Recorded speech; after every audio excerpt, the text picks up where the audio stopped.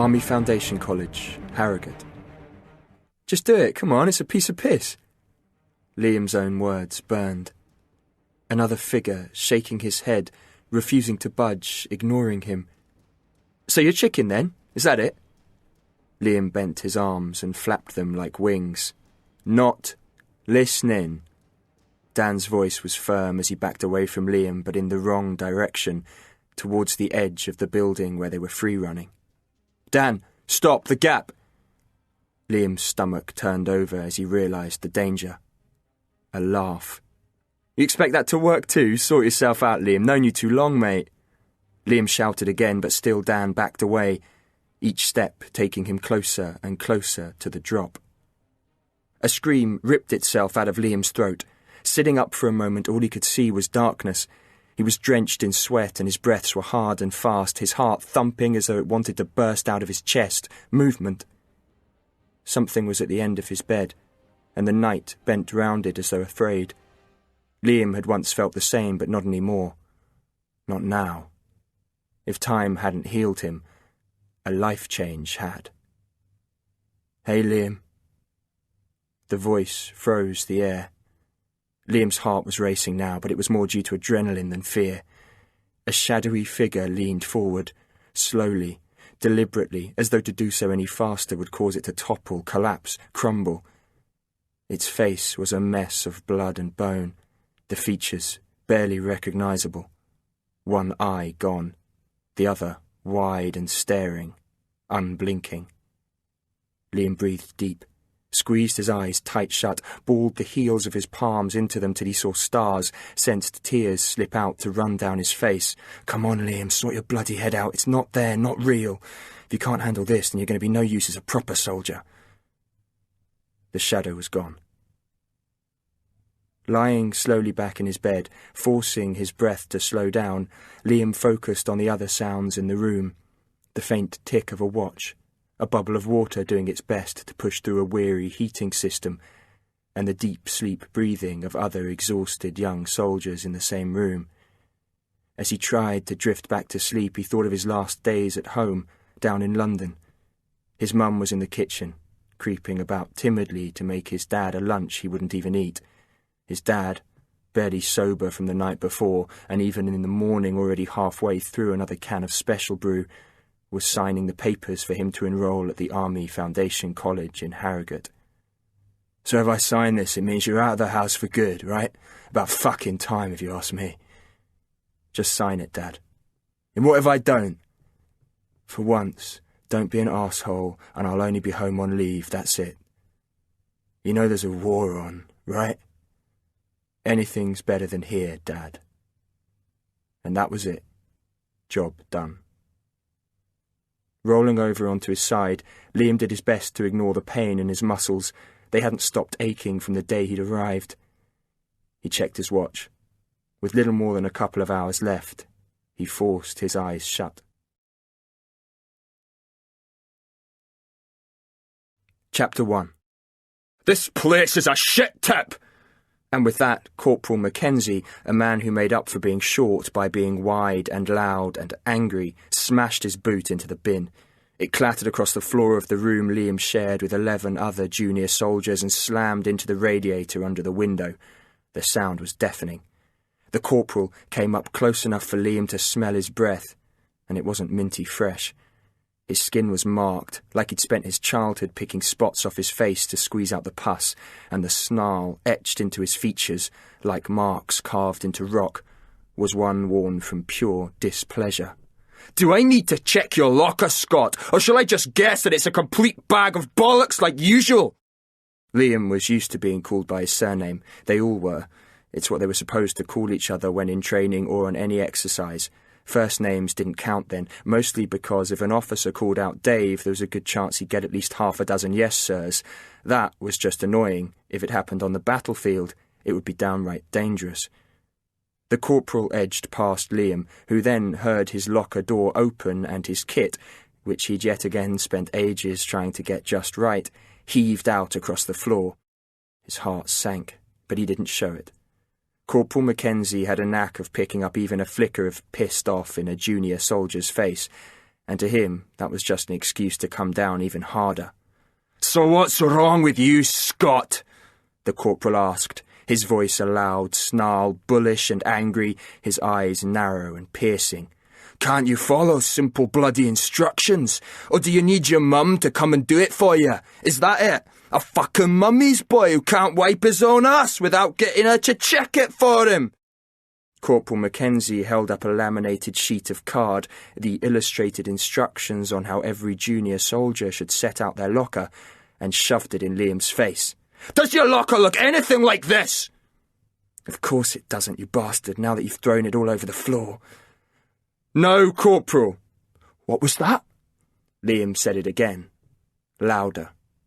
"Then get it bloody well sorted, Scott. Understand?" "Yes, Corporal." As Corporal Mackenzie moved on to deal with the next junior soldier, Liam breathed out slowly. He knew this was all part of getting them into the army mindset, toughening them up, taking orders, but it was still hard to swallow. A few minutes later, the locker inspection was over. "He's right busted, that one, eh, Scott?" said the bloke opposite. Liam nodded. It was an accurate description. The lad who had spoken was Cameron Dinsdale, a 17-year-old who hailed from a farm somewhere up north and had a thing for Land Rovers. At first, and because his accent was so thick, Liam had a job understanding just what he was saying. If he lost track, he'd already worked out that a nod and a smile was often enough of a response to keep him happy. But the two lads had hit it off immediately, and it felt good, Liam thought, to have a mate. "It's a heart thing," Cameron added. "Probably not the only thing that's small, either." Liam laughed, along with a few nearby junior soldiers. Cameron seemed to have a knack of cracking jokes at just the right time. The first few weeks at the Army Foundation College had been non-stop, and Liam couldn't remember the last time he'd had any time to himself. If he'd been expecting that army life would be all running round shooting guns and blowing stuff up, he couldn't have been more wrong. They'd spent as much time in the classroom as they had outdoors, going to lessons, sitting at computers, and working on their reading and writing skills as much as their fitness. Another thing he hadn't been prepared for was that there were girls at the college. Some of them were even pretty fit. Not that he should have been surprised, but a part of him had expected them to be mingers, which they weren't. And some of them, he knew, could probably kick his arse. Now, though, there was a buzz of excitement around the place. In a few hours, they were heading off for their first overnight exercise. "So you up for this, then?" The question, which was as much a challenge, was from a black lad in the bed next to Liam, John Renton. John's hands looked like they'd spent years punching their way through walls, his knuckles tough and leathery. He was fit, focused, but always, it seemed, seriously pissed off. Liam shrugged. They all knew what they had to look forward to. "Bash a building, cooking on a stove and getting shouted at, yeah, why not?" he said. "But at least we're outside and not stuck indoors doing basic skills and shit like that, right?" "But it fucking rains," said John, nodding out through the window. "It's already pissing down. Yorkshire's such a hole. Corporal Mackenzie's gonna bloody love this, innit?" "Stop putting down on everything, Renton, you knob," said Cameron, who was close to finishing sorting out his locker after the corporal's visit. Another voice joined in with them. "Yeah, shut it, Renton. You're keeping me awake with all your shit. You're too keen and too miserable." It was Matt Penfold, and he was lying on his bed, something he seemed to do a lot. To Liam, he just didn't seem like soldier material. He carried more weight than the rest of them, most of it sort of squishy. With hands the size of dinner plates, he looked more like a truck driver than a bloke who wanted to get tooled up and go head-to-head with the Taliban in the desert. "It's in the family," said John. "I've always known I was going to be in the army. It's kind of a tradition with us. Dad was a para, which is what I'm aiming for. Grandad did some crazy shit over in France. This is where I belong, and I'm not about to let it get fucked up by a lazy twat like you." It was a fair point, thought Liam. Penfold was right.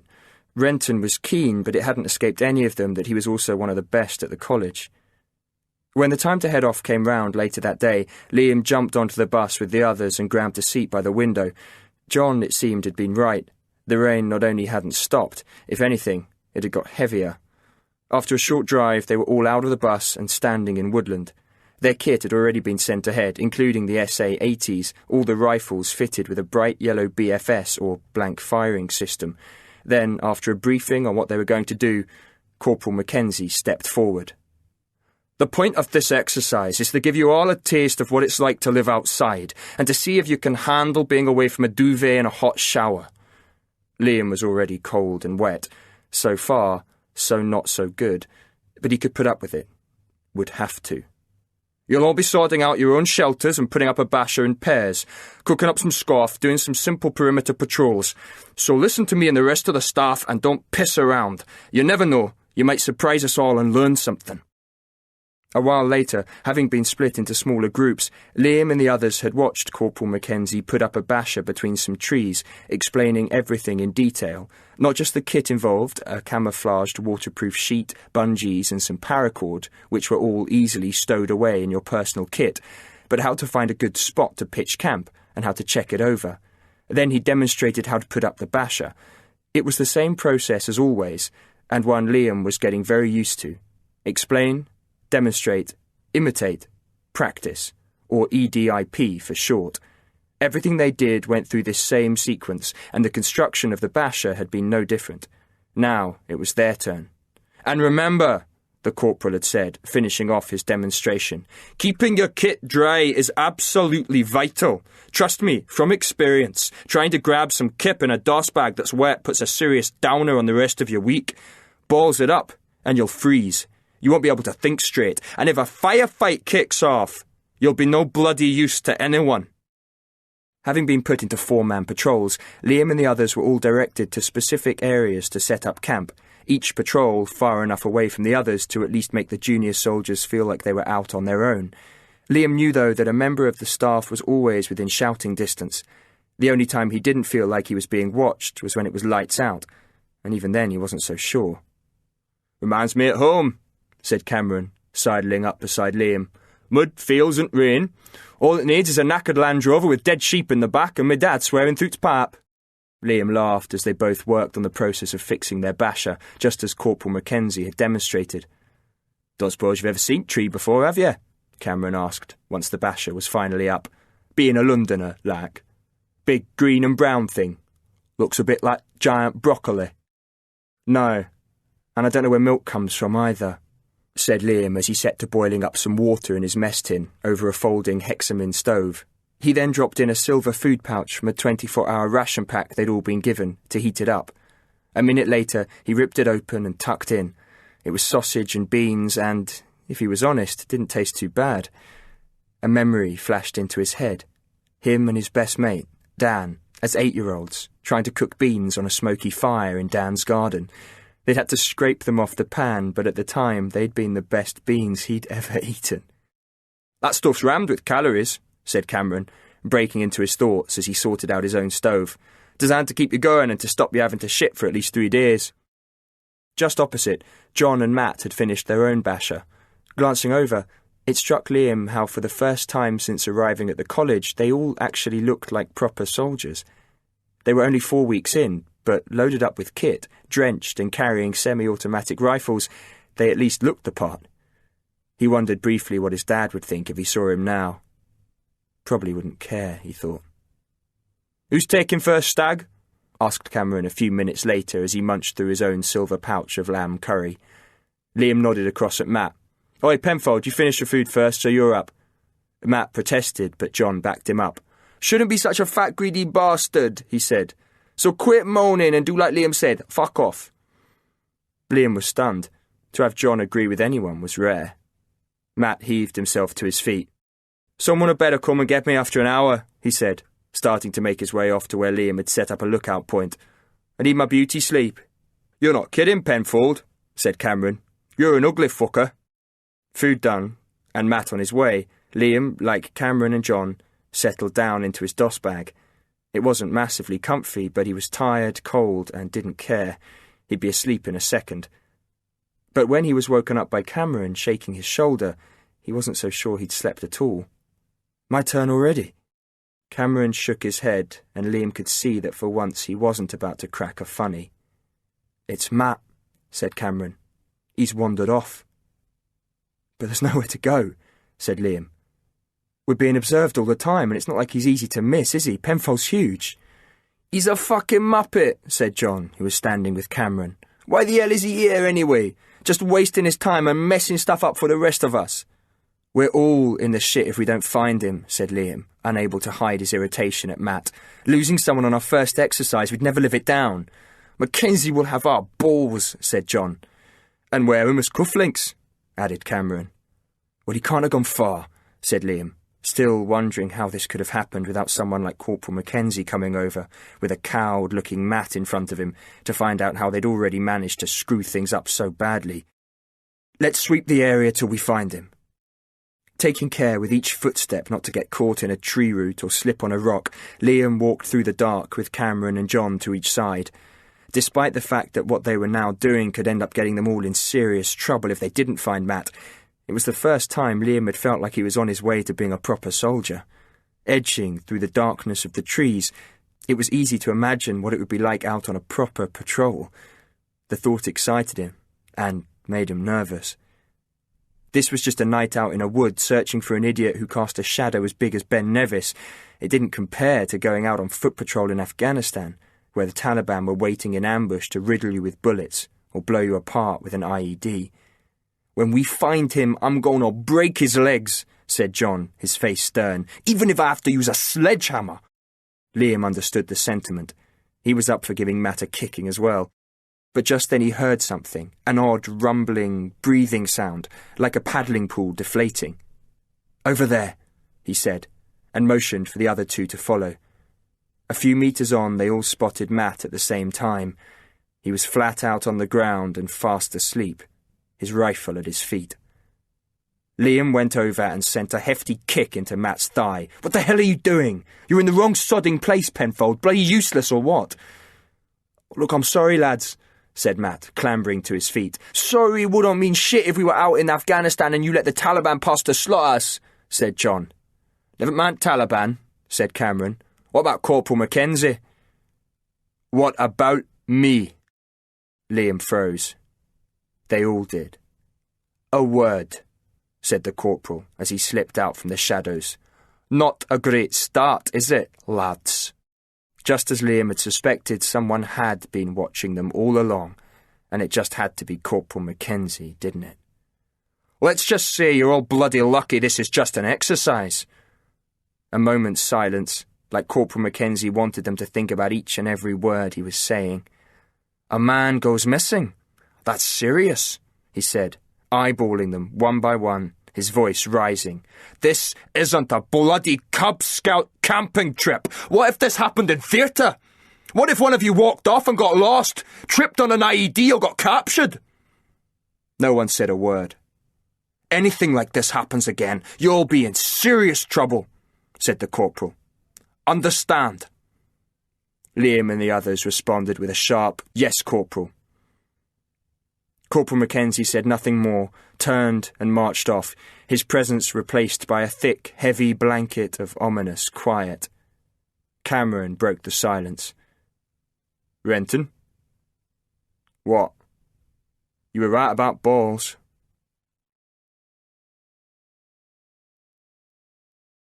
Chapter 2.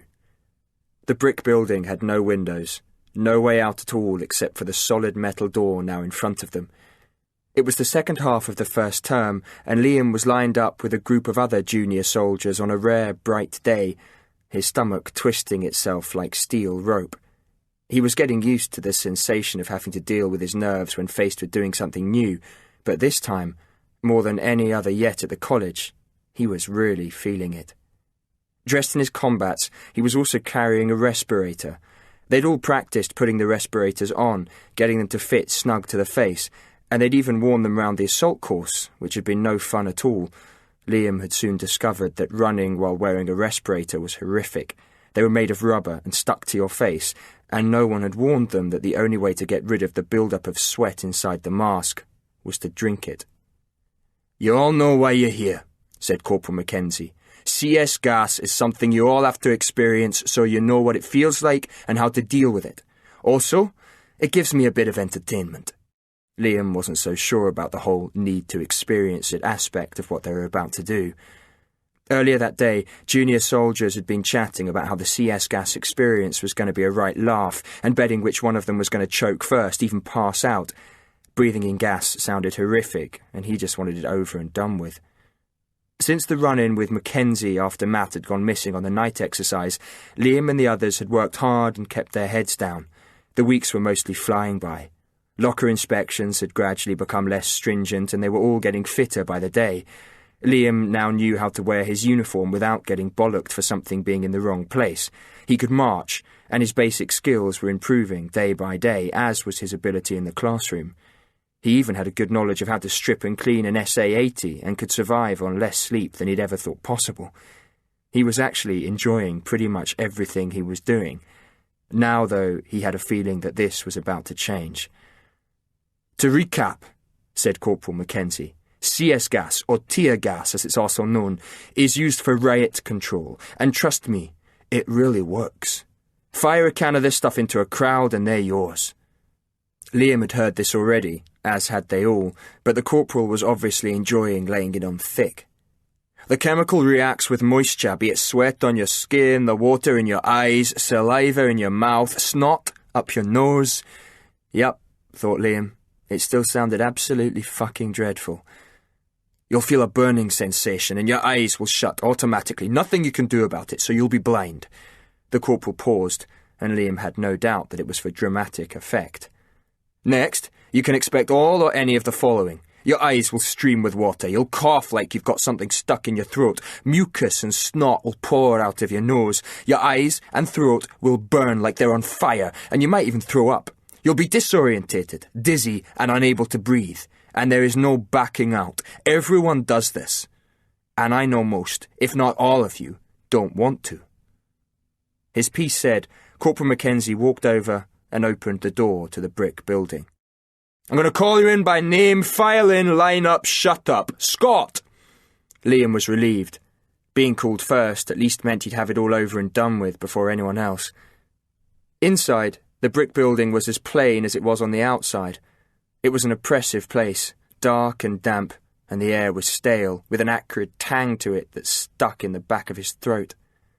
Another junior soldier lined up next to him. It was Cameron, but neither of them spoke. A nod was enough. They were too focused on what they were about to go through. Then came Matt, John, and the others. Silently, they stood in a line, like they were waiting for a firing squad. Corporal Mackenzie strode in, shutting the door behind him. The only light getting into the room now was through a grubby skylight that wasn't really up to the job thanks to the amount of bird crap on it. "In a moment," began the corporal, "CS gas will be released in this room. After that, I will call you in turn. You must then take off your respirator, and to stop you attempting to hold your breath, you will call out as clearly as you can your name, rank, and number. Do you understand?" "Yes, Corporal." "Good. Now, respirators on." Liam ignored his heart, which was now racing and hammering hard at the inside of his rib cage, and pulled on his respirator. It stuck to his face immediately. He checked it like he'd been shown to make sure that there was no way for any air to get in except through the filter. Already the eye visors were steaming up, making visibility, if possible, even worse. Breathing just added to the problem, and he couldn't just hold his breath for the next 10 minutes. When Corporal Mackenzie released the CS gas, then, a few moments later, called out the first name, Liam realised something. First in meant last out. He was going to have to stand here and listen to all the others rip off their respirators, choke and splutter before he got to have his turn. His heart thumped harder. The first junior soldier to have his name called out ripped off his respirator and spoke, but he barely got his surname out before the coughing and choking became too much for him and he was through the door. Liam hadn't seen it, hadn't dared move, but he'd heard it, and that had been enough. It had sounded like a man dying, choking on his own vomit, drowning in his own spit. The next junior soldier, a girl whose thick Brummie accent had made it almost impossible for Liam to understand a word she said, fared much the same, though after pulling off her respirator she at least managed to get through her full name before faltering and collapsing to her knees. Liam turned his head just enough to see what was happening and saw her being pulled to her feet by Corporal Mackenzie and pushed out through the door. It was, in an odd way, comforting to see that the NCOs weren't any easier on the girls. Everyone here was treated the same, and that was the point, thought Liam. Didn't matter what sex you were, make the grade or sod off. Simple as that. And so it continued. with one after another taking off their respirator, attempting to speak, being hit by the CS gas, then collapsing into a fit of coughing and spluttering and panic. By now, Liam's own respirator was doing what it seemed to do best, making his face overheat, causing him to sweat. Drips of the stuff were sliding down his cheeks and pooling around the edge where the respirator gripped at his face. John's name was called. He lasted no longer than any of the others and was pushed out of the door a few seconds after saying his name. "Penfold!" Liam caught a flicker of movement as Matt heaved his respirator from off his face. He didn't even manage to get his name out before coughing so hard that the force of it sent him forward and down onto his face with such violence that Liam couldn't help but wince. Corporal Mackenzie called for help from another corporal, and they quickly helped the stumbling, spluttering mess that was Matt out of the room and back into the outside world. "Dinsdale!" Liam saw his mate rip his respirator off, heard him say his name, then that was it. Cameron's eyes snapped shut. He coughed like his lungs were trying to get out through his mouth. Snot burst from his nose and he doubled over. Then he was grabbed by the corporal and marched out through the door. Liam was the only one left. He stood waiting for his name to be called while Corporal Mackenzie stared at him. Why the hell wasn't he calling his name out? What was going on? Was he trying to mess with him? If he was, it was working. "Scott!" As if a switch had been flicked, Liam had torn the respirator from his face almost before he'd realised what he was doing. He opened his mouth to speak, but instead took a huge breath. It was like sucking in a petrol bomb as the match was lit. His insides felt like they were burning up. Then his face reacted. His eyes slammed shut, and his nose started to seep snot. He couldn't see, couldn't breathe. If he tried to suck in air, his nose closed up, or he just sucked more mucus and saliva down his throat. Panic squeezed him. Snot and mucus poured from his nostrils. He was going to die. He knew it. No way he could survive this. He was going to pass out, stop breathing, and that would be it. Game over. Fuck. Liam felt a shove in his back and he stumbled forward, only just managing to stop himself falling. Then a bright light crashed into his barely open eyes. He was outside, but the CS gas was still working on him. He breathed fresh air, but it only made it worse, like drinking a beer after a hot curry. He doubled over, coughed, spat, pulled great streams of slimy shit out of his nose. He tried to stand up straight, but he still couldn't see well. He was disorientated and stumbled sideways into a metal bin. It clattered to the ground, the sound ringing like a church bell in his ears. Hands grabbed him, helped him stand, and at last the burning sensation started to subside. Liam, his eyes now able to open, blinked at the brightness of the day. For a moment he still couldn't focus properly. When he did, Cameron was in front of him, checking he was all right, watching his back as they'd begun to do during exercises. "Penfold's fucked," he said, nodding behind him. Liam turned to see what Cameron was on about. Matt was sitting on the grass, his face racked with pain. A corporal and another member of staff was with him, checking him over and bandaging up one ankle. They'd left his boot on, as there was no point taking it off yet. It was still providing support and would do so until they got him back to the college medical centre. "What happened?" Liam asked. "Looks like his ankle's broken," said Cameron. "Not confirmed, but with the noise he's making, I can't see there'd be anything else. You know what that means, don't you?" "Possible medical discharge," answered Liam. "Probably a good thing, anyway," said Cameron. "Never really been able to work out what the hell he was doing here in the first place. Penfold's a lazy sod." A stretcher arrived, and everyone watched as Matt was carried off. Then Corporal Mackenzie ordered them all to line up. "I'm not going to bother asking how it was for you all, because I know the answer. It was shit, right?" Liam and the others all nodded. Some were still coughing, including Liam. His eyes were still watering and his nose running like he'd got the worst cold in years. "You experienced it for just a few seconds and it knocked you all flat," said Mackenzie. "Now think how effective it is in a crowd where you can't escape from it. And not just one, but 6 canisters have been thrown at you." That evening, back in their room, Liam and the others had still heard no word about Matt. "He's gonna be binned," said John. "Everyone saw him tumble, his ankle must be a mess." A shadow fell across the floor. "Evening, lads." At the sound of Corporal Mackenzie's voice, everyone in the room stood to attention. "Just thought you should know that Penfold's bust his ankle. It's a medical discharge. He can come back when it's mended if he still wants to, but for now, he needs to let it heal." And that was it. No more was said, and Mackenzie left the room. For a moment, silence reigned. "One down," said Cameron, slumping onto his bed. "He was weak," said John. "Bloody waste of space, Penfold. Always had it coming. Amazed he made it this far. But we can hack it, right?" "Yeah, we're nails," said Cameron, smiling, but also a little serious, if not confidently so. Liam liked the sense of camaraderie. With Mapbind, it seemed as though the three of them were suddenly pulled closer together. 3 to go, he finished, and remembered his dad signing the papers half drunk. He had nothing to go home to. There was no future back there. Of that he was absolutely sure. Liam knew he had to see it through to the end and finish the course. Become a soldier.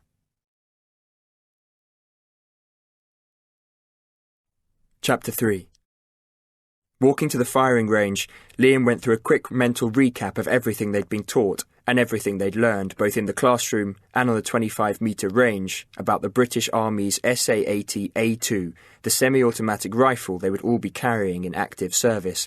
He particularly remembered how Corporal Mackenzie had enjoyed telling them the fabled story about the weapon being so accurate when it was introduced that the Army marksmanship tests had to be redesigned.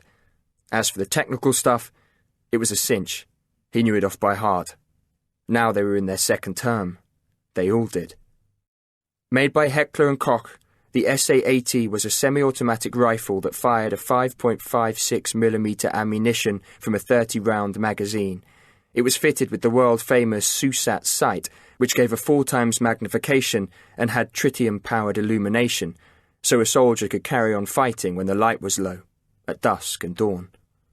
The SA-80 could be fitted with an underslung grenade launcher, was accurate out to 400 metres, and the user could select single-shot, 3-round bursts, or fully automatic mode with just the flick of the change lever. And one thing that had been drilled into them from the off was that on the range they'd only ever use the weapon on single-shot mode. Period. "Anyone here thinks they can go all die-hard on me and empty a full magazine into the target on automatic had better just fuck off now," the corporal had bellowed at them while demonstrating the change lever. "You ever find yourself in a position to use one of these on full auto, then you'll be fighting for your life anyway, so go right ahead. But here, on the range, don't even think about it. Chances are someone will get hurt. And by hurt, I mean their bollocks shot off. Understand?" "Yes, Corporal," they had shouted back. The lessons on the SA-80 back in the first term had all been classroom-based, covering the basics of the weapon, how to strip it, clean it, all the technical stuff that the Army wanted to make sure every junior soldier got right before they were allowed to pull a trigger for real. In the classroom, Corporal Mackenzie had sat opposite them, an SA-80 cradled in his hands like it belonged there. To Liam, it seemed as though the corporal was trying to drill his stare into every single junior soldier in front of him, to make sure he had their absolute and undivided attention. "This is your personal weapon. You must become skilled in its use to kill all enemies on the battlefield. It is as simple as that. Got it?" Liam remembered how the corporal had emphasised the word personal, like he wasn't just saying this weapon was yours to keep, but you'd better look after it or you're dead and it'll be your own fault. As one, the junior soldiers had all replied with, "Yes, Corporal." Well, that's something. Corporal Mackenzie had then gone through the process of stripping the weapon, pointing out the main components as he went, until the rifle was laid out in pieces in front of him. From the live end of the weapon, muzzle and flash eliminator, trigger, trigger housing, safety catch. Now, in their second term, and out at the range, Liam mouthed the words himself, mentally rehearsing everything they'd been shown. He was confident that the information was hammered securely into his memory, but it didn't stop him going through it one more time. He still wanted to make absolutely sure he wasn't about to lose any of it. Arriving at the firing range, Liam sat down on a bench next to John and Cameron. About 50 metres in front of them was a crop of 6 man-shaped paper targets pinned to plywood boards, behind which rose a steep and high bank of mud. It was twice the distance they'd fired from before, and it looked it. Standing on the firing line, between the junior soldiers and the targets, were Corporal Mackenzie and a few of his fellow NCOs, and, after Mackenzie had come over and given them the expected safety talk, delivered like he was already bollocking them for something none of them realised they'd actually done, it was time for them to step up and lay down some rounds. Liam watched as the first group were all called out. Each of them grabbed a pair of ear defenders, then walked out onto the range and up to the firing line where Mackenzie was now back with the other corporals. After a regimented run-through of the final obligatory checks, the junior soldiers held their weapons parallel to the ground and, on Corporal Mackenzie's orders, prepared to open fire. The crack of the bullets bounced around the range as the rounds burst from the barrels of the rifles and slammed into the targets. Liam was by now itching for his own turn, could barely wait.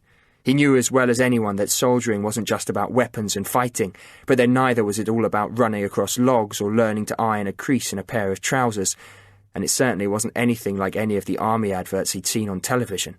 It was all of this and more, but there was something electrifying about using a weapon.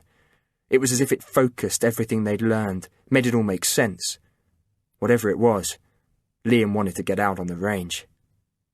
A few minutes later, their rounds spent and accuracy analysed for good or bad, the first group of junior soldiers finished, and Liam, with Cameron, stood up and walked towards the firing line.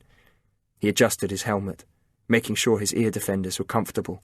Then, as with the group before, under orders from Corporal Mackenzie, he and the other junior soldiers readied their weapons.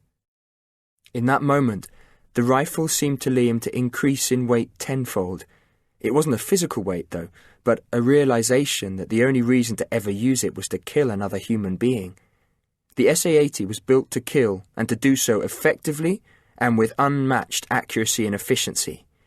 It was hard and cold, with a deadly purpose, and its reputation was almost unmatched in theatre, even when pitted against one of the most recognisable semi-automatic rifles in the world, the AR-15, or M16, as most people knew it. Liam stared at the target ahead of him, the SUSAT drawing it just close enough to give him a clear view of what he was aiming at. The cool wind, which had been light and refreshing as they'd made their way out to the firing range, was now heavy and angry. "Standing position!" Corporal Mackenzie called out. 10 rounds, in your own time!" Then he roared at them with a simple, 2-word charge that brought Liam's senses online like a spark lighting a touch paper. "Go on!"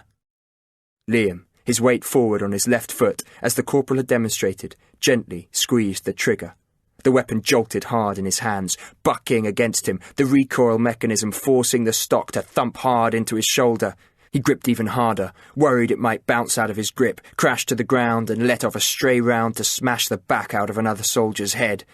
The SA-80 was lethal, and if he didn't control it properly it could just as easily bite him on the arse, or shoot his face off. Liam stared at the target. It looked undamaged. Wherever he'd just fired, it clearly hadn't been where he had been aiming. He was annoyed. He didn't like getting things wrong, certainly not things like this, things that seriously mattered, things that other people were watching you do. Corporal Mackenzie came alongside, and Liam noticed that the usual pit bull snarl had been replaced by one of calm and focus. Corporal Mackenzie, Liam had come to realise, was an odd mix of unbridled rage and detailed, careful coaching, and Liam listened to his every word. The shouting, the yelling, the endlessly picking them up on the tiniest thing wrong was all for their own good. "You nicked it, and that's something," the corporal said as Liam stared at his target. "You'll improve. Just remember to never snatch at the trigger. Squeeze it. And after you take a shot, try what I do. Lower your weapon, control your breathing, then come back up for your next shot. That way you're not just fixed in that aiming position all the time." Liam and the rest of the junior soldiers understood that Corporal Mackenzie didn't want them making any mistakes, and neither did he want any of them going up against a hostile force without the right skills to take them on and win. "Means your arm muscles don't get tired," continued the corporal, "and you maintain focus. That in turn means you can get proficient, accurate, can protect yourself and your mates, and slot any bastard who wants to come in and have a go. Understand?" "Yes, Corporal." Corporal Mackenzie gave a nod and moved down the line. Liam, following the corporal's instructions, squeezed off another shot, The crack of the bullet was dulled by the ear defenders clamped over his skull, but it wasn't any less frightening to hear the live round blast from the weapon in his hands. This time, though, any fear was displaced just a little by his excitement, and with his second shot, he could see he'd hit the target. Liam grinned. This part of the experience had never been mentioned, that to fire a weapon was actually fun. All they ever heard was how to do things right, never what something might really feel like. And here and now, as he fired another round, Liam found that he was enjoying himself. And the adrenaline racing through him took him back, way back to his time with the lads, when free-running round the London cityscape was all any of them did. He couldn't help but think how much Dan would have enjoyed this if they could have joined up together. Another shot, then another. Liam's grin widened. The adrenaline was really flowing now. He could sense the tingle of it in his fingertips, the thrill growing. He glanced over to Cameron, who was focused on the task in hand, head down, staring through the sights, firing the weapon. He looked a natural. Liam came back online to fire his own weapon, and as he did so he caught sight of the change lever, and his mind seemed to seize up for a moment. He couldn't remember if it was in the right position or not. The thing was marked, but right then it meant nothing to him.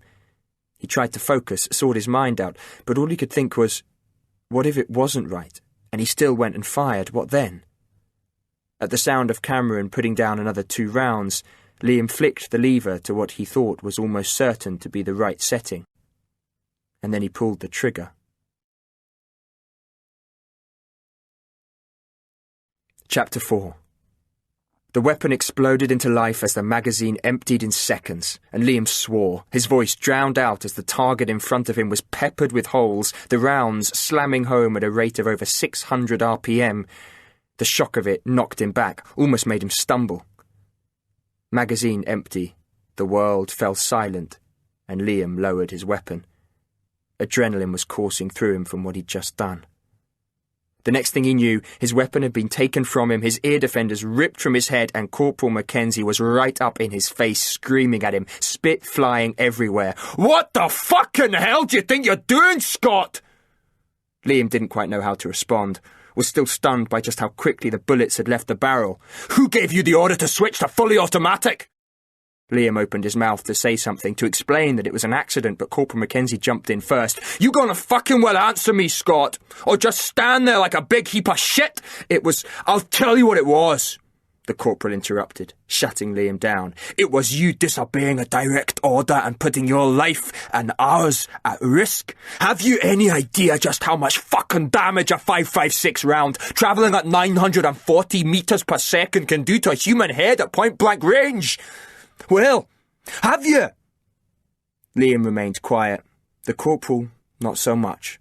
"Do you have any fucking idea how dangerous what you just did was? Any idea at all? Or are you just a fuckwit who's been lucky to get this far?" "Well?" Liam understood what the corporal was saying. How could he not? But he hadn't done it on purpose. "I got confused," said Liam, realising immediately just how lame his excuse was going to sound, so he snapped his mouth shut before anything else idiotic fell out of it. Corporal Mackenzie leaned in even closer to Liam's face, so close that their noses nearly touched. "If you did that on purpose, Scott, it's a chargeable offence. Did you know that?" Liam shook his head. "No, Corporal." "I'm not going to bother explaining it to you here," continued Mackenzie. "But let's just say, if that was proved to be deliberate, you'd be so deep in the shit you'd have to swim to stop yourself from drowning in it." Liam tried to swallow, but his mouth, his throat, was dry. "Get back with the others," finished the corporal, "and I want you in my office as soon as we return to barracks. Got me?" Liam nodded. "I'm sorry, Scott. I didn't hear you," Mackenzie growled. "Yes, Corporal," shouted Liam. He didn't wait for any more chit-chat and did as the corporal had said. Sitting back with the other junior soldiers as another group stood to take their turn at the firing range, Cameron squeezed in next to him. "Scott, mate, that was fucking awesome. Can't believe you did that." Liam looked at his mate and saw a huge smirk on his face. "Yeah, it was, wasn't it?" he agreed and tried a smile.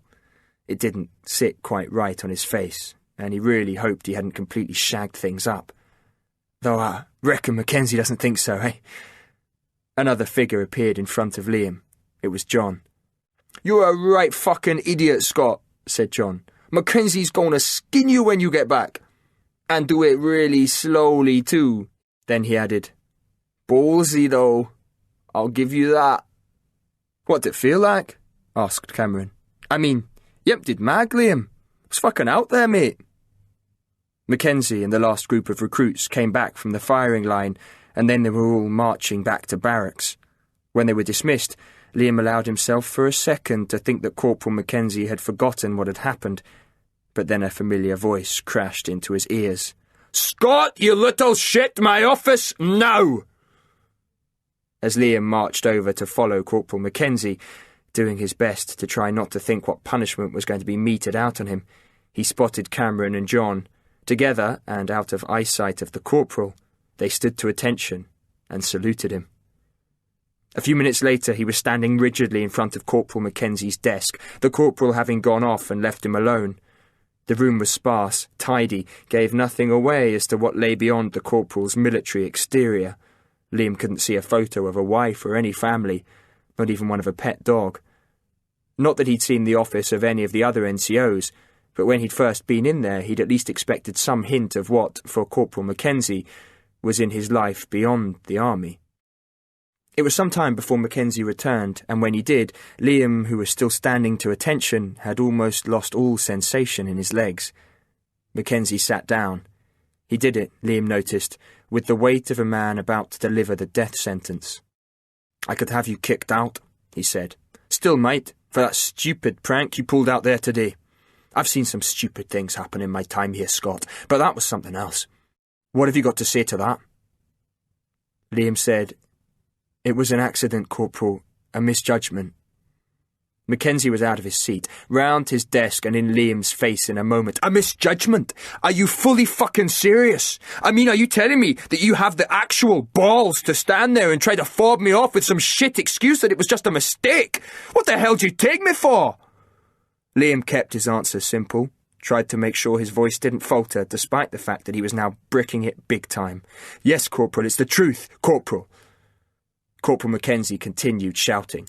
"What you did out there was the most idiotic display of incompetence I have ever witnessed, you hear me?" Liam didn't respond. Couldn't think of anything to say, because all he was worried about now was that he was going to be binned, and that terrified him. Corporal Mackenzie stared up at Liam for a moment more, then swung back round to his seat and sat down. "Fuck knows why, Scott," he said at last. "But I'm not going to kick your sorry arse out. Not yet, anyway. I've already spent too much of my own time and effort and taxpayers' money into making you a soldier, so I'm not going to see that going to waste." Liam wanted to punch the air with relief, but he knew Corporal Mackenzie definitely wouldn't appreciate it. Also, the corporal hadn't quite finished what he was saying. "But that doesn't mean I'm going to let you get away with the stupidest fucking display I've ever seen in my life. So you'll see the boss, who will deal with you," Liam said. "Yes, Corporal." "He might fine you. I don't know how much," continued the corporal, leaning forward to rest his elbows on his desk. "But I can assure you it'll sting. Why? Well, let me tell you why, Scott." He paused, but only to take one long, deep breath. "I want you to remember this moment, Scott. I want you to remember for the rest of your army career that I decided to give you a second chance. Because believe me, if I get even a sniff of you messing something else up, I'll personally kick your sorry ass back into Civvy Street so hard my boot print will serve as a permanent reminder of just what a bastard I can be. Now get the fuck out of my office." Liam didn't need to be told twice. Chapter 5. The final term, just like the others, pushed on despite the weather. The sky was black and rain was hammering the ground into submission. Corporal Mackenzie was, unlike the junior soldiers in front of him, protected from the worst the weather could chuck at him by a worn-looking but still effective Gore-Tex combat jacket. They were standing out on one edge of the concrete roads that snaked in and around the college. "As you've got leave coming up," the corporal shouted, What better way to finish a term than to do a little bit of exercise? No one laughed. No one said a word. You need to show us you're fit enough to deal with all that army life will throw at you. And throw it at you, it will. Staring ahead into the rain, the water blurred Liam's vision, but he was still able to make out the silhouettes of Cameron and John. When it came to what they were about to do, it was every man and woman for themselves. Liam had beaten Cameron a few times, but John, not once. He wanted that record to change today. He was soaked to the skin, the rain coming down in stair rods, but he didn't care. Hot weather made him sweat, the cold made him freeze, and if it was windy, he was either fighting against it or trying to stop it knocking him off his feet. Running in the rain, though, kept him cool. It refreshed him, kept him going. Corporal Mackenzie spoke again. You've all done your fitness tests, the press-ups and sit-ups, and passed them. Now you've all got to hammer out a decent time for the 1.5-mile run in under 10.5 minutes. If your fitness isn't up to scratch, you could get back-termed. So, let's get to it. Corporal Mackenzie stepped back to be replaced by the PTI, the physical training instructor, a man whose physique was based, it seemed, on the design of a tank. I don't want any foot draggers, said the PTI. All any of you should be thinking about is getting round this as fast as possible. It's just a few minutes of your life, so make them count. Focus and push yourselves. You can do this. Liam, like the rest of the junior soldiers, was silent, his mind on what he had to do now. He wasn't going to fail at this. He'd worked hard on his fitness, even spent his last 2-week leave doing little else but train, eat well and sleep, even if it was just to get him out and away from his parents, particularly his dad, who didn't seem exactly happy to have him back. Now he simply had to put all that hard work to good use, and if that meant throwing up halfway around the course to make sure he made it, he didn't care.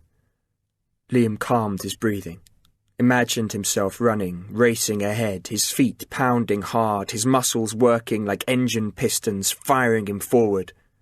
The PTI's voice cut through the air. Go!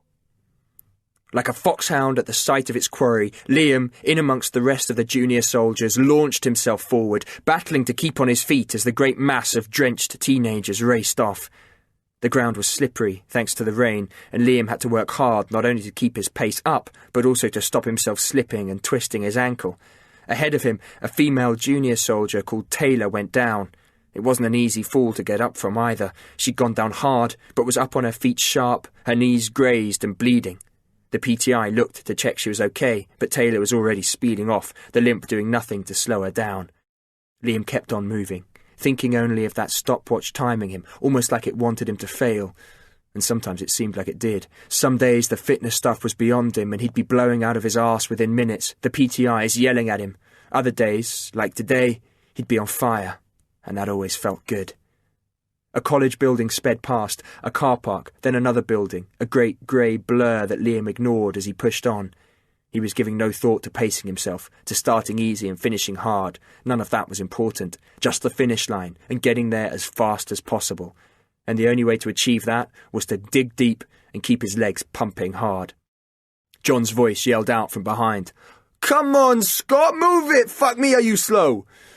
In a moment he was right beside Liam and running like a gazelle, hardly out of breath. Liam couldn't see Cameron, but neither was he about to go looking for him. Sure, they watched each other's backs, but when it came to situations like this, each needed all his focus on his own performance. NCOs were watching, and sometimes Liam wondered if they wanted them to screw up. John pushed on past, and all that did was to stir Liam to blank out any pain that was telling him to stop, to ignore it completely and just crash on through to the end. The junior soldiers were thinning out now, the slower ones gradually falling behind. Liam wasn't going to be one of them. He had John in his sights, and that was pulling him forward. At the halfway point, he pushed on with a fresh burst of energy, fired up that he was still powering on. His instincts told him that he was on target to smash his previous time. If he could just do this in under 10 minutes. Ahead, Liam saw vomit exploding out of someone's mouth to land on the grass at the side of the road. It didn't stop them running. Liam had seen it happen before. Hell, it had nearly happened to him, but he'd managed to swallow it back down before chucking up later all over his kit. A corner came up fast. As Liam made to zip round it, his foot skidded across the road, then twisted out from under him. He heard something grind or snap, he wasn't sure, but there was nothing he could do to stop himself slamming into the ground. Pain raced up his leg, made him yell out. Junior soldiers came at him and he covered his head, ducking to avoid getting kicked in the face as light exploded in front of his eyes, like his vision had been blown to pieces by a shotgun blast. He swore. Someone grabbed him, dragged him to his feet. "You right, Scott?" Liam shook the voice from his head, ignored the memory and looked up to see a bedraggled, red-faced Cameron staring at him. "Sodding ankle," said Liam. "You crack on, Dinsdale, don't fuck your own time up, mate." Cameron ignored him. "Can you stand on it?" Liam tested it. Pain, then a numbness. "Leg's dead," he said, trying again, feeling returning this time. Then he was standing on it, hopping a little, but at least he wasn't on the ground. "We're over halfway," said Cameron, still sucking air in like it was about to go up in price. "I know," said Liam. "I can still make it. It's just a sprain." He pushed Cameron away and started to jog. "Move it, you twat!" he shouted through gritted teeth. "I'll see you at the end." As Cameron upped a gear and raced off, Liam's first few steps were like someone had replaced his foot with a lump of wood. Gradually, though, it started to work again, and soon he was running properly. He could see the finish now. Each step hurt like hell, but he didn't care. Ignoring the pain, he shook his head, wiped his face, spat, and dug deep. A building zipped by. One Liam knew sat at the 1 mile mark. He had only half a mile to go. All he had to do was just keep moving, keep those legs pumping. Not stop no matter what his brain and foot was telling him. More pain, nausea, both legs like jelly now. He wanted to throw up, pass out. The urge to stop was overpowering. Liam could feel himself burning up, but the finish line was so close. Keep going, Liam, just keep going. With a final push, he drew on every ounce of energy and determination he had left. 250 metres. 200 metres. 150. 150. Liam crossed the line, his limbs flapping in the air as he lost momentum, but it did nothing to stop him slipping again to the ground, and he just sat there, his head spinning, his lungs heaving in and out like a blacksmith's bellows, and his ankle was aching like crazy. The PTI looked over. 9 minutes 47, he said. "Well done, Scott. Now get that ankle checked." Cameron and John came over. "Pussy," said John. Liam laughed. "I'll beat you one day, Renton," he said, standing up. "I promise." "No fucking chance," said John. "You're crap. I'm awesome. Deal with it."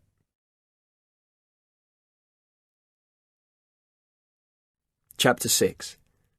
It was almost the end of the first term now, and the junior soldiers had been bussed up to Scotland to spend 7 days and 6 nights out in the field, using all the skills they developed while at the college. It was live firing, too, and Liam knew that this was about as real as it was ever going to get without actually having an enemy trying to kill him.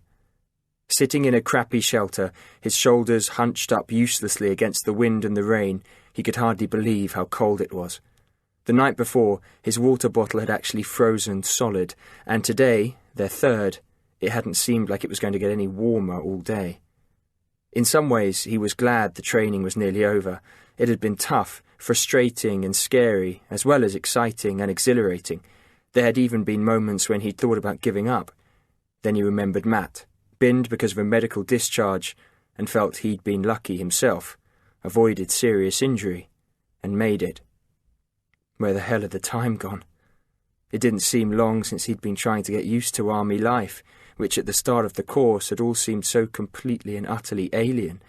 He laughed, remembering how stupid it had seemed being shown not just how to iron a shirt and a pair of trousers with the perfect crease, but even how to take a shower. Did the army really think people didn't know how to keep their balls clean? Seriously? Apparently so, because they'd had to witness one of the corporals butt-naked soaping himself up. It was an image he'd tried, unsuccessfully, to forget. By the end of the first term, Liam had been fitter than he'd ever been in his life, far fitter than he'd ever been when free-running. Could read a map, strip, clean and fire an SA-80, do basic first aid and deal with a bullet wound or a broken limb. His teamwork and leadership skills had improved thanks to a stack of outdoor activities like climbing and kayaking. The second term, though, had upped the military side of things even more, and he, like the rest, had made his final choice of which battalion or corps he wanted to join. Sitting in a grey classroom with a group of other junior soldiers and a young officer, Liam had stared at the sheet of paper on the desk in front of him that gave him his options. The officer had laid it on thick how important a decision it was, how it would affect their army career from that point forwards, but none of it had meant anything to Liam. He had already made his decision. He was joining the infantry. Nothing else had interested him in the slightest, not least because they all knew that with the infantry there was a greater possibility of them going operational and being sent to Afghanistan, to use his hard-earned skills, to go into action, for real. Cameron and John had chosen the same option.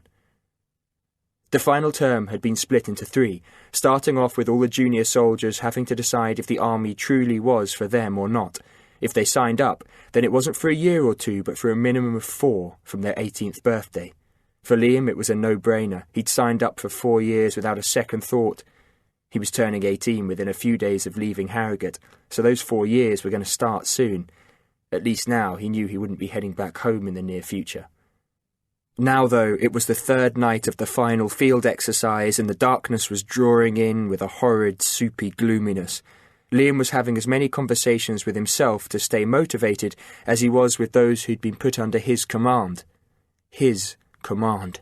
He still couldn't believe it. John was lying on his front, looking out over the lip of the ditch where they'd been placed by one of the other corporals, told to wait for further instructions. That had been 24 hours ago. Liam was responsible for one of 2 light support weapons his section had charge of.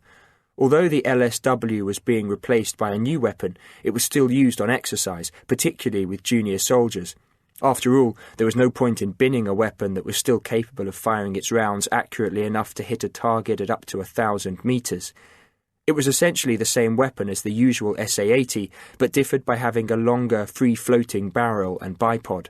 Fired in short bursts, it looked more like the kind of rifle that should be belt, not magazine-fed. And that had been its downfall. It just couldn't provide the level of suppressing fire required by soldiers in theatre in the middle of a firefight. "See anything?" John shook his head. "Not a thing." "Is this going to kick off soon, or are we just stuck out here freezing our asses off as some joke by Mackenzie and the rest of the happy officer in the NCO club?" By now, Liam and the others were used to John's surly attitude. It didn't detract from the fact that he was one of the top junior soldiers in their intake that year. Hard, grumpy, fit, born to be a soldier. The frustration in John's voice was clear, and Liam said, "All I know is all you know, mate. We've been tasked with maintaining this position until the enemy location is identified. That it, nothing else. Just lie here on our arses until some fucker sends up a flare." Liam nodded. He knew that they were all pissed off. An important part of soldiering was understanding that it involved a lot of waiting around and doing nothing, which was exactly what they'd been doing. And that was stressful, because when something did eventually happen, it could be full on. "When everything kicks off, our job is to provide covering fire during the attack," he added. Liam was impressed with how he sounded. A year ago, none of what he'd just said would have made any sense to him at all. Now, though, he not only understood what the words meant, but could say them with conviction. "Well, it's bone, Scott, that's what it is," said one of the other recruits. "All of it, completely and utterly bone." The other 2 recruits, with Liam, were Chris Stevenson and Adam Hurst.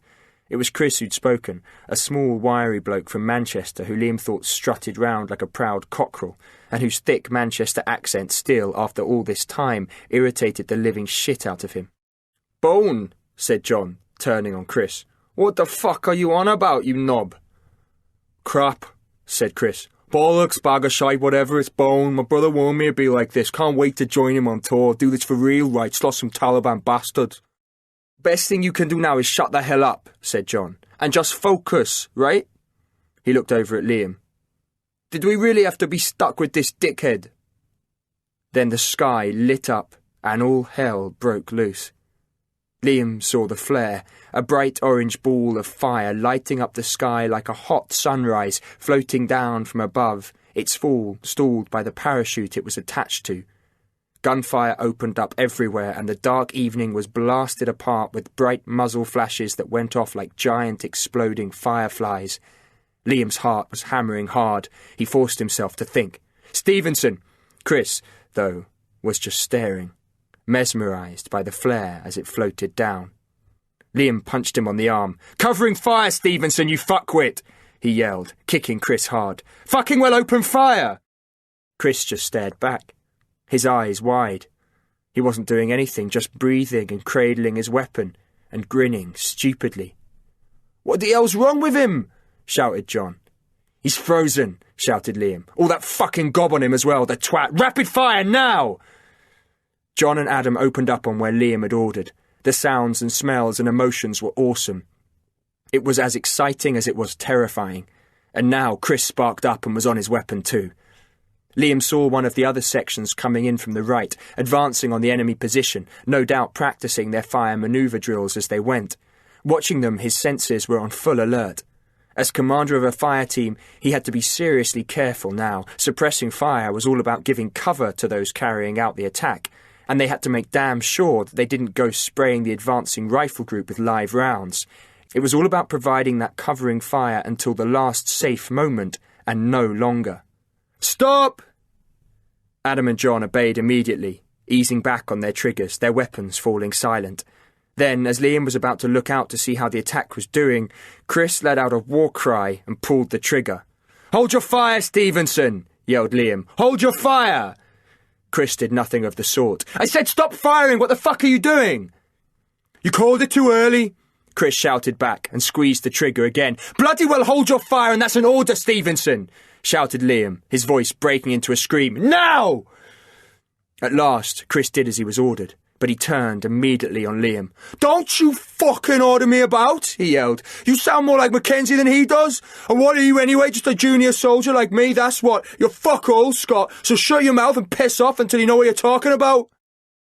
Liam worked hard to stay calm, but it wasn't easy. Chris was getting right in his face, and that accent was making him feel violent. What you just did was potentially life-threatening. Chris pushed Liam in the chest. "Didn't you hear me? I told you to piss right off." "Back off," ordered Liam, clenching and unclenching his fist. "Back off and sort your head out, Stevenson." Chris did anything but, moving in, and with no warning at all, he cracked Liam across the cheek with a fist, just hard enough to make him yelp. Liam breathed deep as he saw John and Adam close in behind Chris. He held up a hand to get them to stop, not least because he saw blood in John's eyes. "I could have you back-turned for that," said Liam, now staring at Chris. "You're a fucking liability, Stevenson. What the hell are you on?" "And you got witnesses," said John. "Two of them," added Adam. "And I'd be happy to see this dick splash gone." Chris sneered. "You wouldn't fucking dare." "He doesn't need to," said a voice from the dark as Corporal Mackenzie, ever watchful, stepped down to join them. "Bollocks," said Chris. "You could say that," said Mackenzie. But Chris was lucky. When the exercise finally came to an end and the junior soldiers were bussed back to Harrogate, he got off with the same as Liam had received for his misdemeanour with the SA-80, a fine and a hefty bollocking. He could easily have been back-termed, or even binned completely. The remainder of Liam's time at Harrogate flew by, and it was suddenly graduation day. He'd have put money on his parents not being up in the grandstand at the side of the parade ground with those of the other junior soldiers.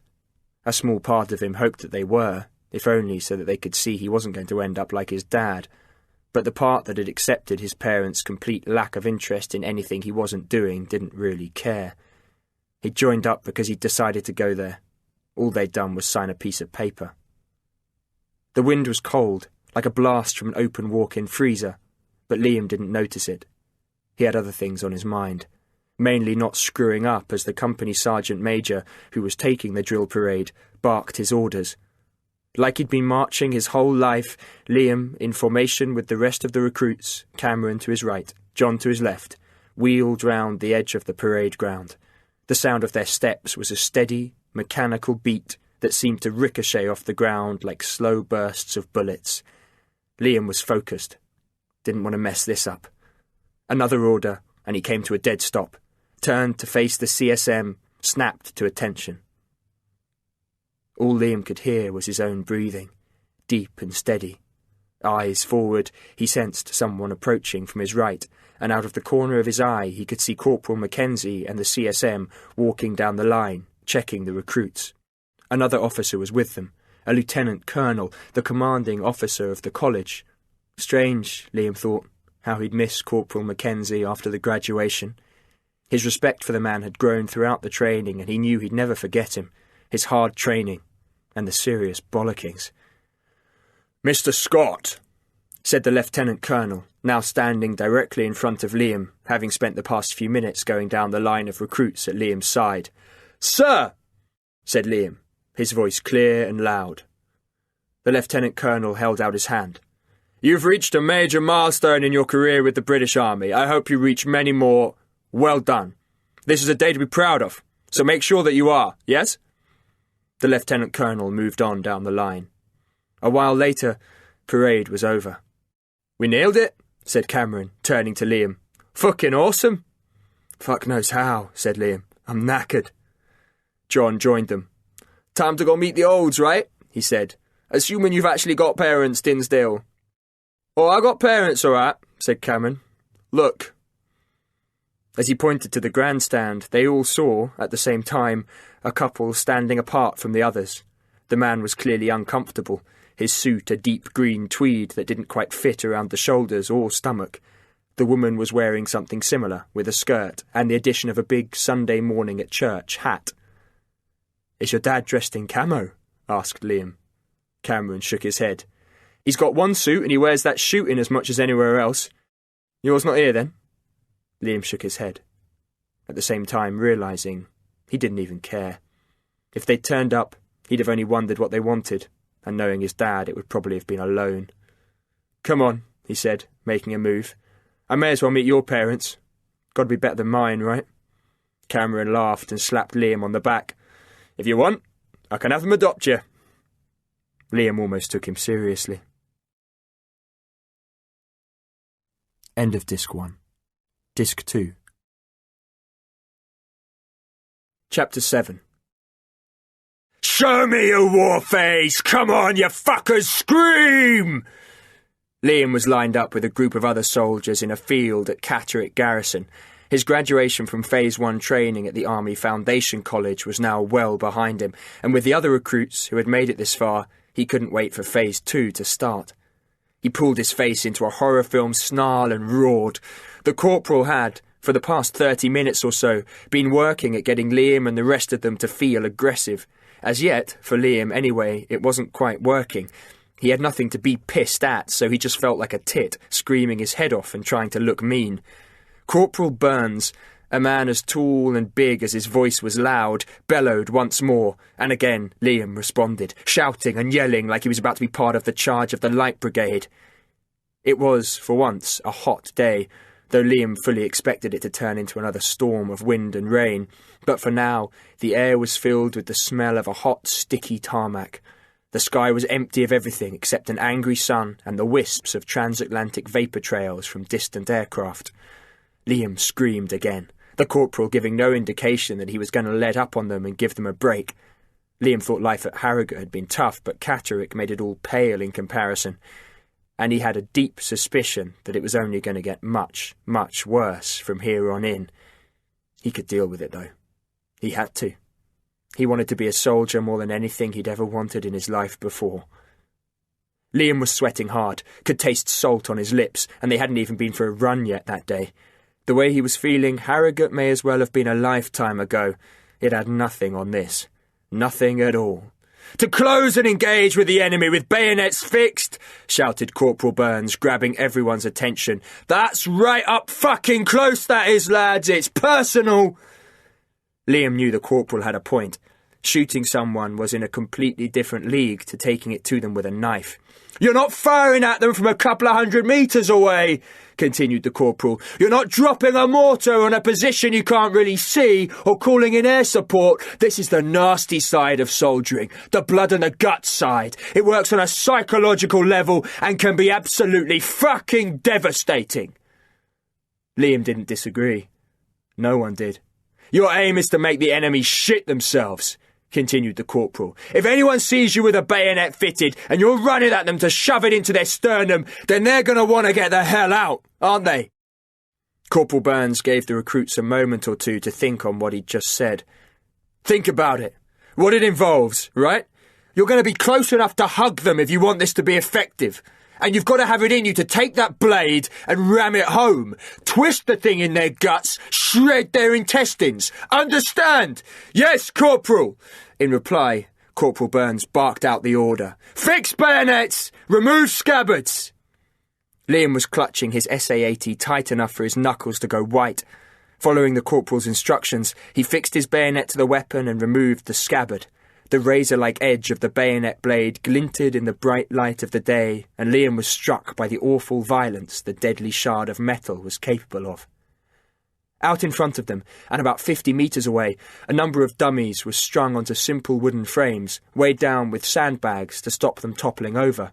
Beyond these, further dummies lay fixed to the ground. Liam knew these were the enemy waiting to be charged, and by now the adrenaline had started flowing. "On guard!" ordered the corporal, his voice spitting out like gunfire. He was now walking up and down the line of recruits and working hard to get them even more steamed up, and it was working too, thought Liam. The corporal leaned in close to Liam and jabbed his finger at him. "They've just killed your buddy, mate! Blown him apart with a grenade! You want to kill them too, right? Yes, Corporal! Then show me you want to bloody well kill them, Scott! Come on! Show me that aggression! Fucking well get angry, damn it!" Liam was raging now. He was so geared up that he almost couldn't wait, could already visualise ramming the bayonet home, ripping through flesh and bone, just killing and fighting and yelling. Corporal Burns moved down the line, picking on other soldiers, screaming at them. Liam joined in a chant of kill, kill, kill, kill. The word took him over, and if he hadn't been a part of it, he would never have believed it was happening. But it was. He was right in the thick of it, and he could feel the effects of it now, his adrenaline burning through him, wiring him to explode. Liam's throat was sore, his neck straining as he yelled louder and louder. At first he'd felt like a total idiot, screaming out in front of people he'd known for over a year. Then someone had giggled and ended up incurring the wrath of one of the corporals. "You wouldn't bloody well laugh on the battlefield with your guts ripped out, would you?" That had changed it for everyone. They'd all taken it seriously from that point on. And now they wanted to kick off. And the more Liam thought about it, and the more the aggression of the whole group increased, the more desperate he was to just let rip and tear into the dummies with everything he had inside him. "Advance!" On that call, Liam moved forward with the first line of recruits. All he could see was the dummy ahead of him, and all he wanted to do was gut it like a rabbit. With each step closer, the chant of kill, kill, kill, kill continued. "What do you want to do to the enemy? Kill them! That's what! You want to fucking kill them!" With a raging yell that heaved up from his stomach and punched out of his throat, Liam slammed his bayonet hard into the dummy, stabbing into it again and again and again. Blood-red liquid burst from the dummy's gut, spattering the bayonet's deadly steel blade, Liam's own hands, his face. "Move it! Soldier, move! Stop being weak and keep moving! There's another enemy ahead! Kill them! Do it! Bloody well get a move on!" Liam yanked his bayonet free, eyeballed the dummy ahead of him lying on the ground and charged. He was still screaming, and when he got to the dummy he drove his bayonet in with such force it got stuck. More blood-red liquid burst out, not just with the initial stab, but when he eventually managed to pull the blade free. It bubbled up, splashed on him, on the grass, the red of it a horrid slick of gore against the green. "Fix scabbards!" But Liam didn't want to fix scabbards. He wanted to keep going, to let the violence and the excitement and the adrenaline take him over completely, to drive him ever onwards, away from his old life and onto everything the training would lead to. And he, like every other recruit, knew what that meant. A tour in Afghanistan.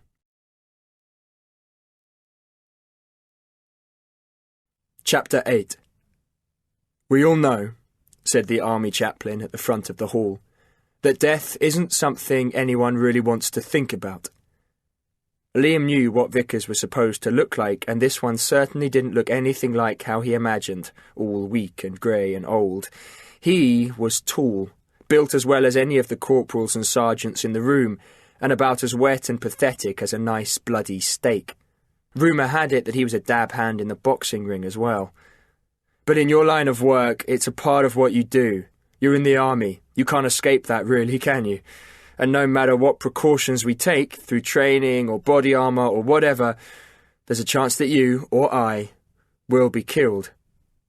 And it's time to realise that. Right now." "Never crossed my mind," said Cameron, leaning over. "You?" "It's not an easy thing to come to terms with," continued the chaplain.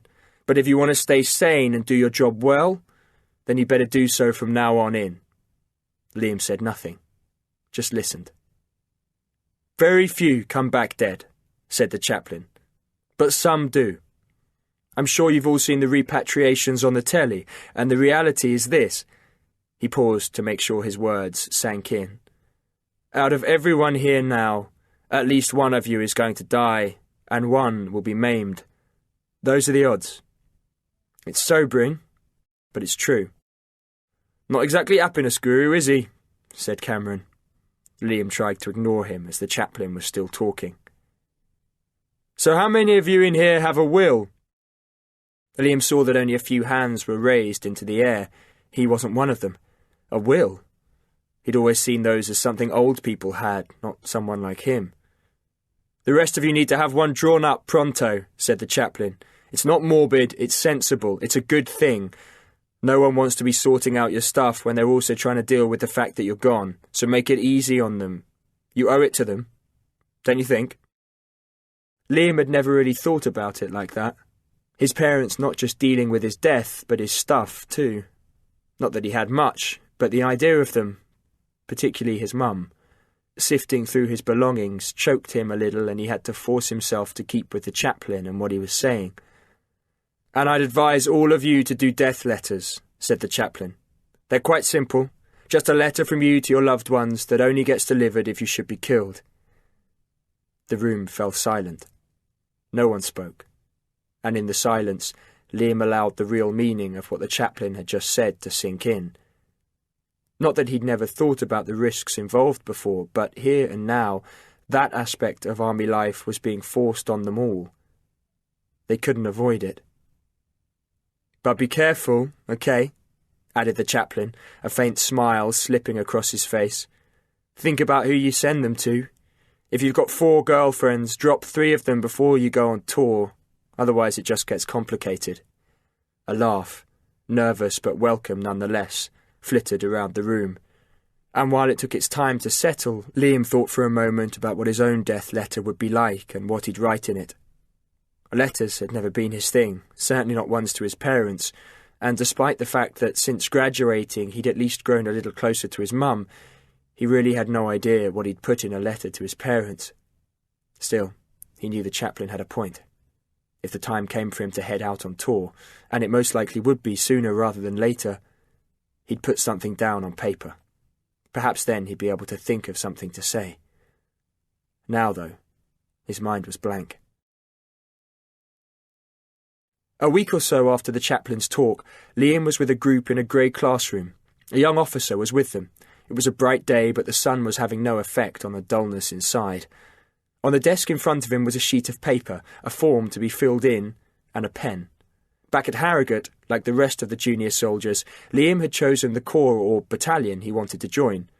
That had been easy. He'd gone, like his mates, for the infantry. Now, though, it was time to aim for a specific regiment. The list was extensive, and Liam realised he wasn't exactly sure which to go for. He knew it was a no-brainer for John, who'd made no secret of the fact he'd turned up at Harrogate with the sole aim of eventually becoming a para like his dad. As for himself, however, he had no particular reason, family connection or otherwise, to choose any specific regiment, be it the Mercian or the Grenadiers. But he had to make a choice. Right here, right now. The officer was tall, athletic, and looked barely older than Liam or anyone else in the room, but when he spoke, his voice had the measured clarity of someone who'd walked a university degree and thoroughly enjoyed everything that the Royal Military Academy at Sandhurst, the British Army's officer training college, could throw at him. "Of all those who started at Harrogate with you," he said, "only 2/3 now remain.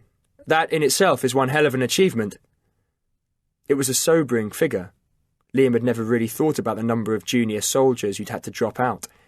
He was secretly proud to still be there and to have survived. "What you need to understand, lads," continued the officer, "is that once you decide, that's it. There's no changing your minds, and you will go where your regiment goes. And regardless of what you choose, it will almost certainly involve a tour of Afghanistan. That is a fact, and an unavoidable one at that." There was silence after those words. Liam was acutely aware that what he did with the pen in his hand would radically alter his whole life, even, possibly, end it. And that was the crux of it all, wasn't it? He thought. This wasn't just a case of running around a forest and playing soldiers anymore. With the stroke of a pen, he was saying that he was happy and willing to be sent into harm's way, into a war zone, a place where people, blokes like him, got injured, got killed. Liam remembered what the chaplain had said about the death letters, and the odds being that at least one of them would be killed. Would it be him? Would it be Cameron? He didn't want to think about it, but figured that at that moment he probably wasn't the only one mulling that thought over. "You also need to understand," continued the officer, "that although you are given a choice of which regiment you want to join, the army has the final say, period. You have only a 1 in 5 chance of getting the battalion you choose, and even then, I wouldn't put money on it." Liam briefly wondered what, then, was the point of asking them to choose in the first place. John, getting into the Paras, was down to more than just deciding to join. He'd have to prove himself on a completely new level just to make it through. As for him and Cameron, he didn't want to think about the possibility of them being in different battalions.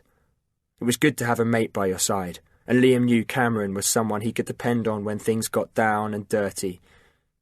He tuned back into what the officer at the front of the room was saying.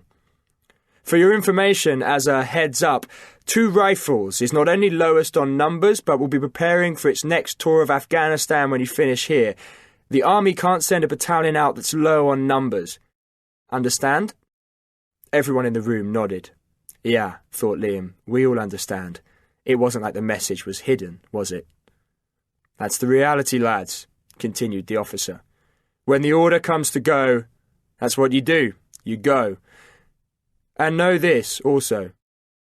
The army will always come first. Always. Your life, and that of your family, come second. That's just the way it is."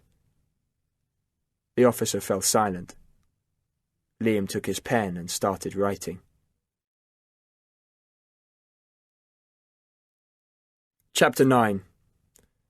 "May as well have big fucking spotlight on us," said Cameron, as experienced soldiers from 2 Rifles, the regiment both he and Cameron had chosen.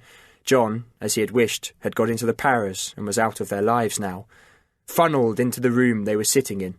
"I feel like a right tit." Phase 2 training was over, and Liam was no longer a junior soldier but a fully signed-up member of the British Army. A soldier. Deep down, though, he was aware that right now, in this room, that meant absolutely sod all. The soldiers he was now surrounded by were all veterans of recent combat operations in Iraq and Afghanistan. Though some were barely older than himself, they still looked aged by what they'd experienced, what they'd seen. Occasionally one would walk in built like a rugby player, with arms as thick as tree trunks, but most were wiry, like athletes, runners rather than gym rats. Liam sensed an air of confidence about them, not just in how they walked, but in the way they handled themselves, the way they talked to each other. As for him, at that moment, it all seemed astonishingly unreal. He'd completed his basic training and was now only 6 months away from his first tour of duty in Afghanistan. With the room now full, an officer stood up at the front, and everyone fell quiet. "First, for those new to 2 Rifles, welcome," he said, his voice clear and direct. "My name is Major Edwards. We have less than 6 months to prepare for combat in Afghanistan, and it's my job, and that of every other commissioned and non-commissioned officer in this room, to make sure that is exactly what we do." Major Edwards looked like a walking advert for Sandhurst, thought Liam. Tall and upright, he spoke not just with confidence, but a certainty that what he said would happen, and happen now. No questions asked. For the next few minutes, the Major outlined what the training would involve, and Liam's stomach refused to stop twisting itself tighter and tighter, not just with nerves, but with excitement. "Mark my words, gentlemen," Major Edwards concluded forcefully. "We will be prepared. None of you will go to Afghanistan unable to implement your training above and beyond the best of your ability. You will be ready." The following day, Liam was stripping an SA-80, a task he'd grown used to through his Phase 1 and 2 training. He'd laid everything, from the retaining spring to the barrel, out on a plastic sheet on the floor. It had taken him longer than usual to get to this point, but he ignored the irritation and got on with the job in hand. A sergeant by the name of Reynolds came over. He had a ratty look to his face. Indeed, his whole body seemed built for wriggling through small spaces, and his eyes never seemed to blink. "You're just tickling them," he said, clearly irritated by how long it was taking some of them, including Liam and Cameron, to clean their weapons. "They're not bloody pets! Get some oil on those rags and get them cleaned!" Liam did as the sergeant had said, and worked from one end of the sheet to the other, cleaning each part meticulously. But as he reassembled the weapon, the barrel slipped out of his hand. Liam heard laughter. Not daring to look, and horribly aware now that he was being watched, his clumsiness seemed to take over as he picked up the barrel, and immediately the rest of the weapon fell apart. Liam swore out loud, picked up the barrel to fix it in place, and noticed that the laughter had stopped dead. Looking up, he saw that another soldier was staring over at him, an SA-80, already stripped, cleaned and reassembled, cradled casually in his hands. He was standing alone, but it seemed not so much out of choice, but because those around him didn't want to get too close, like they were either afraid of him or in awe, or perhaps a bit of both. Sunlight now in his eyes, Liam could only make out the figure's silhouette. Then he heard footsteps, and realised that the soldier was making his way slowly towards him. His steps were slow, purposeful, and his eyes were clearly focused on Liam as he drew closer. There was a look of surprise on his face. Liam recognised him at once, and his heart sank. Mike. "Hello, Liam." Liam noticed other soldiers watching. They reminded him of vultures circling a killing. "It's been a long time." Liam nodded, his mouth dry. Mike Hacker? Here? What the hell was going on? It couldn't be possible. Not only that, it wasn't bloody fair. Not now. Not with everything going so well. "Funny we should meet like this, innit?" said Mike, his voice calm, confident. "What are the odds, eh?" Liam didn't like Mike's serrated tone of voice. "Look, I'm sorry," he said. But Mike held up a hand. "We all are," he said, each word measured. "But we both know that means fuck all, right?" Liam didn't respond. Had no idea how to. Was completely unprepared. For a moment they just stared at each other. Then Mike turned away. Liam watched as the other man walked off and disappeared from view, soldiers folding in behind him, all of them looking at Liam, their eyes clearly questioning what they'd just witnessed. Cameron came over, ever alert to trouble around his mate.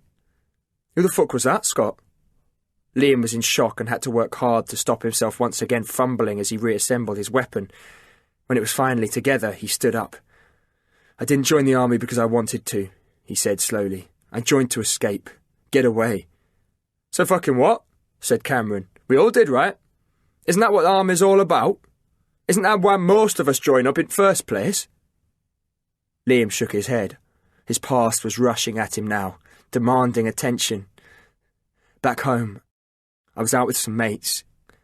He paused, remembered, stumbled over his words. "We were messing around, doing a bit of free running, shit like that." Cameron screwed up his face. "You mean that jumping and swinging all over the place like a monkey?" he said. "You fucking serious?" Liam nodded.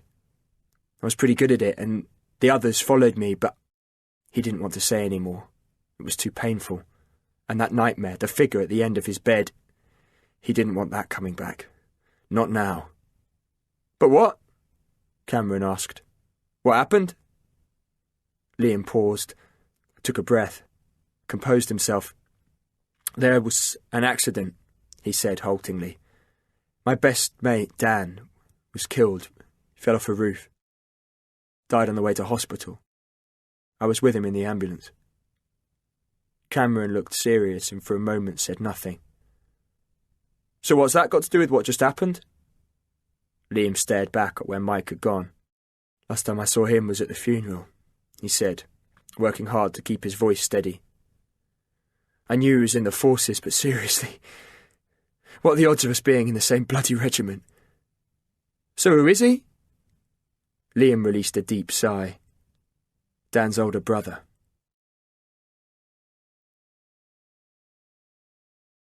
Chapter 10.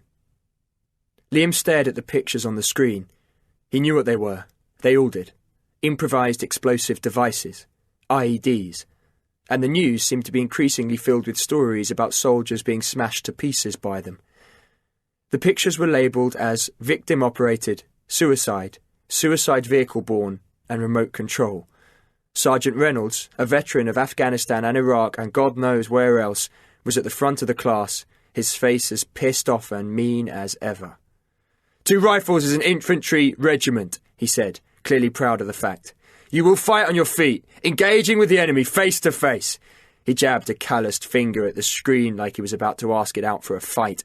And these are the types of IED you're going to face. He paused to stare at each of the soldiers in the room in turn, then spoke again. This is what we do, right? And because of it, you're going to be more exposed to the threat of IEDs than all those soldiers who get to mooch around in armoured vehicles all day like they're out on safari. Liam stared at the pictures. One IED was just a clay jug. It looked harmless, but he knew it could probably blow his legs off, if not rip him to shreds and turn him into pink mist. Sergeant Reynolds continued. Question. How many soldiers in Afghanistan have been killed by IEDs since 2006? The room was silent. Liam hadn't a clue what the answer was. 2 fucking many, said the sergeant, as though he'd fully expected no one to get the answer. With hundreds more seriously injured. For every British soldier killed on the battlefield, 4 are being seriously injured, and these bastard things are to blame, more than anything else. He pointed again at the screen. These things scare the shit out of me. I don't mind admitting it. And they should do the same to you. If they don't, then fuck off out of 2 rifles and do something else. I don't want you here, and I sure as hell don't want to be fighting alongside you in a few months' time, because that's exactly what we're gonna be doing. Liam found it almost impossible to believe that Sergeant Reynolds was scared of anything at all. If he was, it made the seriousness of what he was saying somehow even more acute. Some of these devices can even be set off by a torch beam, continued the sergeant. You go and do a sweep of a room, click your torch on, and that's it. Boom! Game over. Liam was liking this session less and less. It was as though Sergeant Reynolds wanted to scare them. But then he probably did, didn't he? And Liam wanted to make sure every word he heard didn't just sink into his brain, but really took root. Listening today could save his life, and those of his mates, in the future. And whether I like you or not, said the sergeant, yanking Liam from his thoughts, and believe me, I probably won't. I'm going to do my best to make sure that you lot have enough information in your thick skulls to ensure you don't add to those numbers. Understand? Soon after the haunting session on IEDs, out on patrol, Liam's mind was still bouncing between worrying about Mike and worrying about being blown up. He still wasn't sure which was worse. A voice came from behind, breaking him away from his thoughts. Lads, who's covering tail end Charlie? The patrol stopped dead. It was Major Edwards, and he was living up to his reputation for being all about the detail. Me, sir, said a soldier called Dave Woods. Liam knew him about as well as he knew anyone else in the company. Not at all. His name was apt, though. He was tall and gangly like a sapling, and camoed up. He looked like a rubbish tree. The Major walked over. When he next spoke, his voice was quiet, serious. Woods, you're supposed to be checking all around, he said, leaning in, his voice growing louder. Not just glancing left and right, swinging your weapon around like a bloody dog's lead. Dave said nothing. Looked like his voice had got stuck in his throat, and the Major jabbed a pointed finger at the ground. All this is unchecked ground. For all you know, there could be an IED you've missed because of being so slack. Then what? Some poor sod comes up behind and they end up dead because you didn't do your bloody job properly. Is that what you want, soldier? To have their eyeballs bounce off your back as they're blown to kingdom come? Even though Liam knew he wasn't the one being bollocked, the Major's words seemed to hit him just as hard as they did Woods. That's why we're doing this, the Major continued, his eyes not leaving Dave for a second. To make sure you get it right here and don't go screwing this up in theatre. Got it? Sir. Liam watched as the Major left Woods swearing to himself. Walking over to have a quick word with one of the 2 soldiers out front, the one tasked as section commander, Major Edwards then waved them all on. A few days later, and after more foot patrol practice, live firing and compound search training, Liam was once again on patrol in the rain. He was cold, wet, and bored. "Not like in the movies, is it?" Liam was with Dave, who spoke with a Geordie accent that made him sound as though no matter what he was doing, he was enjoying it, even if he wasn't. Living on rations in a shelter that had failed miserably, and only ever getting a maximum of 4 hours sleep, they were both exhausted. "How do you mean?" asked Liam, his hands icy cold as they held his SA-80. "Well, you never see this, do you?" said Dave, looking about them and kicking his foot in a puddle. "Two blokes standing in the rain, bored to death, then going home having done nothing. Aren't we supposed to be abseiling out of helicopters and shite like that?" Standing in the rain wasn't really in any of the Army's promotional literature either, thought Liam with a laugh, but he knew enough to realise that soldiering was as much about routine tasks as it was explosive firefights, and everything had to be done correctly. If you got the little things wrong, like washing your bollocks, then who was to say you wouldn't screw up when the bullets were flying?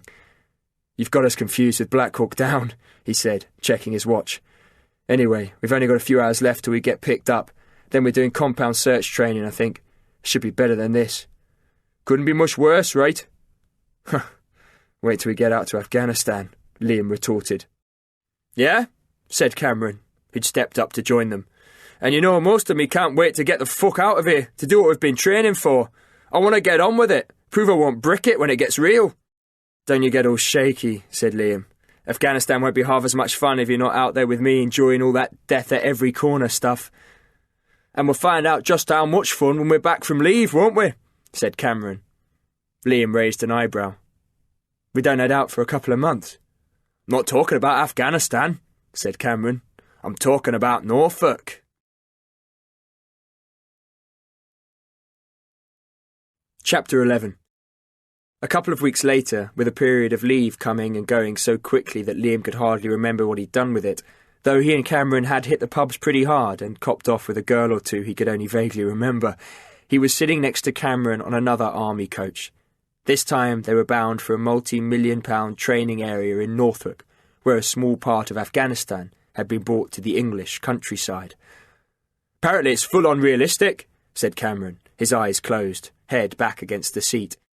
"It's even been populated with Afghan nationals, so it's closest we'll get to being in Afghanistan without actually being right there in the middle of all that dust and heat."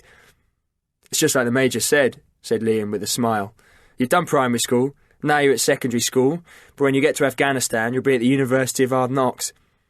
"You gotta love the man's use of clichés," said Cameron. "You reckon they get presented with a book of them to use when they graduate from Sandhurst?" The coach slowed and eased off the main road, turning down a track almost completely hidden by trees. It was like travelling down a dark green tunnel. "Reckon we're nearly there," said Liam, looking down the aisle of the coach. "Thank fuck for that," said Cameron. "Me arse is numb from the journey and I couldn't half do with a shit." The compound itself was a snapshot of what Liam had seen of Afghanistan in pictures, on the news, and on the films they'd seen during training. Surrounded by high walls, he and the rest of the section were soon walking down an authentic Afghan village street. That he was in Norfolk doing it seemed bizarre in the extreme, as though the army had somehow airlifted the place from one country to another in secret. People were milling around in traditional Afghan clothes, speaking in a mix of Pashto, the most common Afghan language, and English. An old two-wheeled cart was lying at the side of the road. Further on was a marketplace with someone selling vegetables. Someone else had a small butcher's stall. Then there was a table with someone selling what looked like vintage bottles of soda. Well armed, they carried between them 2 light machine guns, 1 sharpshooter rifle, and 5 SA-80s, 2 of which were fitted out with the UGL 40mm underslung grenade launchers. Liam was carrying an LMG, which, firing at a rate of 700 to 1,000 RPM, was an absolute beast. And Liam had to admit that having it in his hands made him feel pretty bloody good, if not invincible. Walking down such a street and carrying a weapon like the LMG, despite the whole scene itself being fake, was as surreal and as frightening as it was exciting. Liam was working hard to keep the smile off his face, to stay in character, but it wasn't easy when, even though he knew why they were there and what they were being trained to do, he felt cool. One of the Afghans ran over and touched Liam's weapon. Surprised, Liam jerked it away, not sure if that was the correct response or not, and kept on walking. Further on, the stallholders called out to them with "Salam alaikum" and invites to check out their stalls, to wander over and have a look, try before you buy. After a while, Liam began to relax into working a foot patrol through an Afghanistan village. Following the lead of some of the other, more experienced soldiers, he chatted to the locals, at the same time as keeping eyes on everything that was happening around him. He spotted Mike, but they didn't make eye contact. Since that first meeting, he'd been expecting to run into him at every turn, but the opposite had been true. The Major was keeping them all so busy that there was no time for anything but training, and, by luck or good fortune, Liam had not yet had to work alongside Mike. And because of that, though he was still concerned that there was still some serious shit between them that would have to be sorted out sometime, the fact that Dan's brother was here no longer really bothered him. He was focused now on getting on with what he was there for, why he'd signed up in the first place. To be a soldier, and a good one at that. It was then, when Liam was completely absorbed in his role, chatting to a local and trying his level best to make him understand that he really wasn't interested in buying a packet of batteries, that an explosion smashed the moment into pieces like a bunkbuster missile. The piece shattered now, bits of it still rolling around in the air, and the dust continued to swirl as the once calm street scene descended into utter chaos.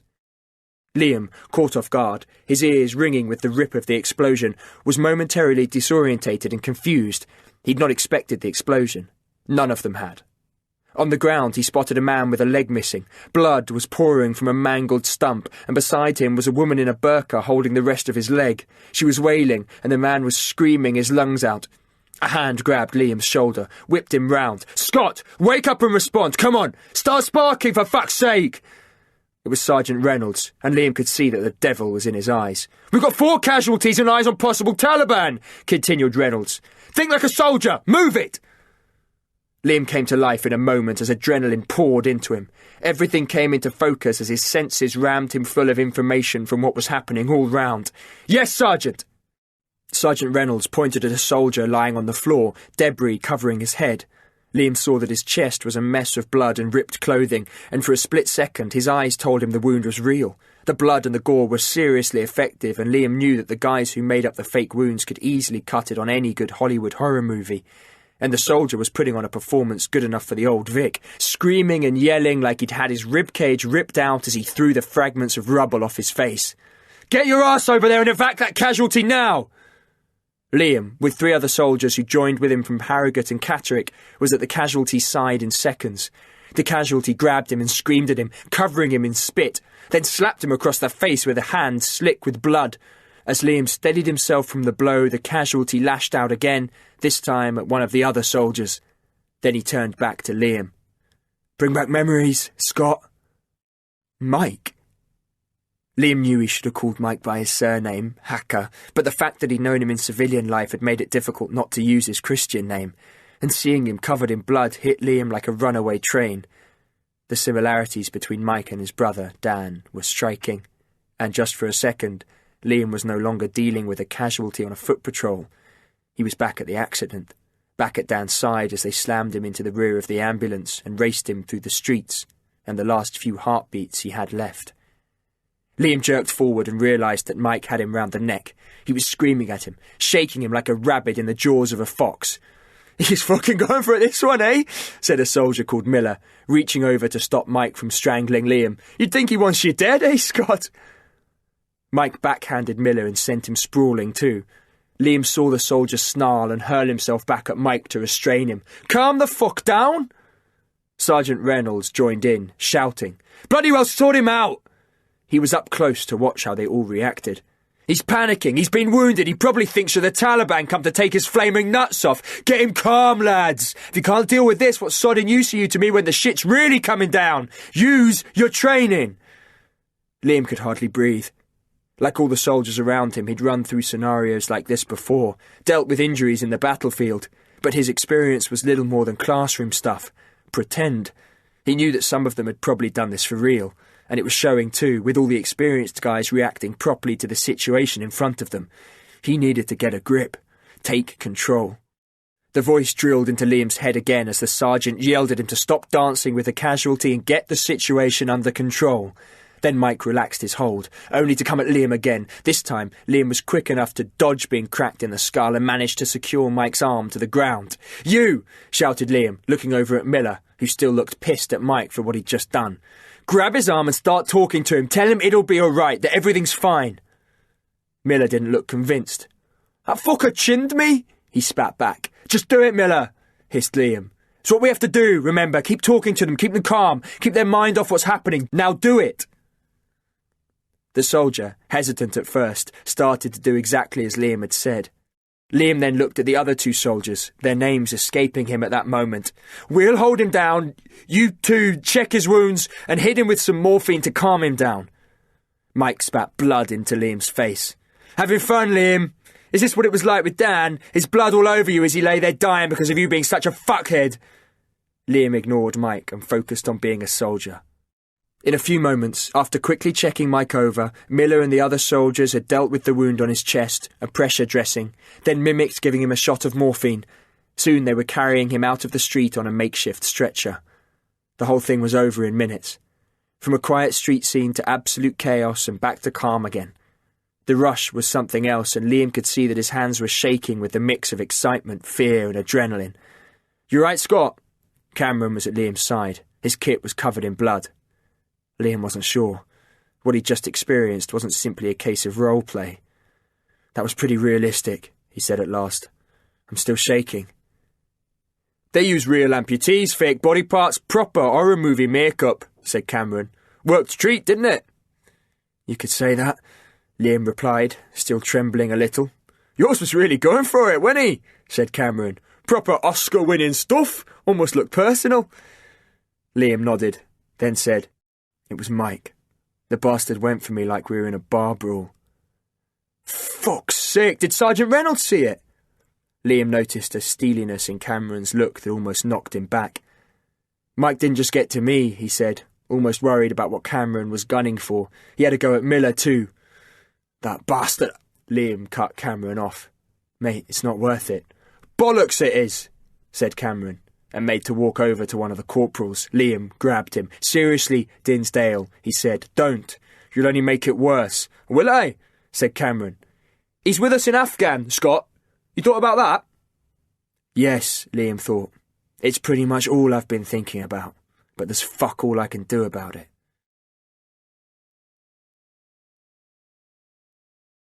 Chapter 12. Back at barracks, Liam joined the end of a long queue, at the end of which was a photographer snapping a shot of a squaddie. Judging by the awkward look on the man's face, Liam could tell he felt like a complete idiot. He was doing his level best to make sure that the shot was of his best side, which from where Liam was standing was a tough choice. Both sides were covered in acne. Like the squaddie and every other soldier in the queue, Liam was holding a sheet of paper in his hand. On it was written his name, rank, number, and regiment. An officer Liam had never seen before headed towards them. "Right," he called out, his voice clear and precise. "For those of you who've just turned up, the whole point of this is, if there's a hoo-ha in the theatre and we need to get a picture of you for any reason whatsoever and the clerk on duty doesn't know who you are, we can go through the photograph files and find you nice and easy. That's all there is to it. Happy with that? Good." Liam shuffled forwards. He'd never before heard someone refer to anything as a hoo-ha. It didn't seem to quite fit with what the officer was describing. A live firefight or an explosion. But then he'd noticed this more and more during his time in the army, and particularly since joining 2 rifles, a sort of blasé attitude to the shit hitting the fan. He heard a cough and turned to find Mike standing directly behind him. A few other soldiers were nearby, and at the sight of Mike they moved back. At first it reminded Liam of kids in a playground when the bully walks past, but then he realised it was something else. The others were in awe of Mike, like he was some kind of hero to them, a soldier to look up to. And maybe he was, thought Liam, but that didn't alter the fact that he was also a full-on walking tosser. "You know what these are, right?" said Mike. "Death photos. Only ever used when someone's killed and we need to identify them." "What about the voluntary DNA samples?" Both he and Cameron had decided to follow the advice they'd all been given and provide a voluntary DNA sample. It was nothing more than a swab from inside his cheek, but the point of it was clear. If something bad happened, and their bodies were in too poor a state to be easily identified, DNA was the only way certainty could be guaranteed. "You know the odds are some of us won't be coming back, don't you?" said Mike.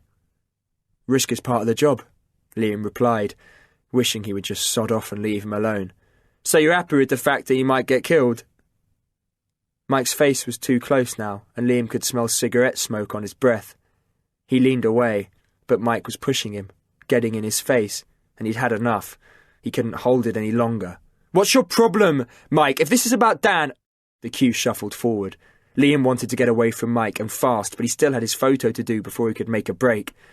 Mike smiled coldly, rested a hand on Liam's shoulder and said softly, "Afghanistan's a dangerous place, Liam. More dangerous than that stupid factory roof my brother followed you up onto." His eyes hardened. "You understand what I'm saying?" And with that, Mike turned round and walked off, leaving Liam with his sheet of paper and enough to make him think that when he got to Afghanistan it wouldn't just be the Taliban he was going to have to worry about. Mike was gunning for him, and that made Liam's gut twist.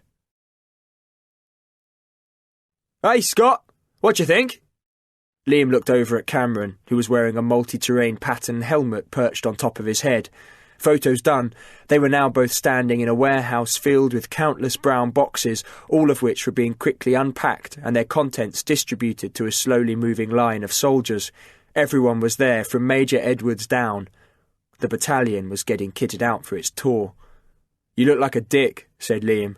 "And I mean that literally as well as the other way." "You mean figuratively?" said Cameron. "Yeah, that." Cameron removed his helmet, slipped it into a large bag, then tried to pull on a pair of tough-looking gloves. "Not every day you get to just walk into a shop and take loads of free stuff, is it?" he said, looking at the gloves. "Wrong size. Typical. I'll have to see if I can get them changed." Liam glanced over at the pile of stuff in front of him. Everything was provided, from socks to battle pack to Kevlar plates, all of it new, clean and wrapped in individual cellophane packets. The whole lot together weighed an absolute ton, and Liam knew they'd be picking up their weapons later too. "Not so sure about these Jesus sandals," said Cameron, walking over, half carrying, half dragging his bag of kit. "Looking like a twat isn't why I joined up." "At least you won't cut your feet to shreds if you're in the shower and there's enemy contact," said Liam, remembering what they'd been told about why sandals were provided. "Doubt I'd be too fussed about my feet if the shit kicked off when I was bollock naked in shower," said Cameron. "Reckon I'd be more worried about engaging enemy with my dick hanging out." Laughing, they picked up the rest of their kit, then headed back out of the warehouse, their bags on their shoulders, then onto their quarters. "One final inspection by Major Edwards, then it's our last leave before we fly out," said Cameron.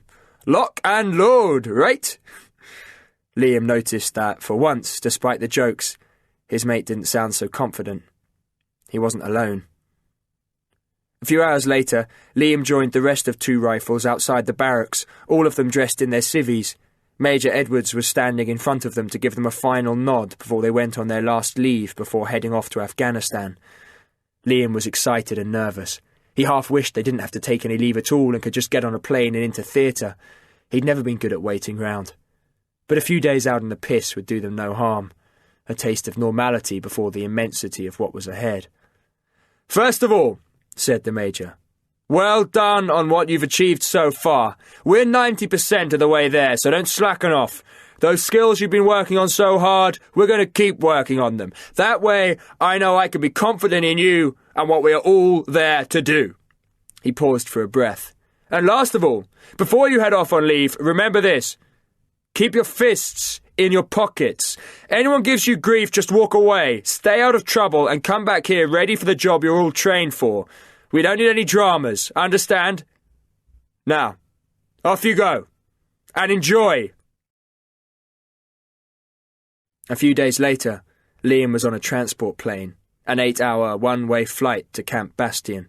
Behind him, the seemingly endless reign of England and months of training. Ahead, the heat of the desert, and the war he was now a part of. His tour was beginning.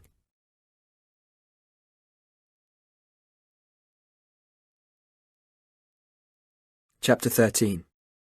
The moon was high and clear, and the light from it gave the world around a sort of weak orange glow as the plane came into Camp Bastion. Like most other air traffic, they'd landed at night to reduce the risk of attack. The plane's internal lights were shut off as they made their approach to make them harder to spot by any Taliban feeling trigger-happy with an RPG. It was nothing like being on a commercial airliner, and Liam had done his best to stay and look calm, as though what they were doing was something he did every day, had done a dozen times before. But he'd still felt nervous as hell when they swung round to make their approach to land, convinced they were about to be blown out of the sky by a well-aimed RPG and scattered all over the desert in a billion tiny pieces of flesh and metal. Walking away from the plane that had brought him and the rest of 2 rifles on his first ever tour, relieved to be on firm ground, Liam had caught sight of the huge earth-filled bomb-proof bags that surrounded the camp and had given it its name, a bastion. The place truly was a fortress, and one that Liam was more than aware was under constant threat of attack, both from the outside and from those trying to get in past the guards to blow themselves up and grab a fast track to paradise. Camp Bastion was a world away from anything Liam had ever experienced in his life before. It was nothing like when he and Cameron had turned up to join 2 rifles, more like walking into a settlement on Mars. Dust was everywhere, kicked up by passing traffic, covering Liam's clothing within moments, and he could taste it in the back of his throat and up his nose. He felt parched almost instantly and was glad of the bottles of water that had been thrust into their hands. Moving away from the runway, he soon realised that going anywhere in the camp at night would be nigh on impossible without a torch. There were no pavements, no streetlights. Hardly any light seemed to manage to escape from the tents or other structures they passed as they snaked through the camp. All were hidden behind huge walls of sandbags to protect them from any ordnance landing inside the camp's perimeter. Liam knew that it had happened, if not regularly, certainly frequently, and he was glad to see that even here they were given some protection. Since the start of the war, Camp Bastion had grown to 4 times its original size, housing thousands of coalition troops, and with over 600 flights each day, it was as busy as most civilian airports back in the UK. The size of it was not lost on Liam as he was taken to where he would be bedding down. They would stay here for the next 5 nights while they acclimatised to life in Afghanistan. It was a huge canvas tent which could sleep up to 32 soldiers on bunk beds. Other accommodation was provided, metal pods with hard roofs, but these, Liam knew, were used only by VIPs. He wasn't so sure they were any better off, though. The beds weren't the best he'd slept on, but neither were they the worst. And as for having to live under a tin lid, he'd take his chances with canvas.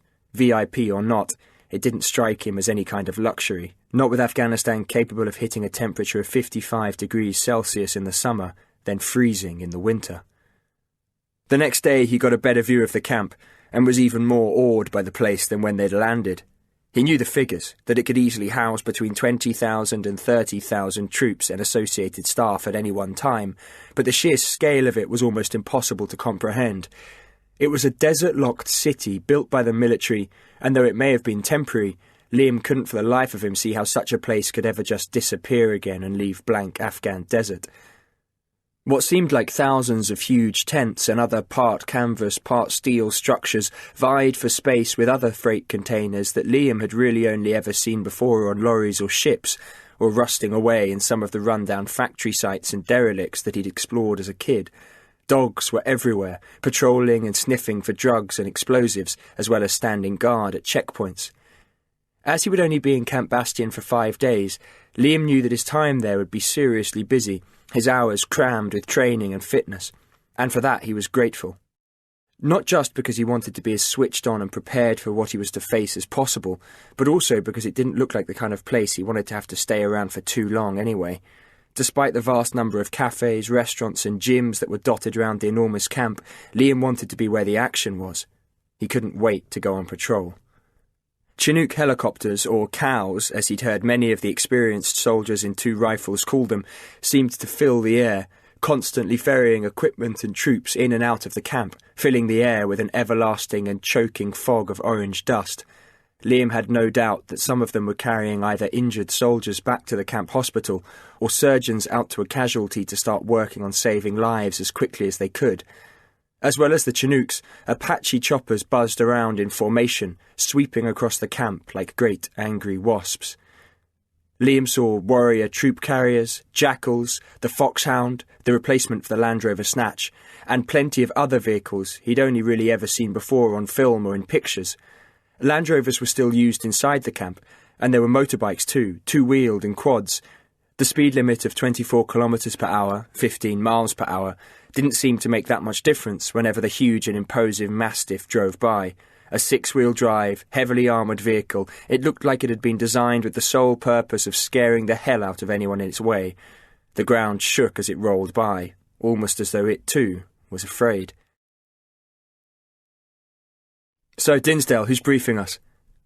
Liam had experienced his first night's sleep on Afghanistan's soil but was still tired. He also knew that from now on sleep was going to be a luxury, and he'd have to grab what shut-eye he could whenever he got the chance.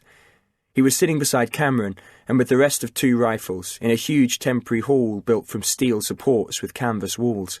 Outside, a bright sun was burning the day with the heat of an open furnace door.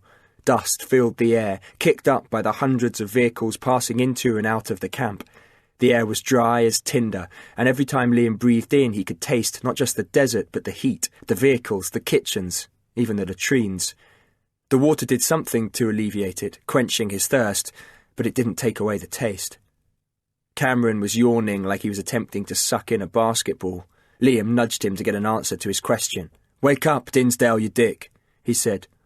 "The largest coalition force over here," drawled Cameron in response as he rubbed his eyes. "The United States Marine Corps. Hoorah!" Recognising Cameron's attempt at the battle cry of the Corps, Liam laughed. Cameron pointed at a soldier at the front of the gathering crowd, and Liam glanced over at the US Marine Corps sergeant. His chest looked unfeasibly large, like he'd been born doing bench presses. Liam had heard that weight training and bodybuilding was how a huge number of soldiers based at Camp Bastion spent their time, and here in front of them was a walking advert for that way of life. And he was smiling like this was the best damn day of his whole brilliant life. With the hall now full, the soldier started speaking, his American accent as obvious among the British voices as a horn in an orchestra's violin section. "So, do we have any infantry here?" There was a ripple of acknowledgement from the troops, including Liam, but if the soldier had wanted more, he wasn't going to get it. The British, it seemed, were going to play to type and be reserved, which suited Liam perfectly. But not only that, they were knackered. The Marine was going to have to work hard to get any response at all. Not that he seemed to care all that much what kind of response he got. He just whooped out with a loud US-style, "Yeah! Woohoo! All right!" Liam glanced at Cameron. Is he for real? The Marine was speaking again, and he was clearly someone who wasn't just used to people listening to him, but enjoyed making sure they did. "One thing you all need to understand now that you're out in theatre, and that's the difference between fighting a conventional warfare and engaging in counter-insurgency." Without any warning at all, the Marine picked out one of the squaddies in the hall at random and dragged him to the front. Liam could see that the squaddie didn't look best pleased as he stood there like he wanted the world to swallow him whole. The Marine looked at him. "You're out on patrol, right? Then you receive fire from a compound. Not a village, no civilians, just a bunch of hard-ass Taliban wanting to bag a few Brits. What are you going to do?" The British soldier shrugged and said matter-of-factly, "Return fire." At that, the Marine swept his arms round to his audience. "Damn right we return fire!" he boomed, his voice rolling around the hall like the echo of a cannon. "We get on that 50 cal and we blast those fuckers to hell!" Liam sat amazed as the Marine then started to make machine gun sounds. And they were actually pretty accurate. The Marine had obviously been practicing. The sergeant turned back to the squaddie he dragged to the front. "But they're still shooting at you, soldier. Rounds are zipping past your head. Someone's been hit. What now?" The British soldier stalled, and the Marine jumped straight in for him. "We escalate force. Throw some grenades in there. Keep on with that 50 cal. Liam had never witnessed anyone in the military explain anything like this before, and it was certainly a different approach to Major Edwards. "They're still shooting! Hell, are they ever going to stop? It's seriously kicking off and you're still receiving fire," boomed the Marine. "So what are you going to do then?" He didn't give time for the squaddie next to him to answer, but shouted out, "Call in the air support! Let's have at them with a 2,000-pound J-Dam! Boom!" The J-Dam, Liam remembered, was a normal unguided gravity bomb, which had bolted onto it a guidance system that allowed it to be guided to a target by GPS. A 2,000-pound one would leave one hell of a hole. As the echo of the Marine's voice faded, Liam wasn't sure if he was supposed to cheer, or listen, or what. Regardless, it was certainly entertaining. Cameron was chuckling beside him, and for a moment Liam thought of Dan, how he would have taken the piss out of this Marine. But deep down he knew better. It was no laughing matter. "Each and every one of you has been given the training to use lethal force, to kill when necessary," said the Marine, calming a little at last, his voice now serious but no less loud. "But that is conventional warfare. We've gone beyond that game now. We are in counterinsurgency, and that means different rules." Liam knew that this was where it all got complicated. The rules of engagement were being tested time and again, and life out here for any soldier was not as simple as getting the enemy in sight and letting rip with a hail of 5.56s and calling in for backup from a swarm of Apache to unleash hell with their 30mm chain gun, Hellfire missiles and Hydra 70 rocket pods. "Our job," the Marine said, everyone listening in now, "is to work with and alongside the local population, get them on our side, protect them, and by that I mean being on the side of the government of Afghanistan. That's what'll get us the hell out of here, and the sooner the better. Agreed?" Chapter 14. With the briefing over, Liam and the rest of the troops were thrown immediately into becoming acclimatized to life in Afghanistan, and that meant getting used to doing everything they'd done back in the cool, damp climate of Britain, working and operating under the same kind of physical and mental pressures, but instead performing it all under the searing heat of the Afghanistan sun. Liam was marched around the camp in full battle kit. Like any of the soldiers around him, he knew he was fit, but nothing could have prepared him for a heat that was doing its utmost to kill him. The effect of it was exhausting. When he wasn't running kilometre after kilometre, convinced he was going to cough his lungs up, he was still sweating, the stuff pouring out of him and soaking his clothes, even when he was just sitting down. All of them were drinking litres and litres of water just to stay hydrated. Back home, Liam had become used to the extra 30 kilos he had to carry in theatre, but out in Afghanistan it seemed to have doubled in weight and his legs were continuously drained of all energy. When they were practising an attack or doing a speed march, it only got worse, and Liam couldn't get the water inside himself quick enough. They all carried camel packs, large water reservoirs that formed part of their backpack, and these were quickly drained. At least he wasn't the only one, thought Liam. By the end of the march, they were all half dead. The one consolation of the frantic timetable was that he didn't get to spend much of it worrying about Mike or what he'd said just before the tour began. They were all too busy and too mentally and physically exhausted to do little more than try and keep up with what was being thrown at them. Towards the end of their time at Camp Bastion, and in addition to being tipped upside down in a vehicle crash simulator and having to not only get out but deal with badly injured colleagues, Liam was sat on a bench with Cameron and a number of other soldiers from 2 Rifles, facing yet again the awful reality of the threat of IEDs. They were in a tent that had the sides partially rolled up to allow some attempt at ventilation in the constant and searing heat. It wasn't exactly effective, but Liam was more used to the heat by now. In front of them was a sergeant who was also a combat medical technician, and it was clear, not just from how he handled himself but also how he spoke, that he had a huge amount of operational experience. Everywhere Liam looked, weapons were at the ready. The sergeant called the lads to order. "This, lads, is the run-through of the systematic approach you should take if faced with a casualty." Liam had gone through this kind of drill numerous times before, but he still listened in. This was different, he knew that. It was no longer classroom stuff, things he read about in a textbook, but the words of a man who, for all Liam knew, had done exactly what he was about to tell them only hours before. "So listen in," continued the sergeant, "and hopefully you'll learn just enough to save a life, which is what we all want to do, right?" Liam, like everyone else, was sipping water, and he was doing it constantly. He was also fully focused on not missing a single word the sergeant said. "What I'm going to tell you and demonstrate is probably a little different to what you're used to," said the sergeant, his voice clear and calm, but filled with authority. "But my aim is to make things better for you out on the ground. I want to give you some simple techniques and procedures that will help you deal with the worst when it happens, and believe me, for all of you here in front of me, there's a bloody good chance it will." Liam knew the statistics as well as anyone sitting round him. with hundreds of British and other coalition soldiers killed or seriously injured since the move to Helmand in 2006. He was in a dangerous place now. This was no dress rehearsal. The sergeant was now joined at the front by another soldier. This one, though, was shirtless and wearing shorts, sandals, and, for reasons known only to himself, a bright orange wig. He was carrying an M4 carbine.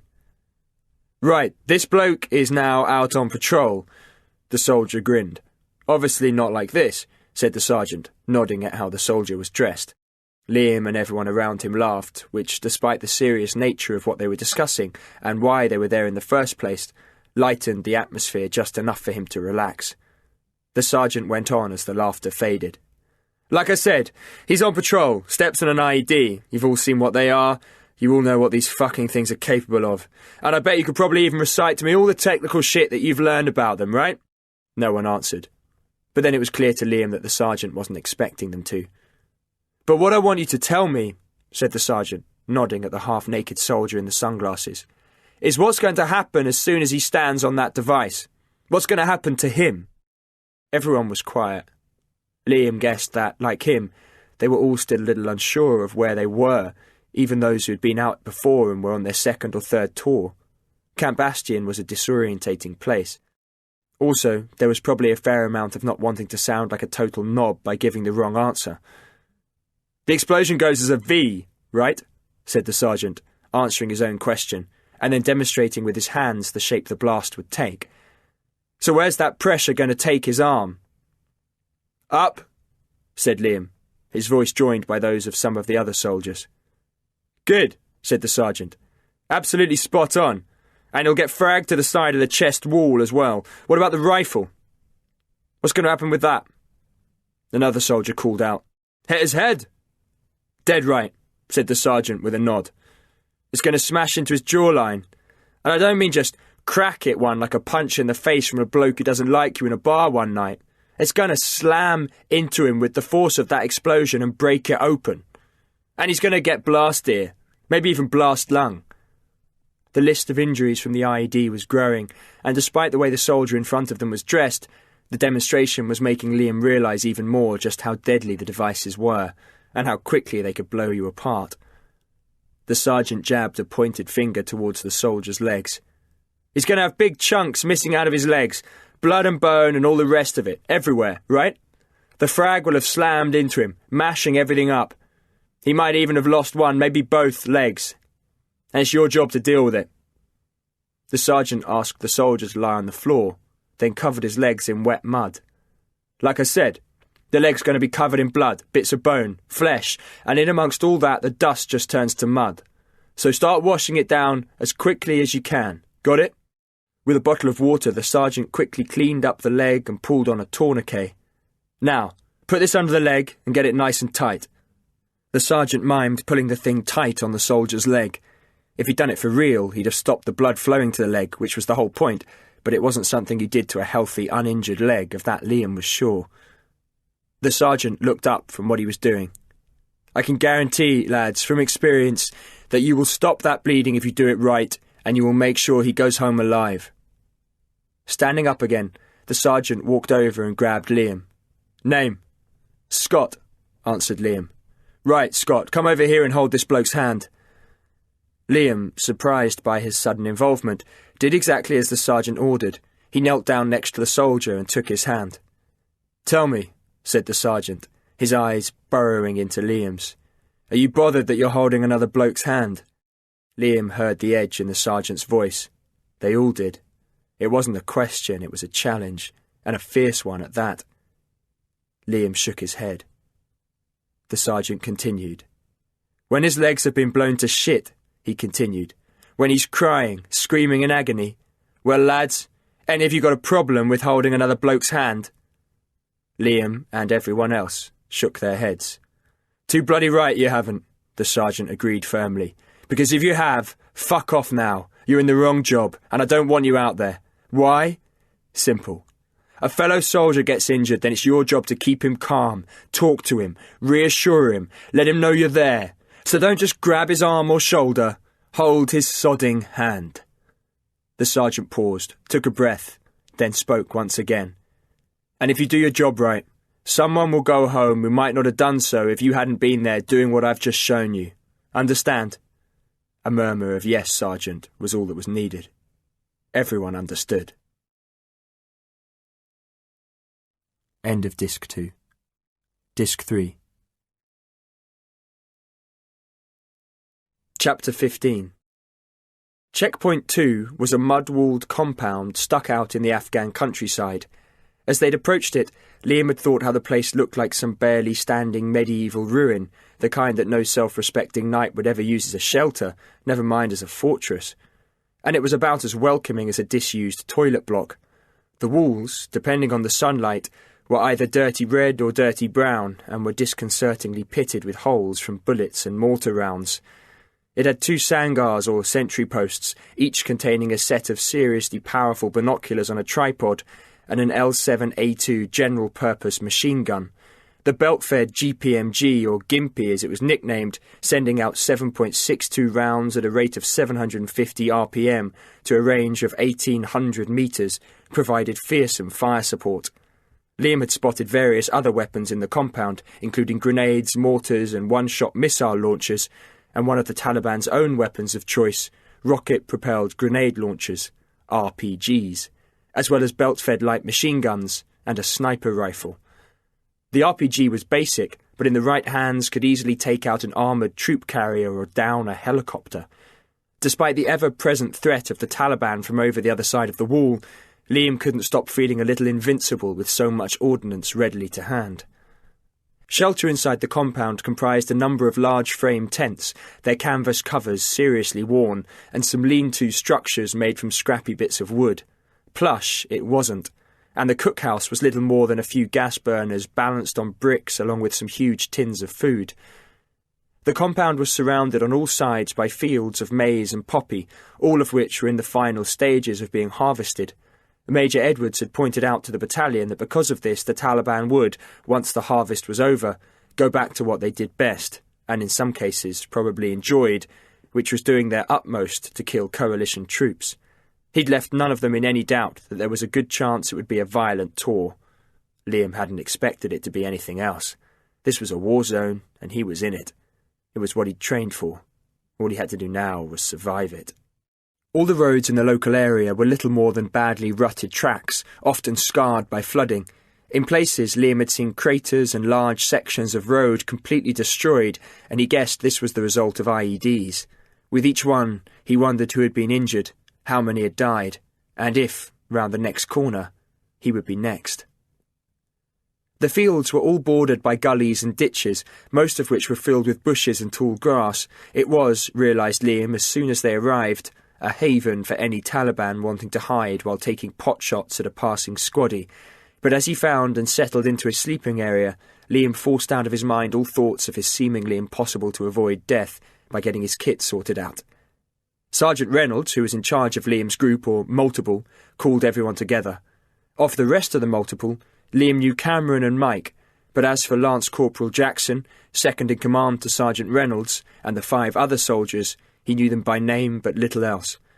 He'd been on exercise with all of them, but had really had no chance yet to get to know them beyond the camouflage. This, though, was all about to change, and of that Liam was more than acutely aware. "Right. To reiterate," said Sergeant Reynolds, his voice already dry and raspy with the dust in the air. "Our aim, while we're stuck out here in this fantastic little holiday camp CP2, is to drive the Taliban into the desert and away from the local population. Is that understood?"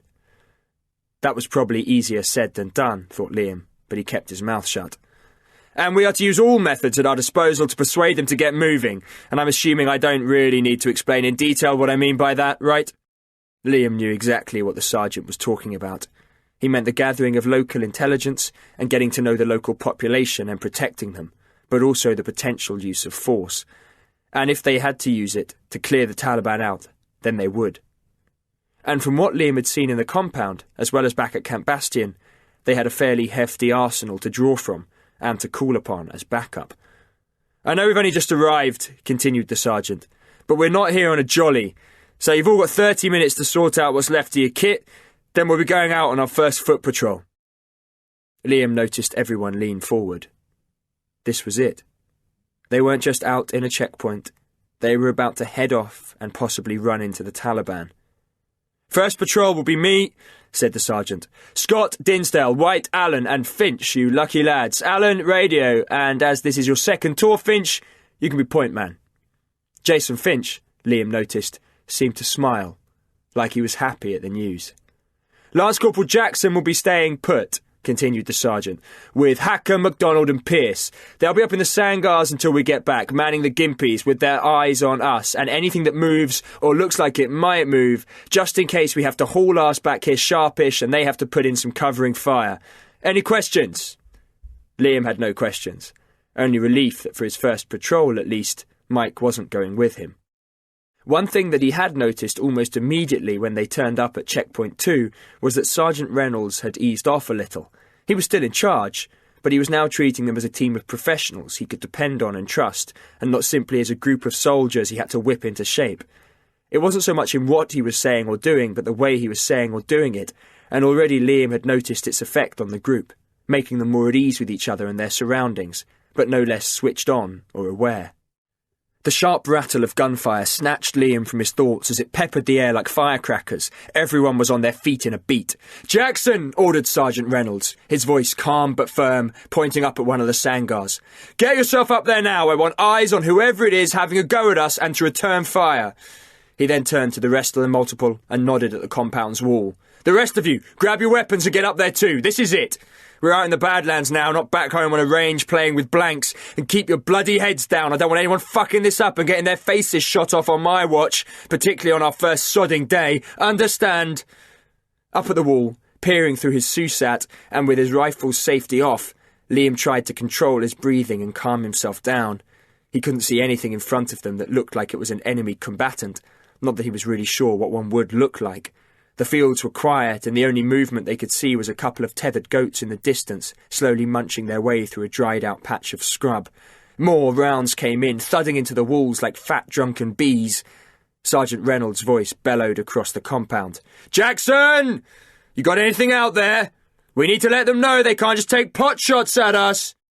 "Nothing," Jackson called back, frustration ringing out clear in his voice. Then, "No, wait! There! 2 o'clock! Movement in those bushes!" Liam and the other soldiers trained their weapons on where the corporal had directed them. More rounds came in and they all saw the faint spark of muzzle flash from exactly where the corporal had said. "Return fire!" shouted Sergeant Reynolds. "Let them know we're here, lads! Have it!" Liam didn't have to think. He just squeezed the trigger. His rifle kicked, but he was more than used to it now, thanks to all the practice he'd put in, not just during the training but also since landing in Afghanistan. He held it firm, training short 3-round bursts of fire into the bushes. "Hold!" shouted Sergeant Reynolds, then shouted for Jackson to have another look. The compound fell eerily silent. For a moment no further rounds came in. "Can't see anything," said Jackson.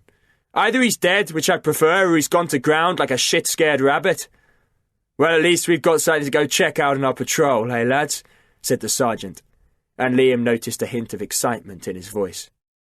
With no further evidence of attack, and with everything calm again, what was left of the 30 minutes the sergeant had given them all to sort themselves out zipped by, and Liam was now sitting with the rest of his patrol around a makeshift 3D map of the area surrounding their compound. Lance Corporal Jackson and the others stayed up in the Sangars, but as yet no reports had come in of any further movement. Whoever had been shooting was either dead, injured, or had slipped away. Sergeant Reynolds went through the route they were going to take, which involved taking in the position they'd been fired on from earlier, then leading round through a number of fields to another compound, which was apparently a small farm dwelling. "After we've checked this position to see if there's any evidence of who was firing on us," he said as he pointed at a basic model of the area he'd put together on the ground, using anything from a mess tin to represent Checkpoint 2 to sticks to mark roads. "We need to push through here and up to the compound."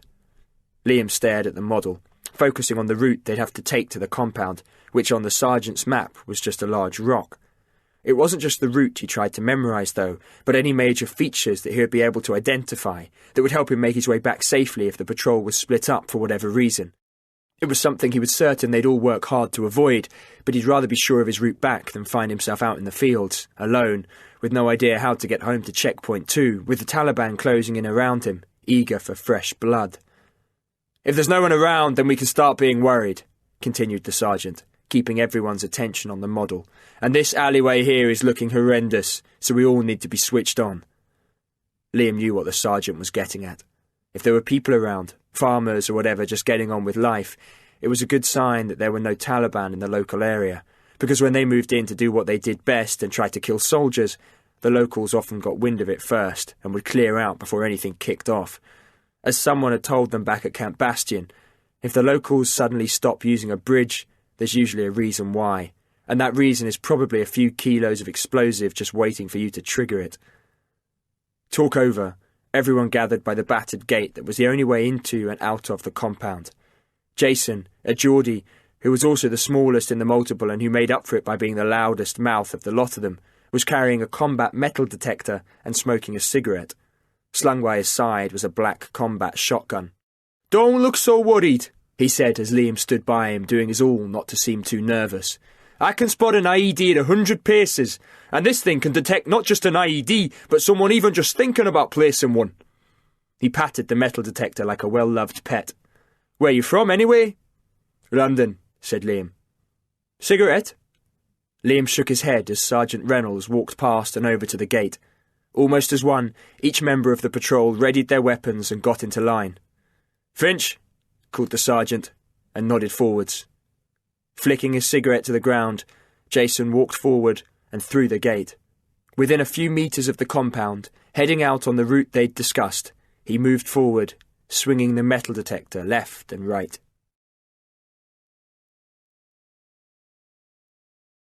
Chapter 16. The splatter of blood on the scorched grass and on the leaves of the bush in front of them might have already dried in the sun, but the sight was no less awful. Liam knew that none of them had any idea whose bullets had hit home.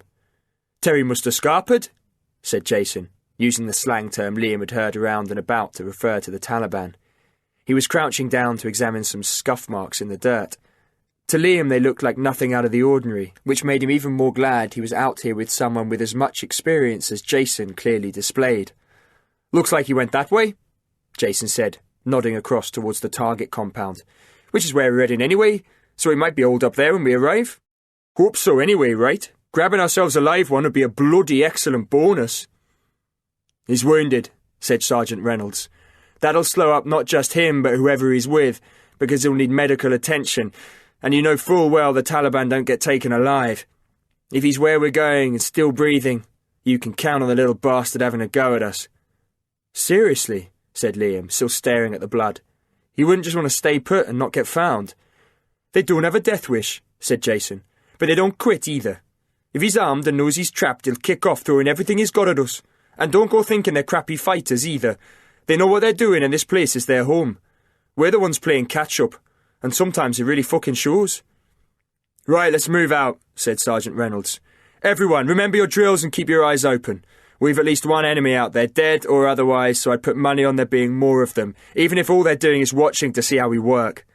Liam and the others got ready to move on. "Finch," said the sergeant, "keep that ground sight together, yeah? Yell if you see anything, there's no rush. I'd rather be out here longer and get everyone back in one piece than turn in for an early night, hot chocolate and an episode of Antiques Roadshow with one of us minus a leg, got me?" "Sure thing, boss," said Jason, and moved off, the detector swinging again with a steady left-right beat. Liam was 3 men down from Jason, with John Allen just in front manning the radio, and he had to force himself not to jump every time a branch snapped or a stone shifted underfoot. With each and every step he was sure something was going to explode and end his tour before it had even begun. He'd had nightmares about being blown up. He'd woken up sweating, short of breath, convinced he was dying, blown apart. But he knew this was normal. Cameron had confessed to the same. Arriving at the other compound without incident, Liam joined in a thorough search of the place. Nothing was found, though. No trace of the wounded Taliban they'd expected to find. "Where'd you think he went?" Liam asked as Jason walked over. "Hopefully nowhere," said Jason. "I'd prefer the fucker to be dead than running back to get his mates to come and have a go at us." "It'd be good to have a scrap, though," said Liam, not really meaning his words to be heard. He didn't really want to get into a fight, but a small part of him wanted to be tested. "Everyone thinks that when they turn up here," said Jason, and Liam heard the experience in his words. "You've been trained for it, right? You want to see if you can handle it?" Liam nodded, said nothing. "After a while, though," continued Jason. "You begin to realise that the only good thing that can come out of any of this is that you get through each day and each night, then go home in one piece to a pint of beer, a warm bed, and if you're lucky, a shag." Saying no more, he led them all back to the compound. After a quick debrief by Sergeant Reynolds, they all went to their sleep areas. "It's a little bit different doing foot patrol at Catterick, isn't it?" said Cameron. "I'd almost think about using the word exciting if it hadn't been so bloody terrifying." Liam was relieved to hear someone else admit to having been nervous as well. "You reckon that Taliban is still out there?" he asked, imagining whoever it was getting ready for another attack, probably with reinforcements. "Dead, I reckon," said Cameron. "We tore that position apart. I was amazed we didn't find a body. Not that I wanted to, but I just don't see how anyone could have got out of that alive." Liam had wondered the same, but had kept the thought to himself. "By the way," said Cameron, "Reynolds has decided in his wisdom to put me in cookhouse for a few days, so I'll be doing chef thing for us. Any requests?" "Yeah," said Liam. "That you don't do any of the cooking. You're shit at it." "I'm hurt." Liam smiled. "What's for dinner then? Roast beef and Yorkshire pudding. So you live on back home, right, Dinsdale?" Cameron looked thoughtful. "Nice idea," he said. "But to be honest, I think I'll probably just go for some nice brown tasteless slop, with lumps in. And rice." "I can't wait." Cameron walked over to his own bed and sat down, and Liam got on with sorting his kit. The weight of everything still felt cumbersome, and he knew running with it would slow him down hugely, but it didn't feel half as bad as it had when they'd arrived at Camp Bastion. With his pack off, Liam double-checked that his rifle was safe, then went to lay out his sleeping bag, which was all scrunched up. Flicking it back, something flew out at Liam and he jumped back instinctively. All he could make out was big, hairy insect legs, and whatever it was, he managed to slap it away before it landed in his face. Cameron looked over. "What the hell's wrong with you? What happened?" Liam stared down at what had been, only moments earlier, tucked up in his bed. "That was in my stuff," he said, pointing at the dead thing in the dirt. "A big fucking spider." "It's a camel spider?" said Cameron, kicking it with his boot. "You must have killed it." Liam had never seen anything like it in the flesh, not even in a zoo. It was like something out of a horror movie. There were pictures of the things all over the internet, posted by soldiers on tour. The creature was enormous, larger than his own hand. They weren't deadly, but the bites were nasty and had a habit of getting infected real quick out in the desert heat. "I only slapped it away," he said. "It must have been dead already." "You sure?" "Reckon so," said Liam, calm at last. "So how did it get into your bag then?" Liam frowned. "What are you saying?" "I'm not," said Cameron. "These things are everywhere. Surprised you didn't see one back at Camp Bastion. Probably just got caught up in your kit and died in transit." He nudged it away with his foot. "Ugly, innit?" Liam wasn't so sure, though, and without waiting for Cameron, he walked out into the middle of the compound. Cameron joined him. "What's up with you?" Liam nodded over at Mike, who was still up in one of the sangars. "Bollocks," said Cameron. "You're paranoid." "Am I?" asked Liam.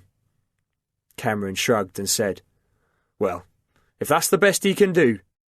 Liam knew Cameron had a point. Out here they all had more important things on their mind, and Mike, since they'd arrived in Afghanistan, had been nothing other than the professional soldier.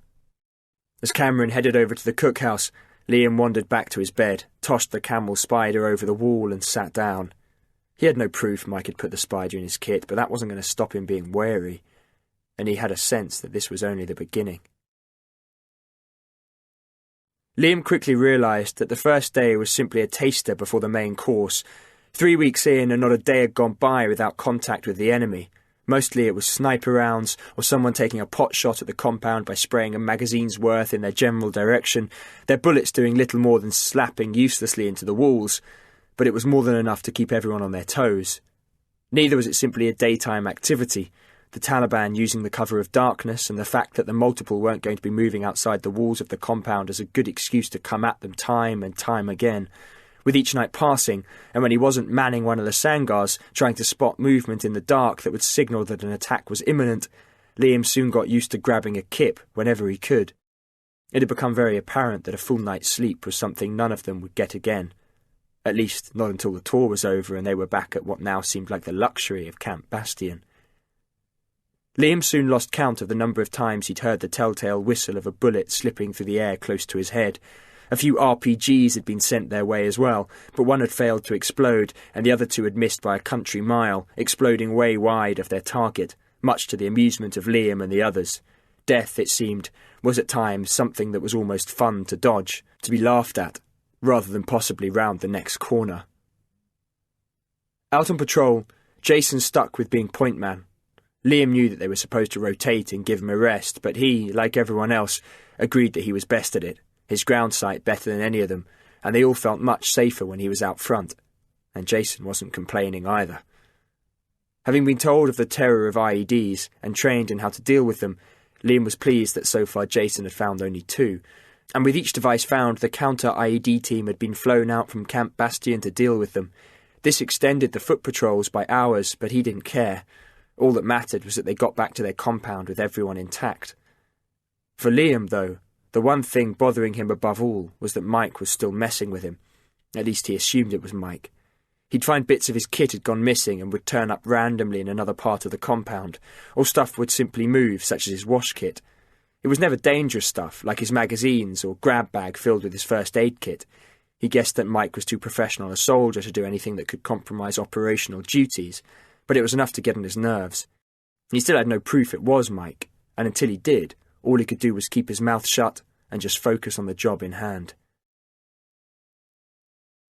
With their time eventually over at Checkpoint 2, Liam and the rest of the multiple rotated to Checkpoint 3. "It's worse than CP2, said Liam as he walked into the compound, the rest of the multiple filing in behind him. How can that be in any way fucking possible? His heart sank into his already worn boots, the soles of which were starting to come away thanks to the battering they were getting.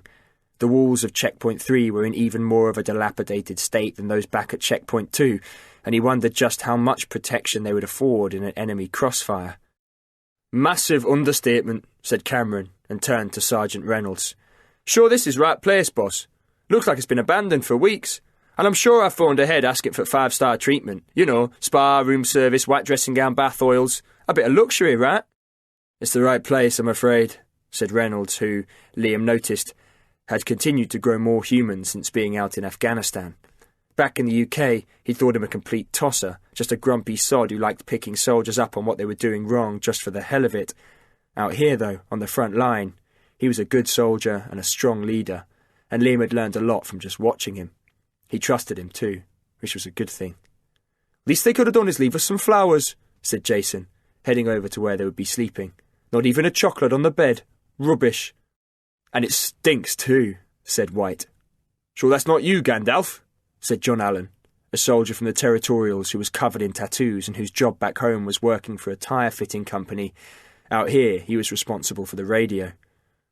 Paul White was the oldest in the group, but the nickname had come from the fact that he was almost totally grey, and in the morning his stubble was thick enough to be a beard. He was also a medic. Paul punched John on the arm, then strode over to a bed and sat down. "It's like room 101, he said. Liam asked, "How do you mean?" "It's a room that contains everyone's worst nightmare," said Paul. "And if you ask me, that's this place. What a shithole." A few days into life at Checkpoint 3, and Liam and the rest had all settled into the same routine of foot patrols, meeting with locals to gather intelligence, manning the checkpoint, personal admin, and all the other mundane stuff that came with living out in the field. Though increasingly aware of just how good his training had been, the days spent at the Afghan village in Norfolk as well as the days out on the range, Liam had soon found that the excitement of all that Boy Scout stuff, eating off stoves and living under the stars, quickly faded. He wanted a comfy bed, good food and a beer.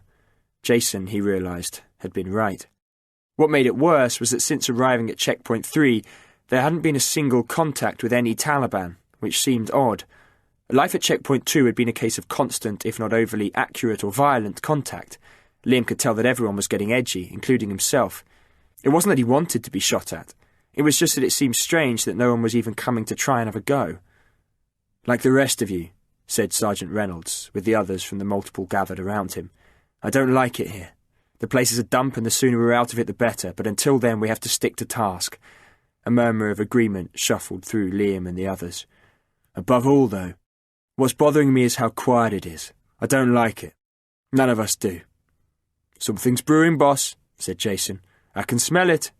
That's Dinsdale's cooking, said Paul. Burns everything. Sergeant Reynolds raised a hand to still the laughter. I'm with you on this, Finch, he said. Something's definitely brewing, so we need to be even more switched on than usual, okay? I don't want the Taliban thinking we've slackened off because they've gone quiet. Evening was drawing in and a bright moon was now visible in the sky. We've got nothing from locals, said Cameron. Whatever Taliban are up to, they're keeping it quiet. Well, we'll just have to stay alert, won't we, Dinsdale, said Sergeant Reynolds. If and when it kicks off, I don't want any of us making stupid errors. Got me? Everyone nodded agreement. The following morning, after another night of absolutely nothing happening, Liam was up in one of the sangars manning a GPMG with Cameron, who was staring through the binoculars. As usual, nothing was happening, and they were bored. It's dead out there, said Cameron, scanning the ground around the compound. Where the hell are they? Liam turned to reply when the familiar sound of a round coming in snapped the moment in two and a bullet thunked into a plank of wood behind him. Chapter 17. Muzzle flash! Yelled Cameron. 10 o'clock! Liam had seen it too, and he swung the GPMG round to return fire on the position. The weapon jumped a little, but it was easy to keep under control. With each squeeze of the trigger, he sent out a hail of rounds to where both he and Cameron had seen the flash of a weapon being fired. The ground exploded in a cloud of dust as the rounds slammed into the dirt, ripping it apart in moments. Liam eased off. Dinsdale, you see anything? Nothing, said Cameron, when another round came in, this time sending up a hail of dirt from the compound wall right in front of the binoculars. The sods moved, shouted Liam, pointing out into the countryside in front of them. That came from out to the right. Cameron swung the binoculars round. You see him? Asked Liam. Cameron was silent, then called out, Sighted! He's behind that hut at 1 o'clock. The rest of the lads were now up and looking over the wall of the compound with Sergeant Reynolds at the other lookout. Got him! Shouted the sergeant. Contact confirmed! Come on, lads, we're on! Have it! Everyone opened fire, pasting the spot with bullets. The hut, which, as Liam had seen from numerous patrols, was a simple structure of thin, crumbling mud walls with a wooden roof balanced precariously on top, shuddered violently as it was peppered with rounds. A bit of the roof fell in like it had simply had enough and given up. Stop! Shouted Sergeant Reynolds. Checkpoint 3 fell silent. Dinsdale, any movement? He's either down or gone, Cameron called back. He then looked up at Liam. That were too close, he said. That bastard nearly slaughtered us both. Sergeant Reynolds called the multiple together. Right, we need to get a foot patrol out there now, either to confirm a kill or bring the injured shooter back and get him medevac to Camp Bastion, at which point his life will become a hell of a lot more fucking complicated. Reynolds nodded at Corporal Jackson. You get up there with Dinsdale, he ordered, pointing to one of the sangars, then looked to MacDonald and Pierce. And you two in the other. I want eyes on that hut, and I don't want you to even blink in case you fucking well miss them. Any movement I want to know, and be ready for me calling in for fire support. As Corporal Jackson and Cameron went back up to the sangar, Liam and the rest went into autopilot and were soon kitted up and ready at the gate to move out. Every patrol since arriving at Checkpoint 3 had been a wasted journey, and Liam had started to get bored. Not complacent, just tired of walking out and finding nothing. He wasn't looking for a fight or to get shot at, but he could tell that they had all started to feel the tension building. Now, though, knowing they were going out to actively track down an enemy combatant, he was nervous, but he was also excited. This is what they'd all trained for. Jason was once again point man and led the way out slowly, carefully, through the gate. Liam, who was behind Mike, pushed his nerves down and kept his eyes on the hut, fully expecting incoming rounds at any moment. After a slow, uneventful walk, they arrived at the hut. A call came from Jason. Nothing here, Terry's scarpered. Then the familiar sound of a round coming in cracked the air. Jason hit the deck, then yelled back to Sergeant Reynolds, Where the hell did that come from? Liam and the others scanned the surrounding area, Liam using his SUSAT to get a better look and hopefully spot something. Another round came in, this one whistling over Liam's head like a jet-propelled wasp. Over there! Shouted Paul, pointing to a small compound about 100 metres further on behind the hut. As far as Liam knew, the place had, until a few weeks ago, been occupied by an old farmer. They'd searched it and found nothing of importance, no hint of activity by the Taliban. It was, as far as they could tell, just abandoned. Now, though, Things had clearly changed, and Liam knew there was no way they were going to let the shooter get away to come back again and have another go at them. That wasn't the way this worked. Sergeant Reynolds called over. "Dinsdale, suppressing fire, keep that fucker's head down, and if it does show, then just knock it off his fucking shoulders." The thick, rapid rattle of the GPMG brought to life by Cameron soon echoed around Liam and the others. With the sniper now pinned down, they moved on. Liam's senses seemed more alert as they made their slow way forwards. He was aware of smells in the air that he usually didn't notice or just took for granted or had grown used to.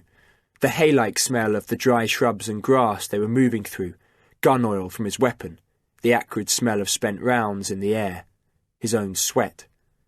It was as if all the little bits of the world around him had become more obvious, shouting out to him to be noticed. Even the tread of the boots of John, who was now in front of him, seemed clearer, more precise, and as they drew up to the compound, he could hear his heart. But it was a controlled beat, strong and sure, not rapid and panicked. A few moments later, Liam was crouched with the others in a ditch, all of them spaced out about 10 to 15 paces apart. It was dusty, more so than out in the open, and the ditch was filled with roots and twigs that seemed to just spring out and hook into him no matter how or where he crouched. Readying himself for the advance on the compound, Liam made to get up on his feet when heavy machine gun fire exploded from all directions. The ground around the patrol was stitched by bullets, the air filled with the whine of rounds speeding by and all too close. The ground shuddered under Liam, a sign that the bullets were landing within a metre of where he was now squatting, and that wasn't good. These weren't shots sent out in a random spray in the hope they might hit something. Whoever was firing knew exactly where they were and was closing in for a kill. "Where the hell is that coming from?" shouted Sergeant Reynolds. Liam quickly scanned the area, then ducked back down.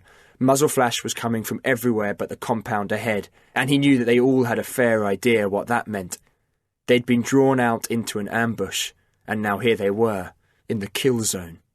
"We need to get to cover fast," ordered the sergeant, pointing at the compound. "We go in twos. Fire and manoeuvre, you know the drill. Hacker, Scott, shift it."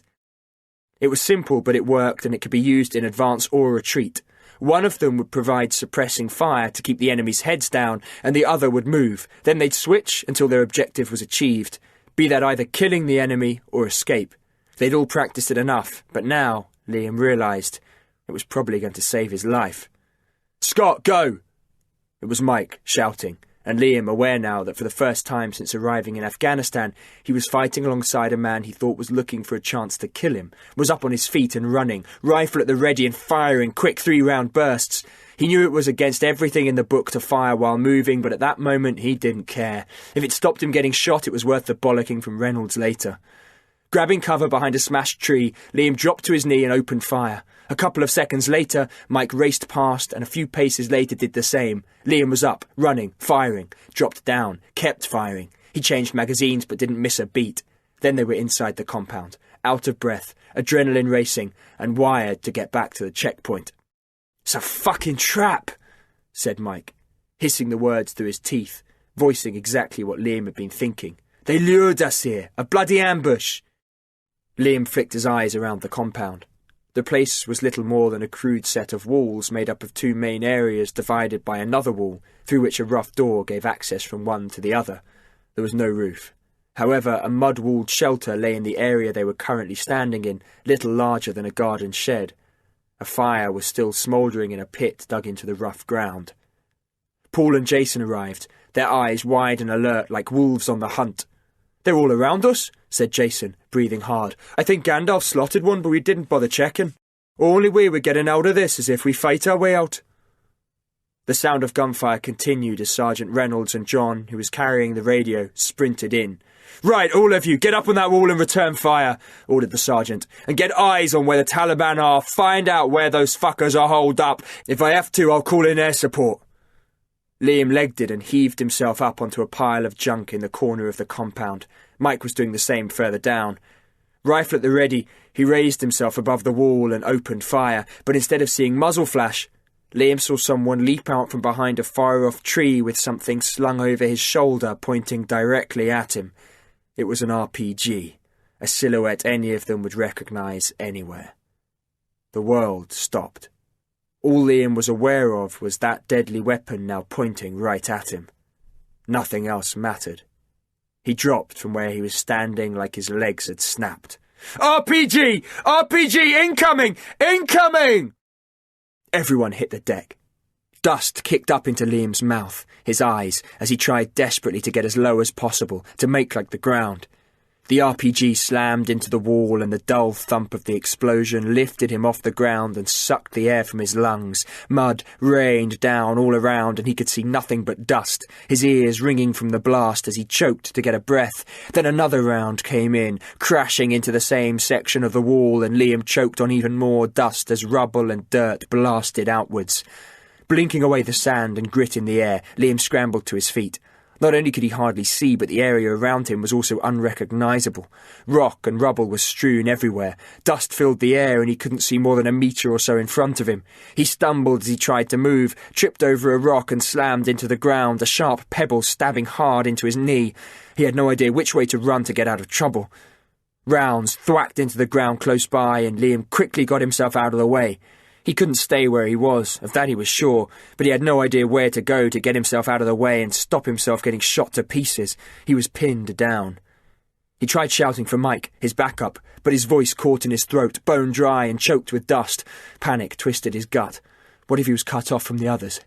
What if they'd gone off and, in the confusion, left him behind? What if they couldn't see him and he got caught in the crossfire? What if he was captured by the Taliban, tortured? He'd heard the rumours that the Taliban were actively looking to get themselves a British soldier, and everyone knew where that would lead. A starring role in the movie of your own death, probably involving a sharp knife sawing away at your neck. Liam pushed the horror of that image away and forced himself to calm down. The only thing panic was going to do was get him killed. No way would the rest of the patrol leave him behind. He knew that for sure. He had to get a grip, remember his drills, and get out fast. Liam caught sight of a silhouette coming towards him. When the dust cleared a little, he realised who it was. Mike! For a second he was relieved. Not that it was Mike, but that it was one of the patrol. At least he wasn't alone. Then he saw what Mike was holding.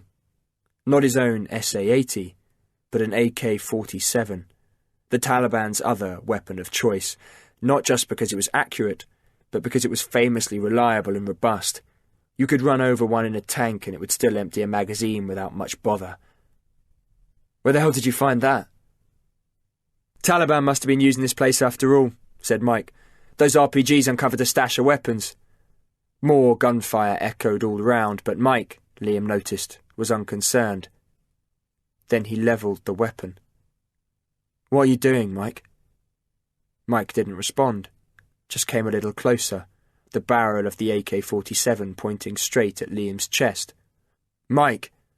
Mike readied the weapon in his hands, no emotion in his face, his eyes dead and staring.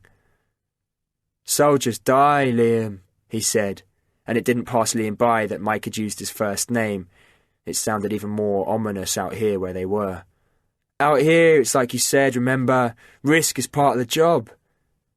Liam started to back away, but he was already at a disadvantage.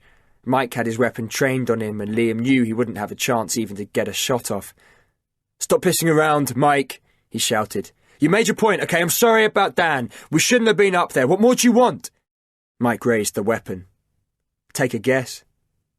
Then, just as Liam was sure Mike was about to empty the weapon into his chest, the familiar and deadly sound of an RPG cut into the moment, and the world between Liam and Mike shattered completely.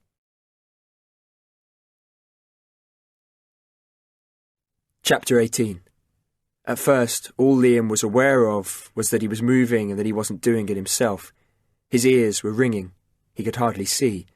The world around him blurry and clouded like it was shrouded in thick fog. He could taste blood and dust and grit in his mouth, and something was pulling him across rough ground.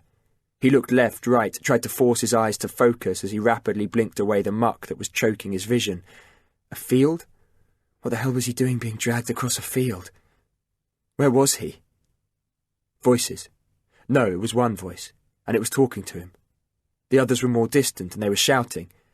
And there was another sound too, a sort of percussive sound, like peas being dropped onto a snare drum. Liam! Liam! Thank God you're all right. We're getting you out of here. Don't worry, mate. Just stay with us. Something had happened to him, but what? He remembered explosions. Mike. But there was something else too. He couldn't trace it in his mind. Then his eyes opened, pulled everything into focus, saw it was Paul who was talking to him, and he remembered exactly where he was. Gandalf! What the fuck happened? Where's Mike?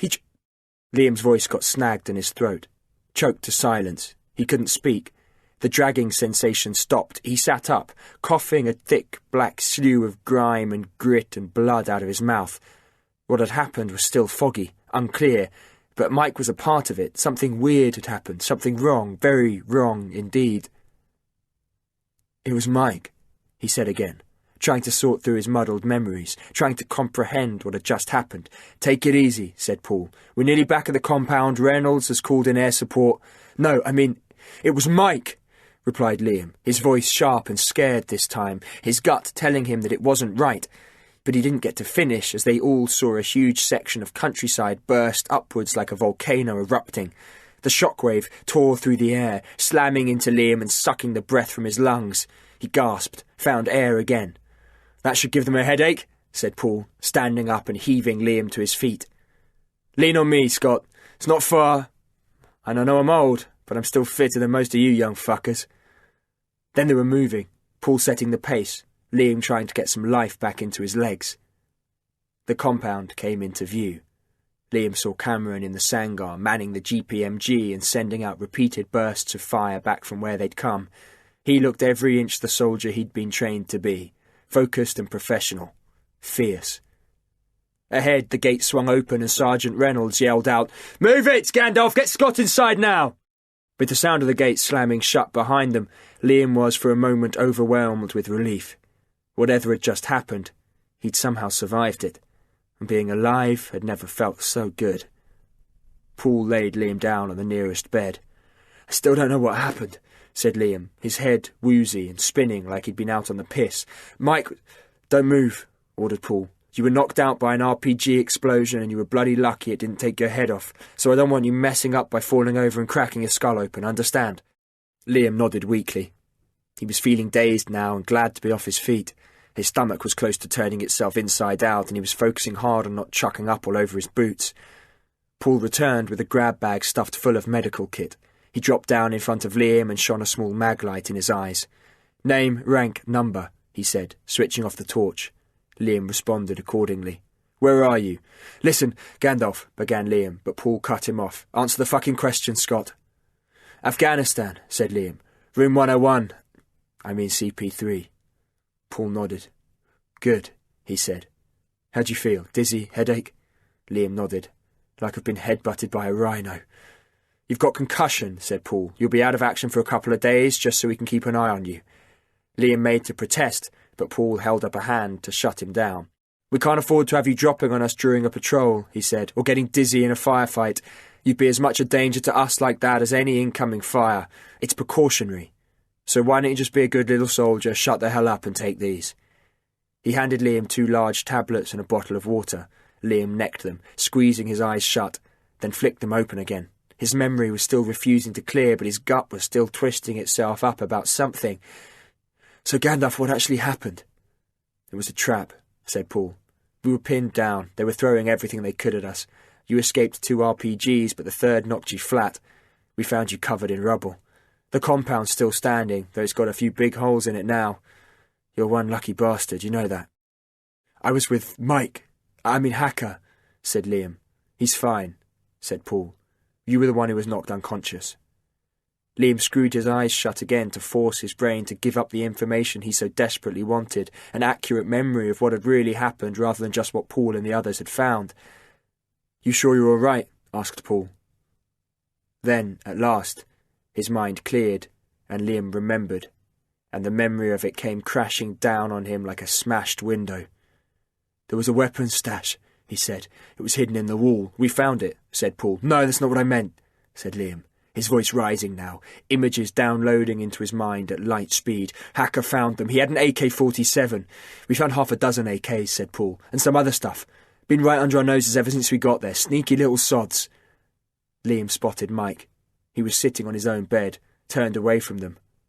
Before Paul could react, Liam was up and charging across the compound. He grabbed Mike and threw him against the ground. "What the hell were you going to do with that AK-47, Mike? What, you wanted to kill me? Is that it?" Mike held up his hands to fend Liam off. "What the hell are you talking about? Have you gone nuts? The RPG knocked your brain out of your skull." Liam wasn't listening. "You switched weapons so no one would know," he said, going in again for Mike, who was now pushing himself backwards across the ground with his heels. "You could just say I was hit by some stray Taliban rounds. An unfortunate accident. I'm right, aren't I? Just bloody well admit it." "I swear I don't know what you're talking about," Mike replied, as Paul jumped in between them. "White, get this little nutter off me." "Stand down, Scott," shouted Paul. "Just back off."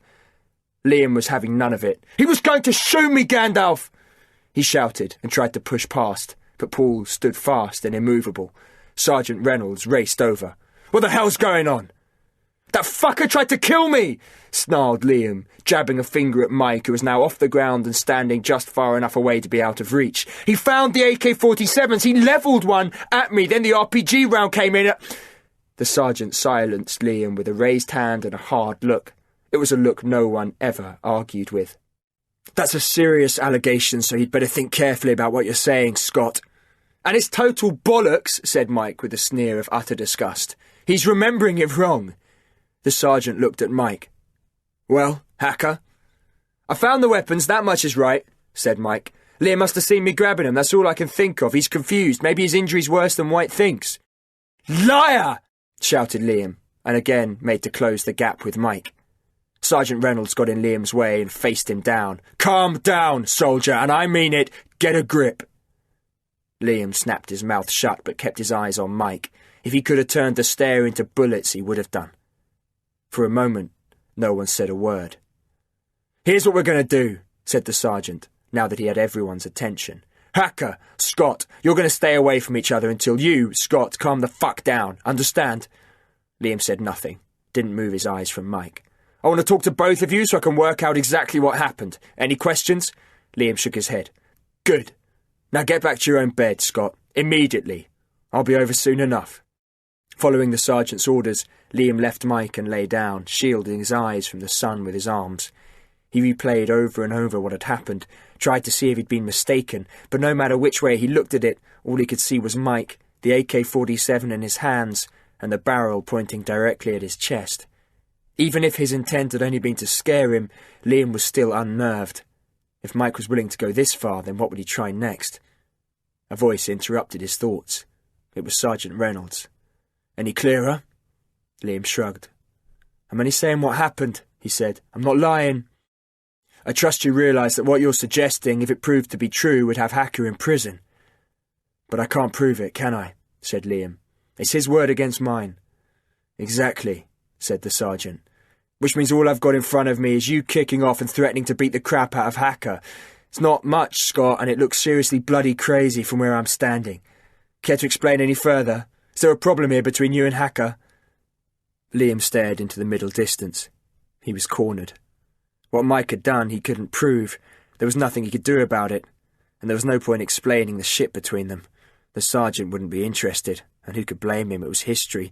All that mattered was looking after each other's back and getting the hell out of Afghanistan alive and in one piece, or as close to as possible. "If we were back in barracks, I'd take this further," said Sergeant Reynolds. "And by further, I mean have you marched out of the barracks for the rest of your career, you understand?" Liam nodded, and he believed the sergeant utterly. "But out here I've not got that luxury, have I? I'm supposed to have 12 men, but instead I've got 9 under my command. Good ones, Scott, and that goes for you too. I cannot afford to lose any of you, or have you fighting amongst yourselves. It's bad enough having the Taliban trying to kill us without you trying it as well." Liam shuffled on his bed. All he really wanted at that moment was to be left alone. "So for now I'm giving you a verbal warning, which is worth about as much as the paper it's not written on. But if you pull a stunt like that again, Scott, you better believe I'll have you not just kicked out of this multiple, but out of Afghanistan, and I'll do it so bloody hard you won't need an aircraft to get you home. Are we clear on that?" Liam nodded. "Yes, boss." Sergeant Reynolds stood up, but his eyes didn't leave Liam. "Whatever it is between you two that brought this on, I don't want to hear of it ever again.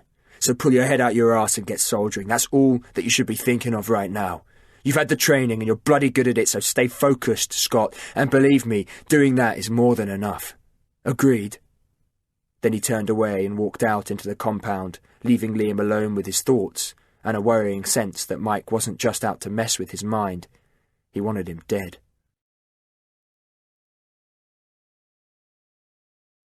Chapter 19. "We've got no choice," said Sergeant Reynolds to Liam and the others. "For whatever reason, we won't be able to rotate and get back to Patrol Base 4 for another couple of weeks at least." "If you don't mind me saying so, boss," said Jason, who was scratching dry sweat off his forehead, "that's complete and total bollocks." It was late afternoon. The multiple had just received some bad news, and Liam's morale, just like everyone else's, had taken a real kick in the balls. It was one thing trying to keep his mind on the job after what had happened with Mike, but now something else had come along to make everything a whole lot worse. Like everyone else, Liam had been looking forward to getting out of Room 101 and heading to Patrol Base 4. There they would be able to enjoy some decent food, air conditioning, fresh water, even a shower. Now, though, it looked like that wasn't going to happen. "But we've already sat out here on our asses longer than we should have done," said Paul, joining in. "Supplies are low, and I don't just mean food. Our medical supplies are fuck all use if we get hit hard. We were low on ammo when we arrived, and it's only getting worse. If we get into a serious firefight, the last thing we should be thinking about is if we've got enough ammo or not."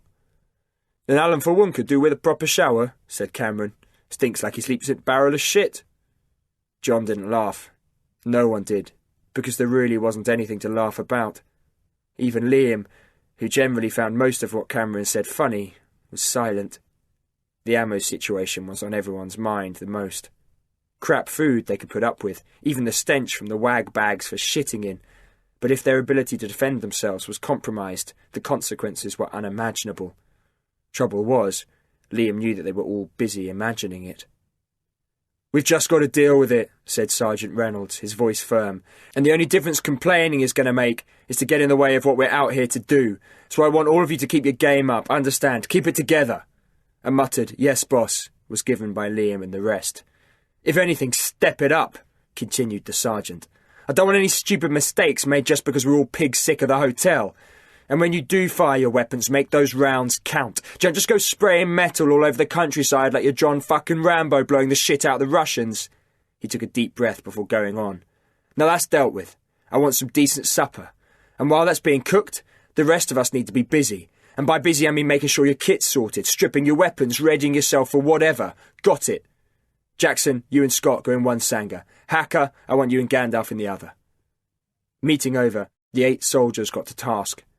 As Liam made his way after Corporal Jackson, he sent a nod to Cameron, who was back in the cookhouse, not because he was good at cooking, but because he was the least shit at it. "Yorkshire puds again tonight, is it? Get a bit samey if you ask me." "Beggars can't be choosers," replied Cameron. "And I've been down to cellar to find a few decent bottles of red. 8 for 8:30, OK? I'll reserve your table." "Perfect," said Liam, leaving Cameron to rustle up yet another big bowl of pasta-based slop as he headed up to the lookout. Corporal Jackson was already on the binos. "Anything?" asked Liam. Jackson shook his head. "Been quiet these past few days. Nothing happening anywhere." "It's like we've been forgotten," said Liam. "Maybe the Taliban don't see the point of hitting us again. Bigger stuff elsewhere or something."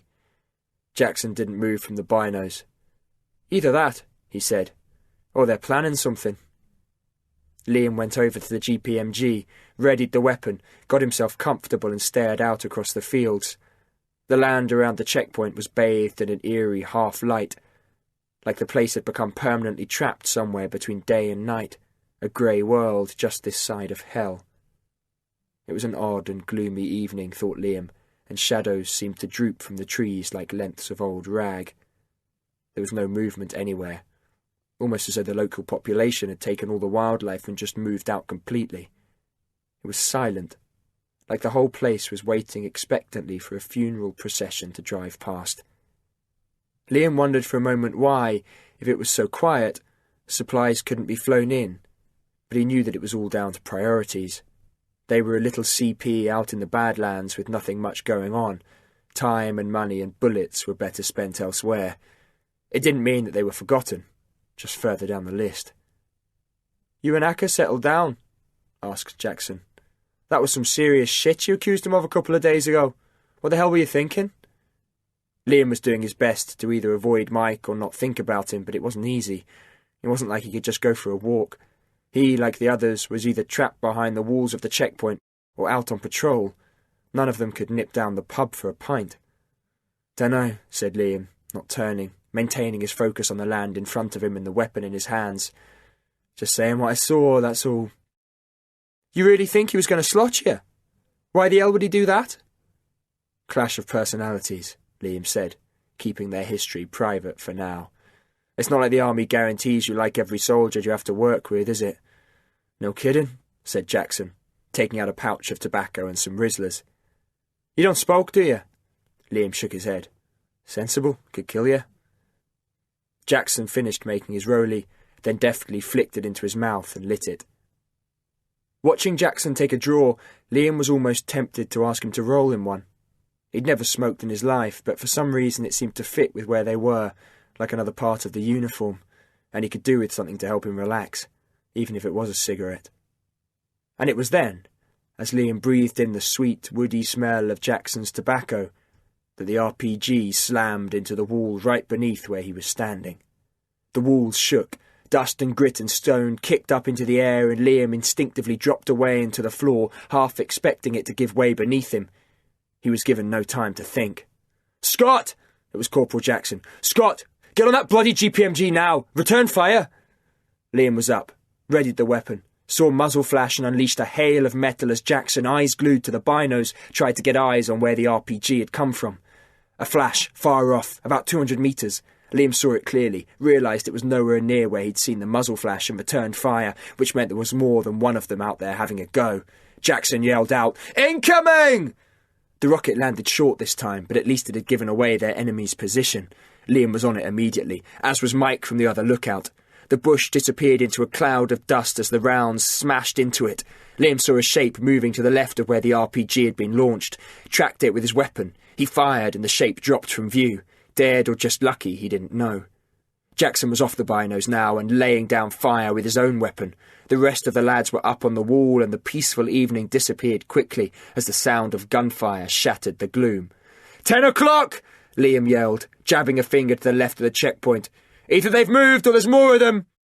Jackson swung his weapon round and they both opened fire, but as soon as they did so, more rounds would come in, but from another position. It was like shooting ghosts. "This is stupid!" Liam yelled as more fire came in, this time from another position yet again. "They're all over us! Where the crap are they?" "Stop talking and keep at 'em!" Jackson shouted back, emptying his magazine and smoothly replacing it with a new one like it was second nature, the weapon merely another part of his body. A shout came up from below, and Liam saw Cameron running towards them carrying a green tube. "Here!" he shouted and passed it up to Liam. "We've got about a dozen of these, I think."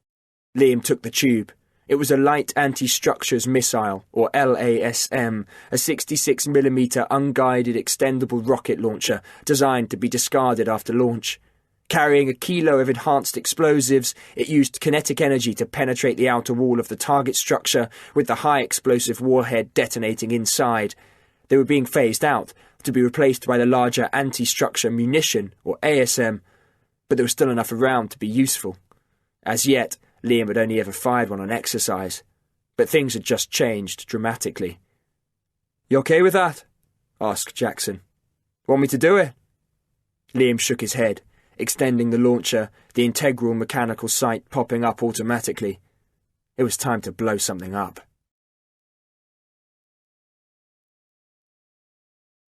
Chapter 20. Liam placed the weapon on his right shoulder. It was light, and he thought how something with so much destructive power should really have weighed considerably more. "Where are they?"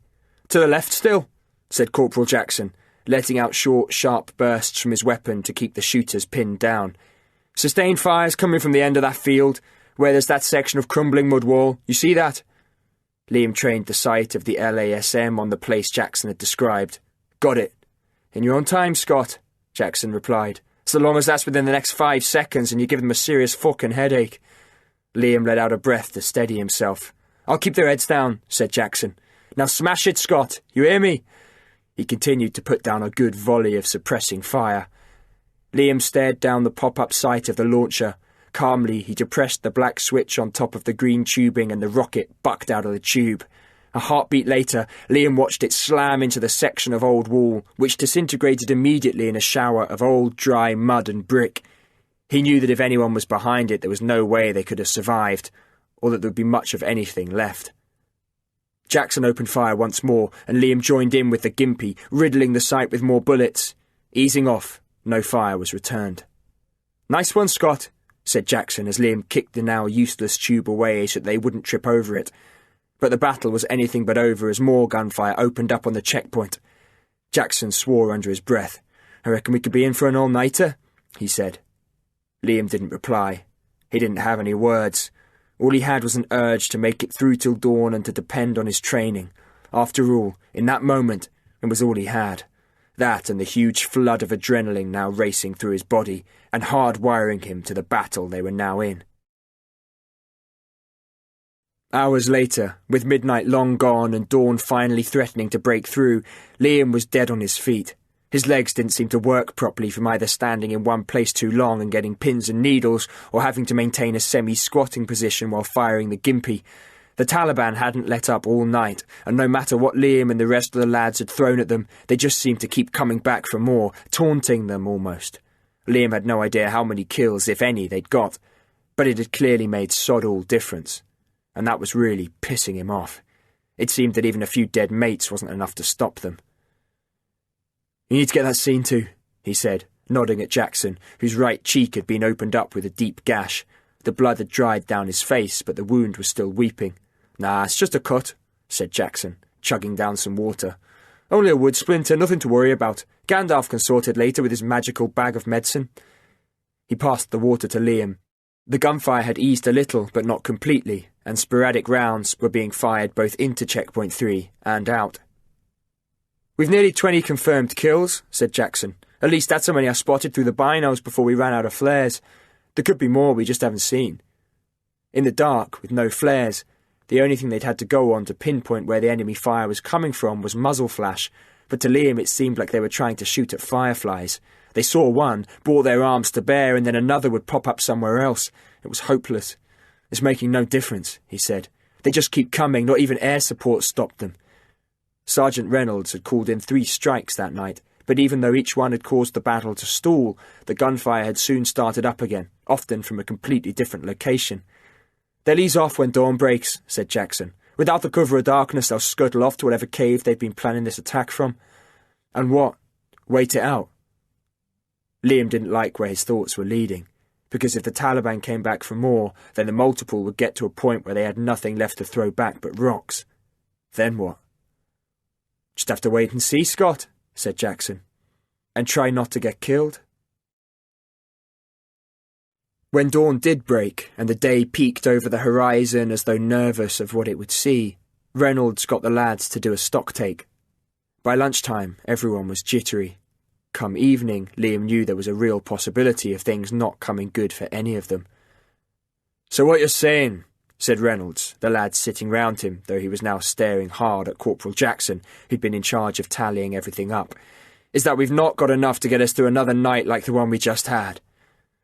"Pretty much," said Jackson with a shrug.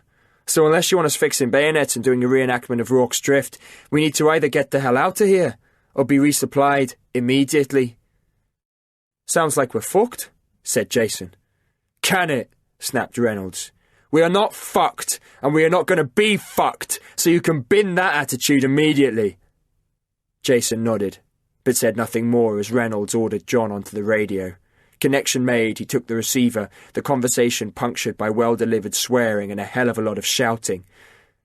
"The short answer," he said, looking at the lads as he hung up the radio, slamming it home like he wanted it to break, "is that we're stuck here. That is, until someone can pull enough of his or her head out of their arse to see that we're in the shit tip up to our eyeballs and send a cow in to pick us up." "No way will they send a Chinook out," said Jason. "Terry would knock it out the sky in a minute. Ground's too hot. We don't know how many are out there. If there are more coming in, nothing." "Sodden typical," said Corporal Jackson. "Being quiet for weeks and nothing's been sent because no one thought we needed it. Now we do, it's too dangerous. Genius." "So they're doing a drop," continued Reynolds, as Jason's voice died to a mumbling grumble. "Cover of darkness, so it's a tough call. Not easy to accurately throw something out of an aircraft in the middle of the night, but it's the best chance we've got. They're doing the flyby at 2100 hours. so keep your eyes on the skies for a crate of stuff coming our way." When the time came, Liam heard the distant telltale sound of an aeroplane. "Here she comes," said Cameron, who was standing with him. "Santa on a C-130. The plane passed overhead, and Liam was just about able to make out its silhouette against the night sky, but his eyes were looking for something else, and when it exploded out above them, catching air as it plummeted, a parachute carrying with it a crate of supplies, he joined in with the others and cheered. Liam, Cameron, Paul and John were ready at the gate of the checkpoint to head out and drag the supplies back in, fully expecting the package to drop, as promised, pretty much at their front door. Except it didn't. "It's drifting," called Mike, who was up in the Sangar again. "God knows how, seeing there's no sodding wind at all, but it's drifting badly." Everyone looked up. Liam saw it, and Mike was right. It was going to miss them completely. "Brilliant," said Jason as the parachute disappeared from view behind trees and scrubland about a mile away. "All they've done is gone and resupplied the Taliban, given them extra stuff to kill us with. What a total fuck-up." "We're screwed," said Cameron. "Pretty much," said Liam. Reynolds quickly pulled them all together.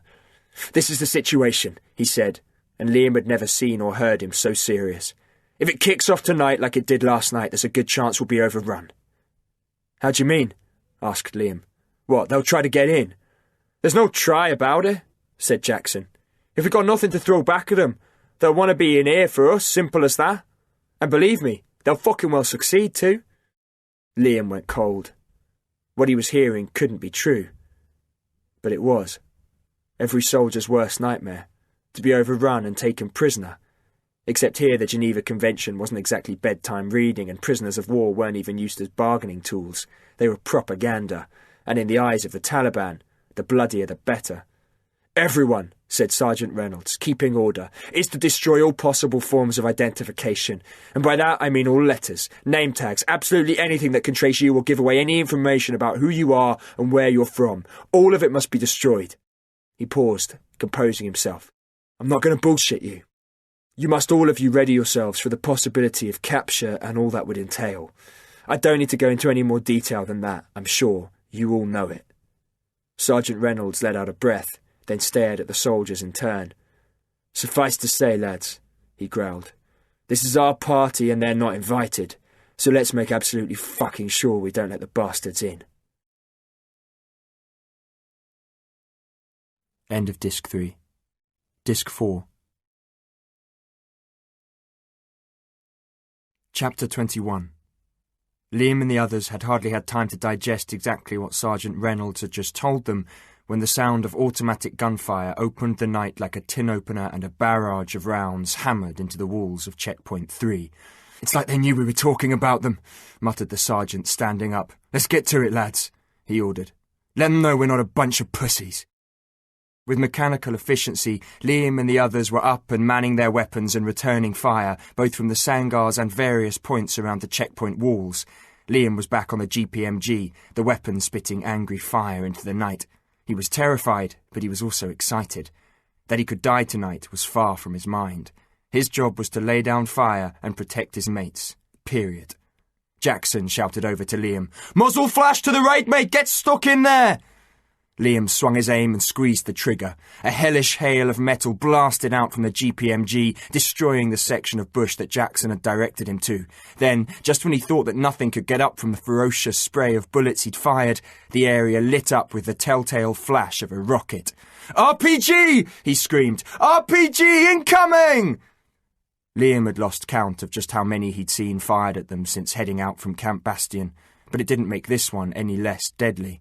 Unable to move and frozen for a moment by what approached, Liam just stood and stared as the rocket blasted towards the compound. Hands grabbed him, tried to pull him to the ground, but he couldn't move. It was like he was hypnotized by the sight of the fire and flame and heat spitting out behind the rocket. Then it slammed with brutal effectiveness into Cameron and Mike's Sangar at a speed touching 300 meters per second. Only this rocket was luckier than the one that had come at him and Jason. Instead of impacting almost uselessly on the wall just below, it skipped in through the opening Mike and Cameron had been firing from, and took it apart. The roof of the lookout shot up in the air, then glided back through the night to the ground, like a leaf falling from a giant tree. Dust and muck and metal and wood burst outwards, a deadly spray of violent shrapnel capable of ripping to pieces anything in its way. A moment after the impact, Liam made to drop to his knees, but it was too late and the shockwave bashed into him, knocking him back into Jackson. They both crashed to the ground, their weapons clattering about them. Liam crunched his head on the spent tube of the launcher he'd used earlier, and the pain of the impact was like someone hammering a 6-inch nail into his head. Dazed, but on autopilot now, Liam was up and out of the Sangar, grabbing a medical kit on the way and racing across the stony courtyard of the checkpoint. From the corner of his eye, he saw Jackson get up, make to follow him, then get back on the GPMG and open fire. As he ran, bits and pieces of Cameron and Mike's Sangar rained down about him, falling to the ground like confetti. Liam caught sight of John, Jason and Paul all turning to join in and search for their mates, but Sergeant Reynolds had all of them bar Paul back at their posts. "Back on your weapons and keep their heads down," he barked. "Or shoot them off, I don't care which! Gandalf, you're needed!" Climbing up to the Sangar, Liam found that his vision was obscured by the dense cloud of dust swirling around in the air. It got into his eyes, made them water, and he put his hand over his mouth to stop it choking him. The smell of it was worse than usual. Not just the dry dust, explosives and burning, but something sweet was in there too, and he knew it was the reek of burned, scorched flesh.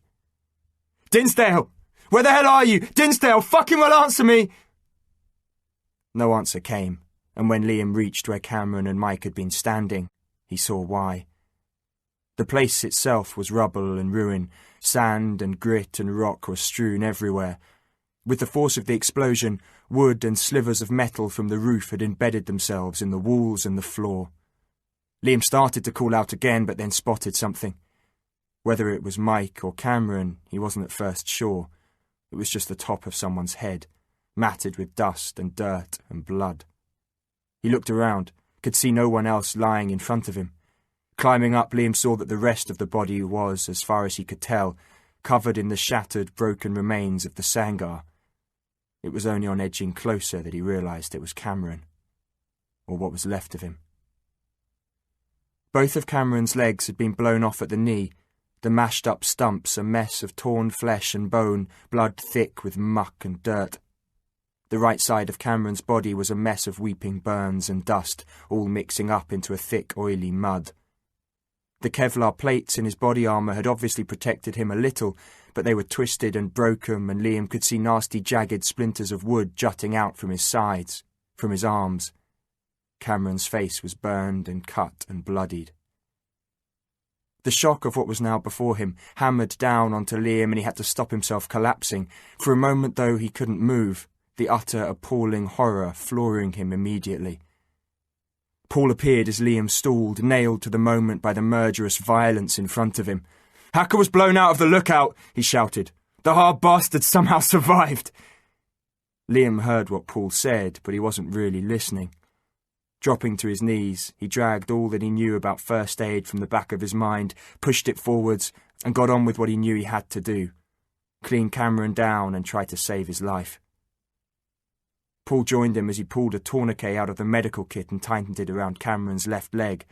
Cameron shuddered, his breathing ragged and rattling in his throat. "I need another tourniquet now!" Paul was on it even as Liam's words died, and he took over and dealt with Cameron's right leg immediately with lightning proficiency. "Speak to him!" Paul shouted at Liam as he began to sort out the rest of Cameron's appalling injuries. "Remember your training. He knows you best out of the lot of us, so it's you he needs now. I can deal with his injuries." Paul then shouted down to Sergeant Reynolds, who Liam saw was on the radio immediately and calling in a medevac. Liam grabbed Cameron's hand.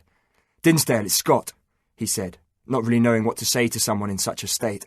He'd never seen anything like this before, and if he'd expected his emotions to go crazy, the exact opposite had happened. If anything, he felt numb, dead, almost. "Gandalf's dealing with your injuries and Sergeant Reynolds has called for a medevac. You're going to be fine. Just stick with me, okay? I'm not leaving your side. Just hold on." Another explosion shook the compound. "The bastards won't give up," hissed Paul under his breath. Liam spoke again to Cameron. "You're going to owe me after this, mate," he said. "And I don't mean a few beers either. My cleaning bill's going to be massive thanks to you." "You're doing good," said Paul. "Keep it up, okay? Even if he's not responding, just keep on reassuring him. He just needs to hear your voice." Liam did exactly that, and was soon talking about John and Matt, reminiscing about their training. Sergeant Reynolds appeared. "Medevac's on its way," he said. "As cover, we've got 3 Apache helicopters heading our way to pummel Terry with a shitload of ordnance." The Apache, armed with an M23 chain gun, Hellfire missiles and flechette-armed rockets, was a weapon Liam knew the Taliban was seriously afraid of. The chain gun alone was capable of unleashing a hail of exploding shells with a kill radius of 10 feet when used against unprotected standing targets at 300 RPM. The Hellfire missile was a laser-guided weapon carrying a 20-pound warhead, accurate to a range of 8,000 metres and effective against tanks and pretty much anything else it was thrown at. The flechette-armed rockets would send in a cloud of over 85-inch-long darts travelling at Mach 1 and capable of piercing tree trunks. "There's also a C-130 gunship in the air, so it's doing a flyby for us," added the sergeant. "It's closing in to give the Taliban a good hammering before the Apache get here to clean up what's left. It's going to get noisy." "They're sending a Spectre gunship," said Paul, raising a grim smile. "Then it's bye-bye Taliban." "Is he going to make it?" Liam said, looking at the sergeant and forgetting his training for a second, his concern for the life of his friend overriding everything else. Paul had already sorted Cameron as best he could, stabilised him, and bandaged his wounds. "I'll come for you when the medevac arrives," said Sergeant Reynolds, not answering Liam's question. "Between now and then, keep your head down, cover your ears and talk to Cameron, understand?" "Yes, Sergeant." Liam nodded, and Reynolds was gone. A few minutes later, the whole world shook like an earthquake had hit. "That'll be the gunship," said Paul. "Be thankful we're not on the receiving end of what it's sending down." Liam knew exactly what Paul was getting at. Armed with 2 20mm M61 Vulcan cannons, 1 Bofors 40mm autocannon and 1 105mm M102 cannon, the gunship could saturate a target with an almost unmatchable amount of firepower. It was as horrifying as it was awesome. There was no surviving what it could spit out if you got in its way. The sound died down. Then, as Liam was continuing to chatter on to Cameron, the darkness was split apart by the white light of explosions ripping apart the Taliban positions. "That's the Apache," said Paul. "Whatever wasn't dead to begin with soon will be." "You ready?" Liam nodded. Then Sergeant Reynolds' voice cut through the moment. "Medevac's a minute away!" The minute went by in a second, and with Liam and Jackson's help, the rescue crew had Cameron strapped onto a stretcher, wired into a saline drip and out of the ruins of the Sangar. In the courtyard of the compound, Sergeant Reynolds ordered the multiple to cover the extraction. "I'll go with Dinsdale," said Liam, making ready to head off with the rescue team. "I need to." Reynolds, however, ordered him back up into the remaining Sangar with Jackson. "He's got the best chance he'll ever have now that the medevac's here," he explained. "You've still got a job to do. Now let them do theirs." "But he's my mate," said Liam, and he knew how weak he sounded, but no other words would come. All he could see was his injured mate, and he'd never in his life felt as helpless as he did at that moment. "You've done all you can, Scott," said Reynolds, stepping closer, his voice firm yet kind. "Let the pros take over." Liam glanced up at his sergeant. The man looked weary, covered in dust, but there remained a steel in his eyes that betrayed his fierce determination not to let the Taliban have their day. "Your job is to man your weapon and make sure that any Taliban lucky enough to have survived that assault from the air are occupied enough to ignore the helicopter." Liam watched as Cameron was stretchered towards the waiting Chinook. Then, with a nod from Sergeant Reynolds, he jogged back to the surviving Sangar. The sound of the Chinook lifting off seemed to rattle the darkness, and Liam, back on the GPMG, opened fire on what was left of the Taliban, his fury at what had happened to Cameron raw and burning and hungry for revenge.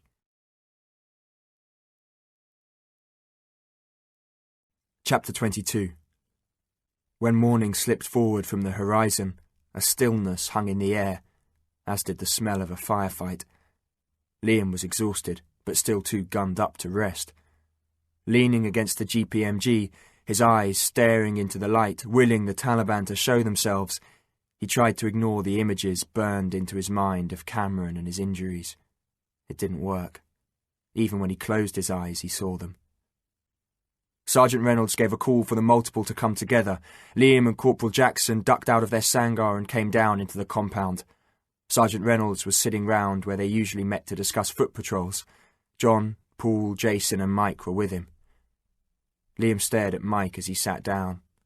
The man was bruised, his clothes torn, but that was about it. He looked hardly any different. How the hell had he survived? With everyone quiet, Sergeant Reynolds started to speak, his face serious and drained of all colour. "Dinsdale was immediately taken to surgery on arrival at Camp Bastion," he said, his voice stating each word in a tone that seemed to be working almost too hard to display no emotion. "However, after 2 hours with the surgeons, Sergeant Reynolds stumbled over his words. Liam's whole body froze. He didn't want to hear what the sergeant was going to say next, but there was nothing he could do to stop it. "His injuries were just too severe," he went on. "Dinsdale died at just after 0400 hours. "Scott." Liam, his eyes still stinging with the tears, looked up into the face of Sergeant Reynolds. "We need to sort Dinsdale's stuff out," said the sergeant. "It has to be done now in case something else kicks off. We owe it to him. And because you knew him better than the rest of us, you're the one best suited to making sure that everything that should go home does." Liam understood. "I'll do it now," he said, and stood up. His muscles were so tight it was as though they might snap with even the smallest of movements. "You did everything you could," said Sergeant Reynolds. "You must know that." Liam nodded weakly, forced back the tears that threatened to bubble up again. "I've lost mates," said the sergeant, his voice lower, a little more friendly perhaps, but no less authoritative. "But there's a time and a place to deal with the grief. You're a good soldier, Scott. Focus on that. Don't let what happened cause you to lose focus and drop your guard. I'm depending on you as much as the others." With that, Sergeant Reynolds left and Liam made his way over to Cameron's bed. Sitting down, he slumped forward, dropping his head into his hands. He was numb. Like the death of Cameron had taken away all feeling, all sensation. He wanted to cry but couldn't. What tears he'd shed had already dried up. Nothing seemed to work inside him to make sense of what had happened, but that was the problem, wasn't it? There was no sense in it, no reason. They were in a war zone, people got killed. It could just as easily have been any of them, but this time it was Cameron. Liam sat back, stared at the sky. He'd lost 2 friends now, first Dan, now Cameron.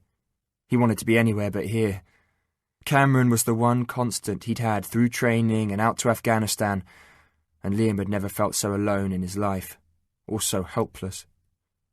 Then he thought about what the sergeant had said and knew that he was right. He had a loyalty, not just to Cameron's memory, but to his mates, hell, even to Mike. He'd grieve for Cameron later and do it properly. If he dwelled on it now, he'd only be letting the Taliban win, and he wasn't about to let that happen. A few minutes later, as Liam was just finishing the hard task of sorting through Cameron's stuff, a shout came from across the compound and he snapped round to see Lance Corporal Jackson signalling for everyone to join him. With nothing else to do for Cameron, Liam jogged over, arriving at the same time as Mike. Neither of them looked at each other or said a word. When everyone was together, Sergeant Reynolds told them what the fuss was all about. "We've just this moment received the emergency code, man away," he said. "A lad from the multiple at checkpoint 1 has gone missing." Liam saw Jason sign for everyone to stop. With Cameron's death not even 12 hours gone, and now away from checkpoint 3 and searching for a lost soldier, Liam was raging inside. He wasn't just out here on a manhunt. He was out to get one back on the Taliban for killing his friend. With MacDonald, Pierce, White and Allen restocked with fresh supplies of ammunition, Liam and the rest were picked up in a Chinook and flown to where the missing soldier had last been seen. Though it was an area they'd not covered before, it looked no different to the area of Afghanistan he'd grown used to. Strangely, he longed to be back home and walking through a little bit of rain. Afghanistan's endless dryness and dust-filled air was something he'd figured he would never miss. According to what Sergeant Reynolds had said, pretty much every coalition soldier within a 100-mile radius had been sent in to join with the search. A missing soldier was a priority above all others. After all, if you went missing yourself, you'd want to think the rest of the army was turning the country upside down to find you, and right at that moment, that was exactly what it was doing. Jason pointed. "Pile of stones up ahead," he said. Looks bloody suspicious if you ask me. Just going to take a look. Liam wanted him to get a move on, but that wasn't about to happen. Any possible hint of an IED was caution city. There was no point hurrying and getting blown apart. In front of him, Liam saw Mike shifting from one foot to another, keeping his blood flowing to stop them going numb. But at that moment, whatever Mike thought of him, he could not have cared less. All that mattered was soldiering. It was something he was good at, and he wasn't going to fuck up. Liam looked ahead to see Jason stretched out on his belly, slowly prizing apart an odd little pile of stones with a thin length of metal. From where Liam was, he could see that Jason had been right. The stones did look strange. A moment later, Jason called out, "Clear!" then climbed back to his feet. The multiple moved off again, treading in his footsteps along the track they'd been following for the past half a mile. Liam did his best to ignore the flashbacks to Cameron's injuries, but it was near impossible. After a while, he just accepted them and used the feelings to make him even more alert. The track was narrow, barely wide enough to walk two abreast, and Liam just couldn't work out what its purpose could ever have been. It didn't connect anything to something else, and though worn, there were few signs, if any, that anyone had used it in the last 1,000 years. It was just a simple track, probably of no use to anything but a few goats. He turned his attention to the fields running down their left. They'd been harvested and were lying bare for the sun to bake them up. A series of channels and gullies and ditches divided the fields from each other, and most had water flowing into the bottom, turning the earth to a thick, sticky gloop. Liam had found from experience that the longer he stared at the view, the less he saw, so he did what he always did when this happened. He closed his eyes, took a breath to focus, then opened them again. It took a moment for his eyes to recalibrate, but when they did, something leaped out at him. It was an odd shape lying in a field. Its outline was soft rather than lumpy and jagged as it would have been were it comprised of stones and lumps of mud. He stared at it a bit longer. No, there was definitely something wrong here. Whatever it was, it didn't belong, and they needed to have a nosy. "Sergeant!" Reynolds snapped round. "What is it, Scott?" Liam pointed out into the field. "Over there! Don't know what it is, but it doesn't look right." Sergeant Reynolds grabbed his binos and the rest of the multiple swung their eyes to where Liam was looking. Seconds passed, slow and steady, like honey running off a spoon. "Call it in!" shouted Sergeant Reynolds to Jackson, who was already on the radio. "We've found him." Liam, not thinking, made to step forward. "Don't bloody move!" yelled the corporal. Liam froze. "The ground in front of us isn't clear," Jackson continued. "Could be anything out there. Think!" There was a moment's silence. "Right," said Reynolds. "Everyone back to me, now." The soldiers gathered round the sergeant. "Okay, listen in. We've found him, but we have no idea what state he's in. If he's injured, dead, even booby-trapped." That thought made Liam sick to his gut, that anyone would use another human being as a trap. But he knew that it happened, and Sergeant Reynolds had been right to hold them back. "Finch," ordered the sergeant, "I want you going in, standard procedure, but be more cautious than ever, right?" Jason nodded. "The rest of you, I want eyes on the surrounding area. Anything moves, anything so much as breathes, we need to identify it and make sure it's a friendly. If it isn't, we take it out. And we need Finch covered. Anything kicks off, then we get him back here sharp. Understood?" Everyone nodded a "Yes, Sergeant." Jason moved off, and the rest of the multiple spread out. Liam scanned the surrounding area, but the brush was thick, impenetrable, and if anyone was hiding out there, he had a horrible feeling they wouldn't know until the bullets went flying. He flicked his eyes to Jason. He was halfway to the downed soldier, going slow, checking everything.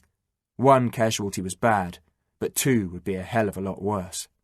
Jason was at the soldier now, checking him over, going slow, methodical with every movement he made. He turned his head towards the others and raised a hand. Liam wasn't sure what he meant. Was the soldier okay? Dead? What? He looked past Mike, who was on his knees some 20 metres on, and over to Sergeant Reynolds for confirmation of what they were doing next. The crack of a gunshot split the moment. Liam turned, saw Jason drop to the ground. "Man down!" yelled Jackson. "Man down!" But Jason was up again, returning fire. "Cover him!" shouted Sergeant Reynolds. "Now!" Bullets flew as Liam and the rest opened up with everything they had. The sound of automatic weapons danced in the air. Liam saw Jason grab the downed soldier, hoist him over his shoulders, then leg it back towards them. The multiple put down a solid wall of fire as Jason, his legs hammering hard, his face stern and determined, raced towards them. When he reached Sergeant Reynolds, he skidded to the ground. The way the soldier's body fell from Jason's shoulders, Liam knew he was dead. That and the dark stains he could see on his clothing, a clear sign that the body was riddled with bullets. Anger bubbled inside him, boiled over. Liam emptied his magazine and changed it quick and sharp, hurling out another spray of bullets. Along from him, the rest of the multiple did the same. Then he saw a hand signal from Sergeant Reynolds. They were pulling out. He wanted to stay, to take the fight to the Taliban, to the ones who killed Cameron, killed the soldier they'd come out here to find.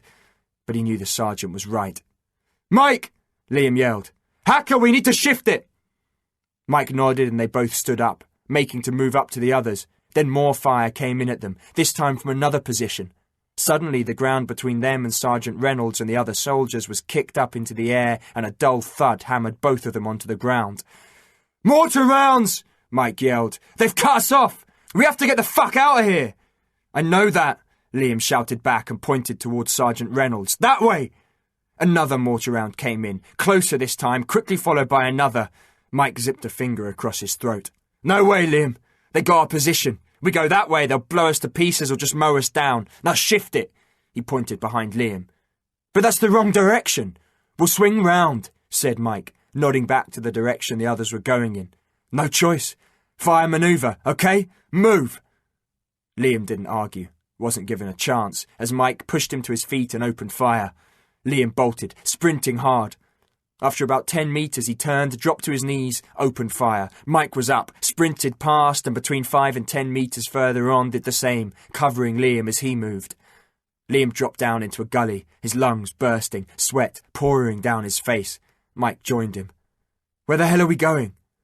"At this moment," said Mike, "away from that lot. If we'd stayed, we'd have been torn apart, but we can't stay here. We need to keep moving and get back to the others." He crept to the top of the gully, peered over. The sound of gunfire opened up. "They're on to us," he confirmed. "We can't stay here. How are you for ammo?" Liam checked. He was down to 2 mags, but the other 10 he was carrying were fine. That gave him a total of 300 rounds, along with some grenades in his pack. "We've enough between us to get out of this," said Mike. "But we're going to have to keep moving or they'll be on to us. And we're just going to have to hope that wherever we're going is IED-free, because we can't afford to go creeping round. Understand?" Liam nodded. He was scared, but if he was honest, he would have been more worried if he hadn't been.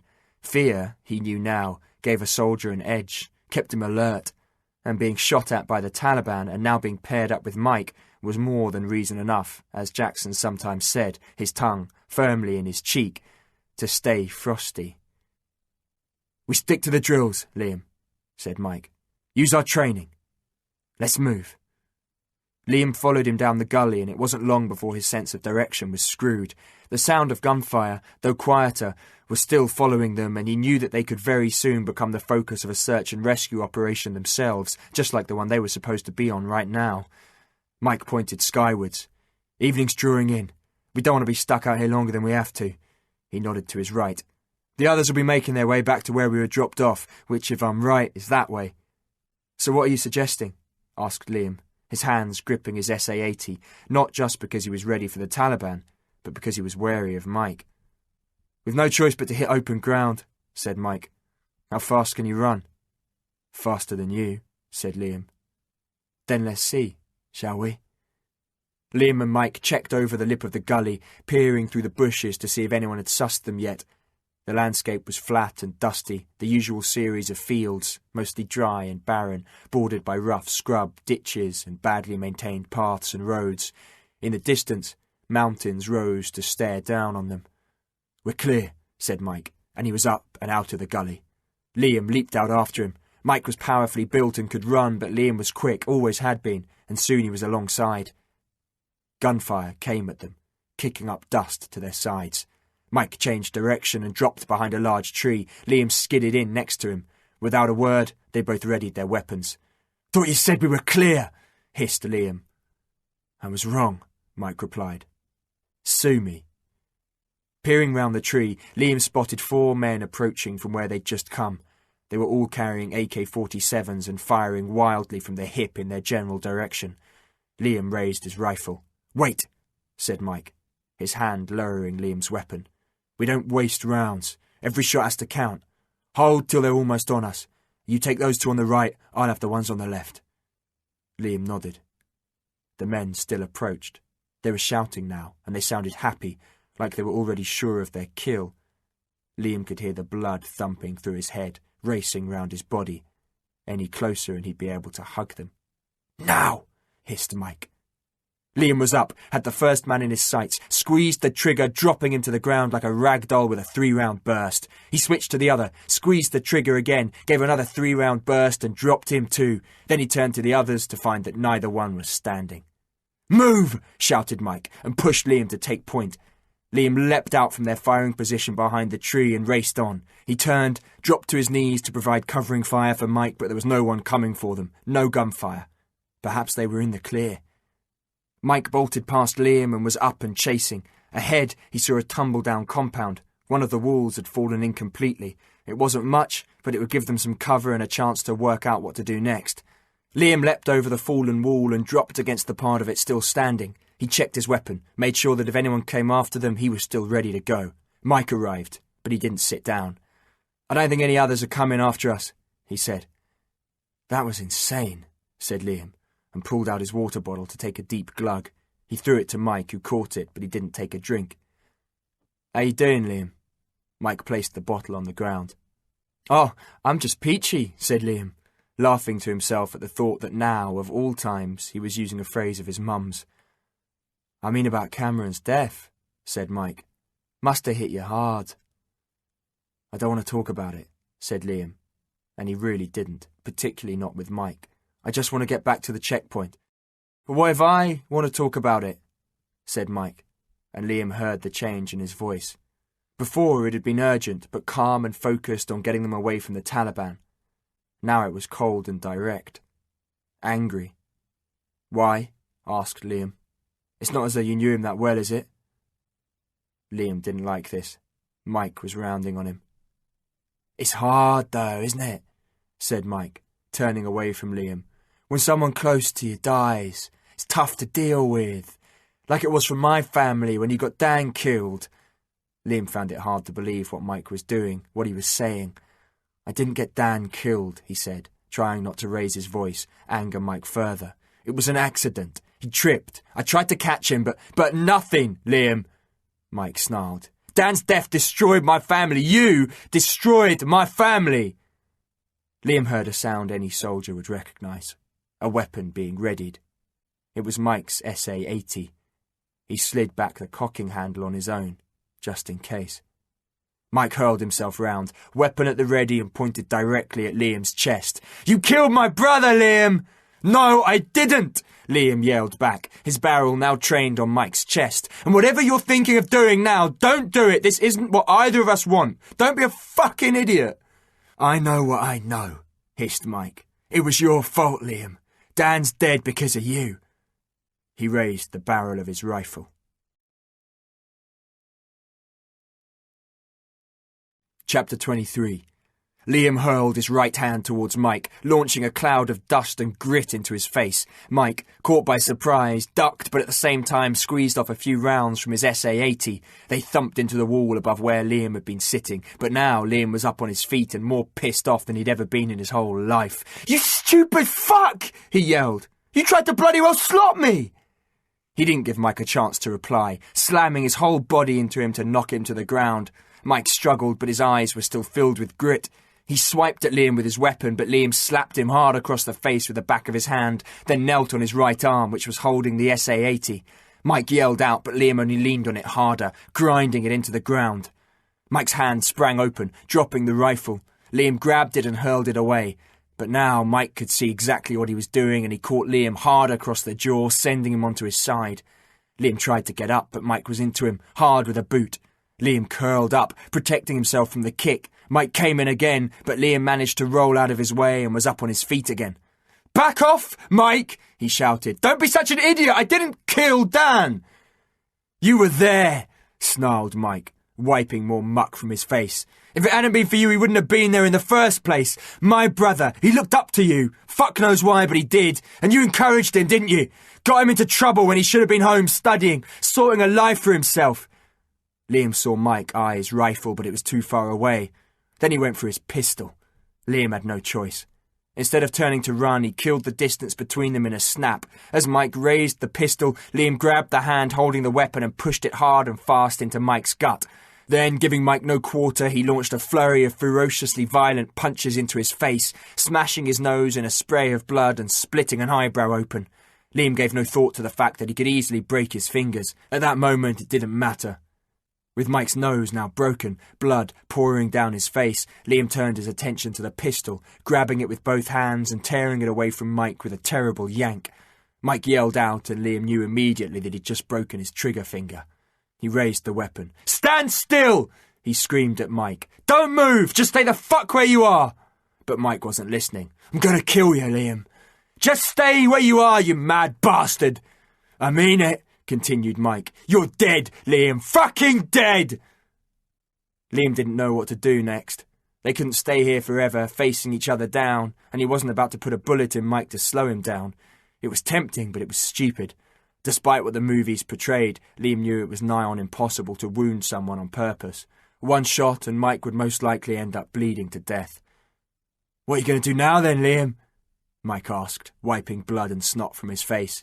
"You know you're going to have to shoot me, don't you? Come on then, do it, because if you don't, I'm gonna—" Whatever Mike was going to say was cut short by the sight of a grenade landing on the ground to their left. They both jumped for their lives, Liam diving behind the remains of the destroyed wall, Mike dropping behind a pile of stones. The grenade went off, filling the place with smoke. Liam heard shrapnel ping all around, and when he opened his eyes he could see nothing.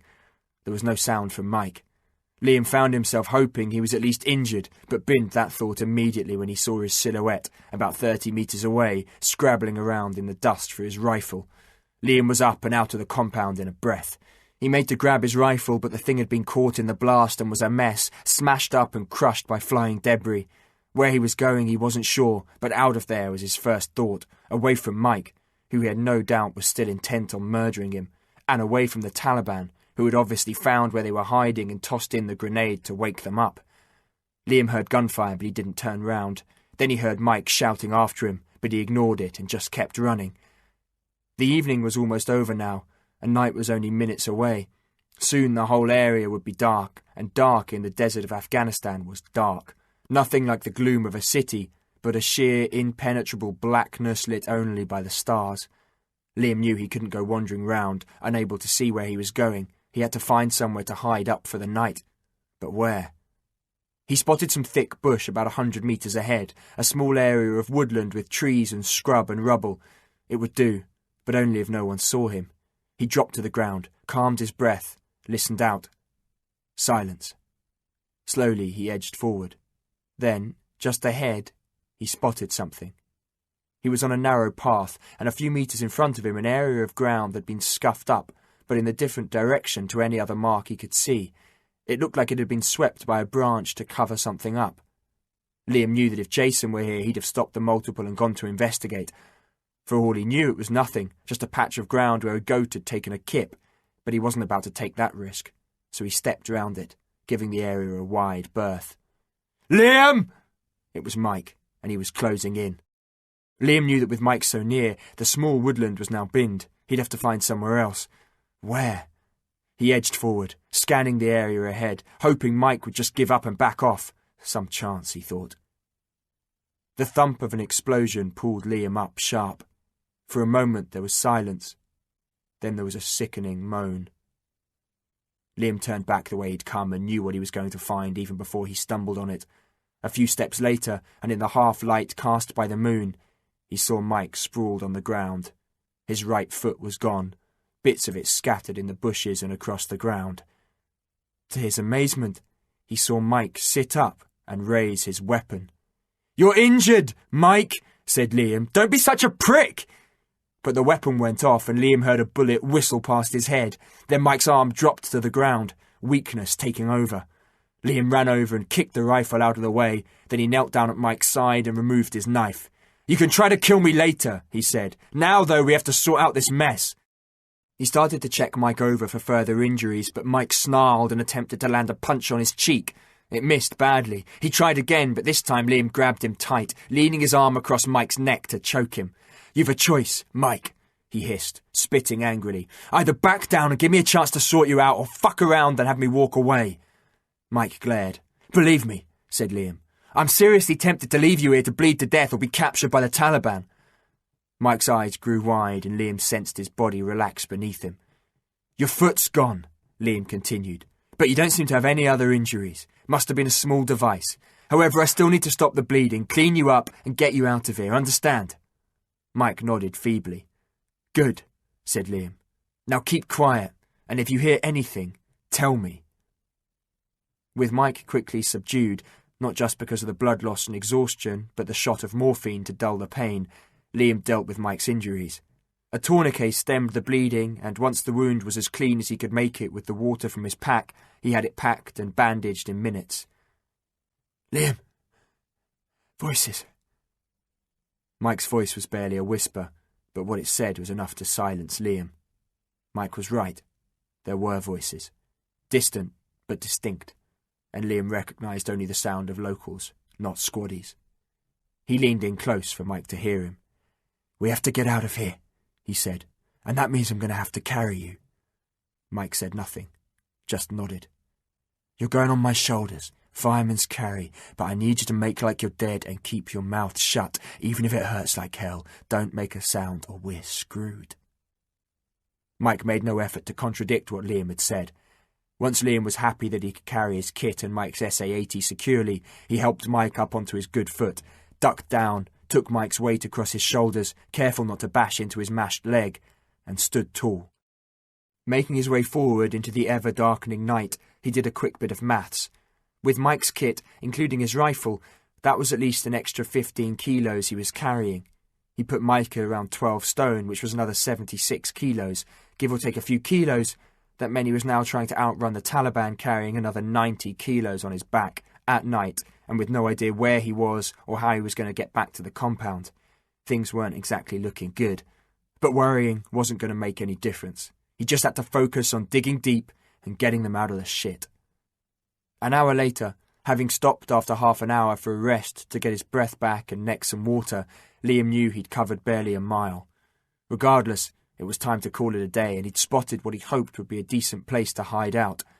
His back was in bits, his legs were probably 2 inches shorter, and it was so dark now that he was in serious danger of putting a foot wrong and doing himself an injury, and he had no idea if he was within 1 step or 200 of an IED. The one good thing was that Mike had passed out, the only sign that he was still alive being the warmth of his breath against Liam's arm. Placing him on the ground, Liam stretched out his back, then crept over to where they were going to hide. If it was crap, it would still have to do. They could go no further. It was a patch of bush so thick he couldn't find a way in, but he had to work something out because staying out in the open was just plain stupid. Quickly he pulled out his knife and discovered that its razor-like blade cut through the bush with ease.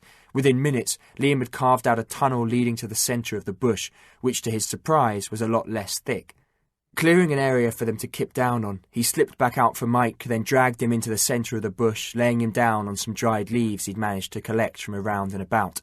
Then he grabbed their kit. The last thing he did was tie together a great thick bunch of the bits he'd cut from the bush.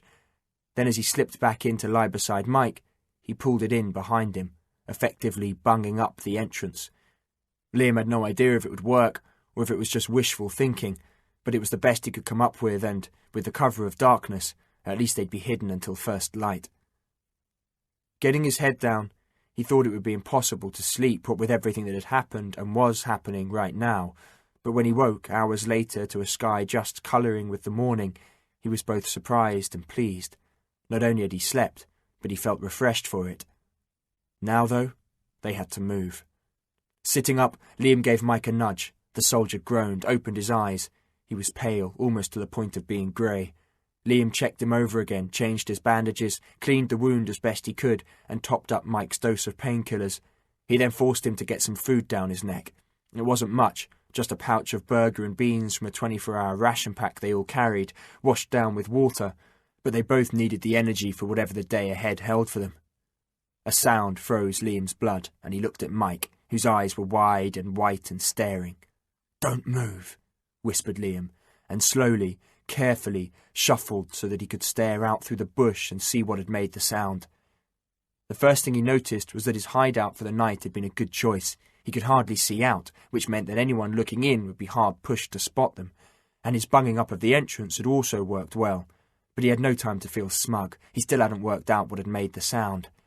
It came again, closer this time, a dull, metallic ringing. Then Liam saw the source of the sound, a couple of goats, and behind them a small boy. He must have been no older than 8, thought Liam, as the boy drew closer. "What is it?" Mike whispered. Liam held up a hand to shush him. The goats came closer. Liam willed them to continue on, but they didn't. A few steps more and they were munching on the bush right where Liam and Mike had crept in. The boy approached. He couldn't see them, Liam was sure of it. But then something caught the boy's attention. He shuffled closer to the bush, crouched down, then reached out a hand and touched the paracord Liam had used to tie together the plug of bush he'd dragged in after them. The boy looked up and stared right into Liam's eyes.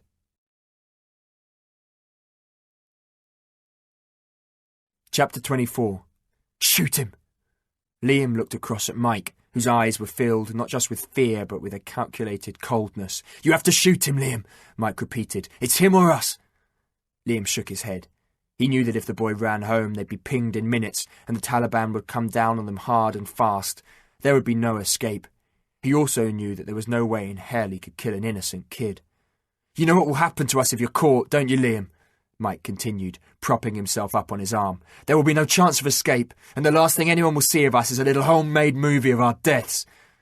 Liam turned back to the boy. He was still staring, but he didn't look exactly afraid, more intrigued. "I'm not going to shoot him," said Liam, "so you can just shut that idea down right now." "You have no choice," said Mike. But Liam was ignoring him and instead pushing out the thick plug of bush to go and see the boy. The boy backed off, but his goats were more inquisitive and took a nibble of Liam's trousers. Liam forced himself to remember the few words of Pashto he'd learned over the past weeks. "Salam alaikum," he said, and smiled. The boy smiled. "Well, that's hello," thought Liam, and said, "Zma num Liam." "Salam, Liam," said the boy, then pointed at Mike. Liam hadn't a clue what he said next, so he just answered in English and attempted to mime how Mike had been injured. The boy nodded, and Liam thought that his face looked too serious for someone his age. He briefly wondered just what the boy had already seen in so few years of being alive. One of the goats nudged the boy. Liam stared at him, half expecting him to run screaming back the way he came, but instead the boy smiled, waved, and just walked on by. Liam watched him go, relief overwhelming him. "You're an idiot," said Mike, his voice hoarse with pain. He was sweating too, and not just from the heat already creeping through the morning. Liam didn't respond. Whatever Mike thought of him now, it couldn't be any worse than before, and there was no way he was going to put a bullet in a kid, not unless the kid was firing a weapon at him. But the boy had found them, and that was enough. They had to get out and move position. Liam was nervous about moving at all, though. Without the cover of at least a dull evening, if not the thick darkness of night, they'd be much easier to spot, but they had no choice, couldn't risk staying put. He sorted their kit out, then looked at Mike. "We've got to go," he said, making it clear from the off that there was no arguing. "We'll stick to gullies and ditches as best we can. As soon as we find a place to hide out in, we'll get out of sight." "We're fucked," said Mike, his voice sounding as bruised as the rest of his body. "What's the point?" Liam seethed with anger. "The point," he snarled, leaning in close to Mike, "is that no matter how much of a complete and total fucking arsehole you are, I'm not going to let you sodding well die on me." Mike shook his head and sneered. "Dan is dead," said Liam, grabbing Mike and forcing him to listen, "and I'll always blame myself for it. Cameron is dead, and I couldn't save him either, and now, whether I like it or not, with you I've got a chance. So deal with it." Liam poked his head out of the bush to check that they were okay. He eyed a gully they could get to, which led to good cover further on, then dragged Mike out, hoisted him onto his shoulders and headed off. The gully was deep, and once they were in it, they were completely hidden. It was a small consolation for moving in the light of day, and with each step Liam took he became more and more conscious that the Taliban would still be out looking for them. And then there was the boy, but he couldn't afford to think about it. He still stood by his decision not to shoot him. Carrying all the kit, and Mike too, Liam was forced to take regular stops. He rationed the water, but knew it wouldn't last much longer. Then it would be down to finding some that didn't look too hideous and dropping in some purifying tablets, which made it taste even worse, but he knew it would prevent them from dying of a deadly case of the shits. Come the afternoon, Liam guessed he must have moved them 4 or 5 miles at least, but he was exhausted and couldn't go on much further. Even worse, he'd checked Mike's wounds and they were beginning to fester. The heat wasn't helping and he was running out of bandages, but he still wasn't about to give up. Like he'd said to Mike, he'd seen 2 people die and been unable to do anything about either of them. This time was going to be different. It just had to be. At long last, evening rolled in and Liam was relieved that they'd somehow managed to avoid any contact. He didn't know whether to be relieved or disturbed and wondered if the Taliban were just playing with them, tracking them for fun. One thing he was sure about, though, was that neither of them would last much longer. All the time they were moving, he was trying to keep them heading in the right direction, but he couldn't go on indefinitely. Thinking back to the flight out on the Chinook, it was almost impossible to have a clear idea of just how far they'd come. Liam was pinning his hopes on little more than being spotted by friendly forces, running into a patrol out searching for them. It wasn't much, but it was all he had. With Mike resting on the ground, Liam took stock of where they were and where they could move to, which, judging by Mike's present state, wouldn't be much further. "There's a compound about half a mile away," Liam said. "Looks deserted." "They're all deserted," said Mike. "Right up until the moment you walk in and find yourself in the middle of a Taliban board meeting."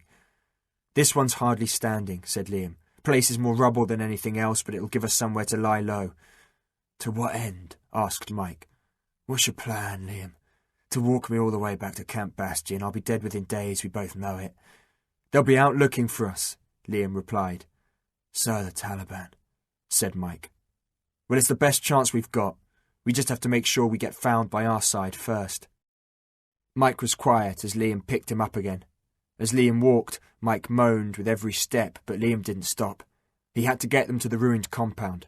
There was no other cover out here, and despite wanting to move at night, he knew that neither of them could go on. When they arrived at the ruined buildings, it was clear that the place had been left to rot into the ground. It was a large structure, with numerous little sections all divided by walls competing with each other to crumble to the ground first, but the only tracks Liam could see were those of animals, and from the evidence in front of him, the only reason they used it was to have a crap. "I know we should keep moving," said Liam, checking Mike over again, "but it's too dangerous. We've no idea where we're going, and it's only going to be so long before we find another IED. Mike nodded, tried to speak, but winced. "Pain's getting worse, isn't it?" Mike nodded again, and for a moment Liam thought he was about to pass out. Then he rolled forwards, falling onto his left-hand side. Liam only just managed to catch his head before it crunched into a large rock. Even though his muscles were already starting to seize up on him, Liam forced himself to get Mike into as comfortable a position as possible. That done, he sorted himself somewhere to lie down, checked again that they were hidden from view, and closed his eyes. A scream tore through Liam's head and he was woken immediately to an early dawn. It was Mike. He was sitting bolt upright and yelling out like he was being pushed through a wood shredder.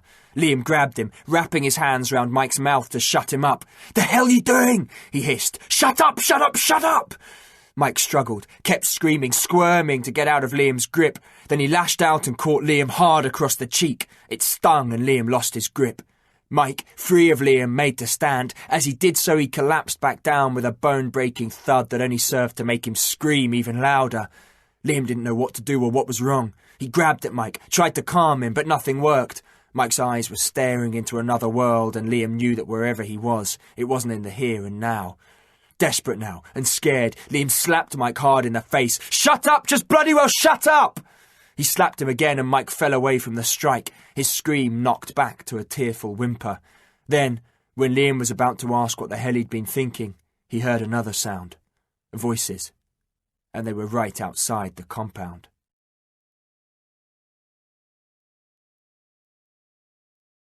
Chapter 25. Liam dropped to Mike's side, pinned a hand over his mouth and hissed at him to be quiet. This time, Mike understood. The footsteps were drawing closer, scuffling along in the dirt. The voices were speaking Pashto. Liam prayed they were just farmers. But if they were, why were they out in the dark? What were they doing? They were so close now, he was sure they could hear his breathing. A flickering light cut through the gloom of the dawn, and a few seconds later Liam smelled cigarette smoke in the air. It reminded him of Jason. The voices started up again. From what Liam could hear from where he and Mike were lying, there were two of them. He just had no idea who or what they were, and that was the problem. With little left that he could do, Liam kept Mike low and quiet. He relaxed his grip and found Mike's SA-80. He also found Mike's pistol and slipped it into Mike's hand with a nod. Like his own, it was an Army-issue Browning high-power 9mm. Firing one was nothing like in the movies where you could hit a moving target at 100 metres away. The kick from the pistol was hefty, but at close range it could stop a grown man dead. Mike acknowledged Liam's actions, and for the first time Liam sensed that they were actually on the same side. Still, he hoped that what he was preparing for, a close-quarter scrap, could be avoided, and the two men would move off. A laugh bounced out and was followed by the faint red glow of a cigarette ember being flicked high into the air. It flew over Liam, landing just a few metres short of Mike's face, and there it slowly died. More movement, more footsteps. They were getting closer. Liam slipped his pistol up towards his chest and slowly and silently made the weapon ready. Then he eased it further up into the best possible firing position he could manage. It wasn't great, but it would have to do. He held his breath as a shadow swept into view not more than a metre away. Then he heard a familiar sound. Whoever the man was, he was now taking a leak, and he was close enough for some of it to splash against Liam and Mike. Liam was repelled by the sensation of it and the smell, but he held it together, focused on keeping his breathing slow and steady, staying calm. The man finished taking a slash and, without moving, lit another cigarette. The flickering flame of the match the man used to touch the end of the tobacco was just enough to cast an orange glow over Liam and Mike's hiding place and turn the morning's gloom into a dull light. For a split second, Liam and the man stared at each other, both equally shocked. For Liam, though, the only thing he saw was the AK-47 hanging at the man's side, and as the man made to pull the weapon up into position to shoot, Liam raised the pistol and fired 3 shots in rapid succession. The man dropped like he'd just taken a sledgehammer to the skull, toppling forward to smash what was left of his head open on the rocks between him and Mike. But Liam was given no time to process what had happened as another shadow appeared in front of them. Only this one had his weapon up and was firing as he came in. But he had no idea what he was firing at, and thanks to the muzzle flash on the AK-47 in his hands, Liam and Mike were able to pick him out easily. They both fired and the man dropped, just like his friend, dead before he'd hit the ground. "Thanks," said Liam, without even looking to Mike. "Too close," said Mike. "Sure they were alone?" Liam, pleased to see some spark in Mike again, said, "I only heard 2 voices." "I don't believe they were just out here on their own," said Mike. "We have to move. Immediately." Liam agreed and scrambled to his feet, only to hear gunfire and drop to the ground again. Rounds came in, thumping into the wall they were crouched behind. Then the firing stopped and they both heard footsteps. Liam replaced the magazine in the SA-80 as 2 more figures appeared in front of him. He opened up on them and they fell back the way they'd come in, rounds slamming into their chests, stopping them dead. "This is it," said Mike, though Liam noticed there was little emotion in his voice. He was just stating a fact, plain and simple. "It's not over yet." Mike said, "You're a stubborn bastard, Liam, I'll give you that. But I don't think waiting for the fat lady to sing is going to make any difference." More rounds came in, but this time from a different position, somewhere in the compound itself. Liam and Mike returned fire, neither exactly sure what they were shooting at. "We're surrounded," said Mike. "Then why hasn't someone just dropped a grenade in our laps?" asked Liam. "It's easy enough, given where we are." "No idea," said Mike. "Not that it matters." Liam wasn't so sure. "If we were dealing with a load of Taliban fighters, they'd just storm us, wouldn't they? There's only 2 of us and they'd overcome us easy." "What's your point?" asked Mike, as another blast of gunfire scattered hot metal into the walls around them. "My point," said Liam, "is I don't think there are many more to deal with. What grenades have you got?" Mike handed over the 4 he had with him. "You can't just lob them and hope for the best," he said. "But best of luck if it's what you're going to do." Liam checked Mike's pistol and handed him 2 full magazines so he had them close at hand just in case. "You're going to cover me," he said. "When I move, you keep their heads down, you hear? And only stop firing when you hear the signal." "Signal?" asked Mike. "What signal?" "A loud bang and lots of screaming," said Liam. and without another word he jumped to his feet and started to run. Gunfire chased him as he raced across the compound, away from Mike and at an angle to the bullets coming in. Then Mike was returning fire through the gap in the wall to his left, and Liam knew he had to keep moving. The wall in front of him was probably 2.5 metres high. Back home, free-running, he'd have been up it without thinking, springing off the ground, getting a foot on the wall to help him on his way to grab the top. He hadn't made a move like that in such a long time now. It didn't matter, though. He had to make it. No choice. Still sprinting, Liam landed a left foot on a large, flat rock and powered himself forward into the air. He caught the top of the wall, his hands slipping a little, but he was up and over it so quickly it didn't matter. Landing on the other side, he found himself in a small courtyard. To his right was a door leading out of the compound. The sound of machine gun fire was coming from his right and behind him. The clatter of the AK-47s was very distinct against the clean report of the SA-80. He focused in on it, got a bearing on where it was coming from, and decided on his route to get round behind the shooters. Liam jumped up and sprinted again. The wall in front this time was shoulder height, and he leaped up with a cat-like agility, grabbed it and swung his legs up and over to the left, landing on the other side, ready to set off again, jumping across piles of rubble like they were little more than stepping stones. Despite the situation he was in, Liam could feel the smile on his face, not just from the exertion and thrill of leaping and running and jumping, but from the fact that he was free-running for his life in a tumble-down compound in Afghanistan. It was insane. More gunfire, and Liam raced over another wall, this one at hip height, to bring himself behind the sound of the AK-47s, dropping down behind a low wall, but not before he'd seen what he was up against. There were 3 of them, all armed and all completely oblivious to his presence. Maximum aggression, that's what he needed right now, just as Corporal Burns had hammered into them back at Catterick.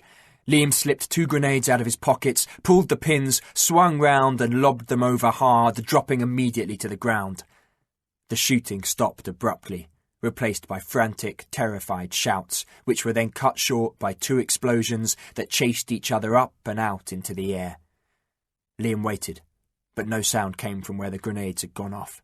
He rolled over, then slowly stood, the SA-80 at the ready, but there was no need. The 3 men were dead. The grenades had landed right in the middle of them and the effect had been dramatic. Unable to get away, the explosion had ripped the men apart. It was an awful, bloody sight, and Liam, now that the adrenaline was spent, hurled.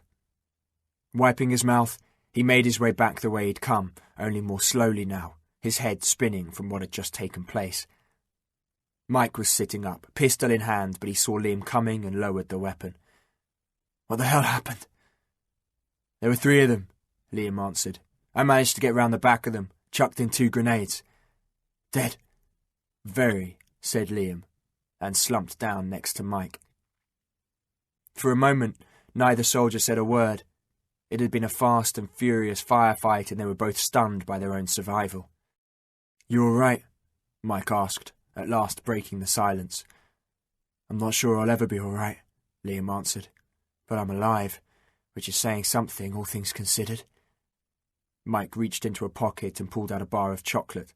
He tore the top off and handed it to Liam. "Easier to drink it in this heat," he said, then nodded to where the Taliban had been firing from. "You saved my life.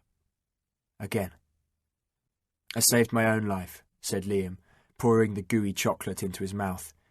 "That you're still here is just an unhappy fucking coincidence."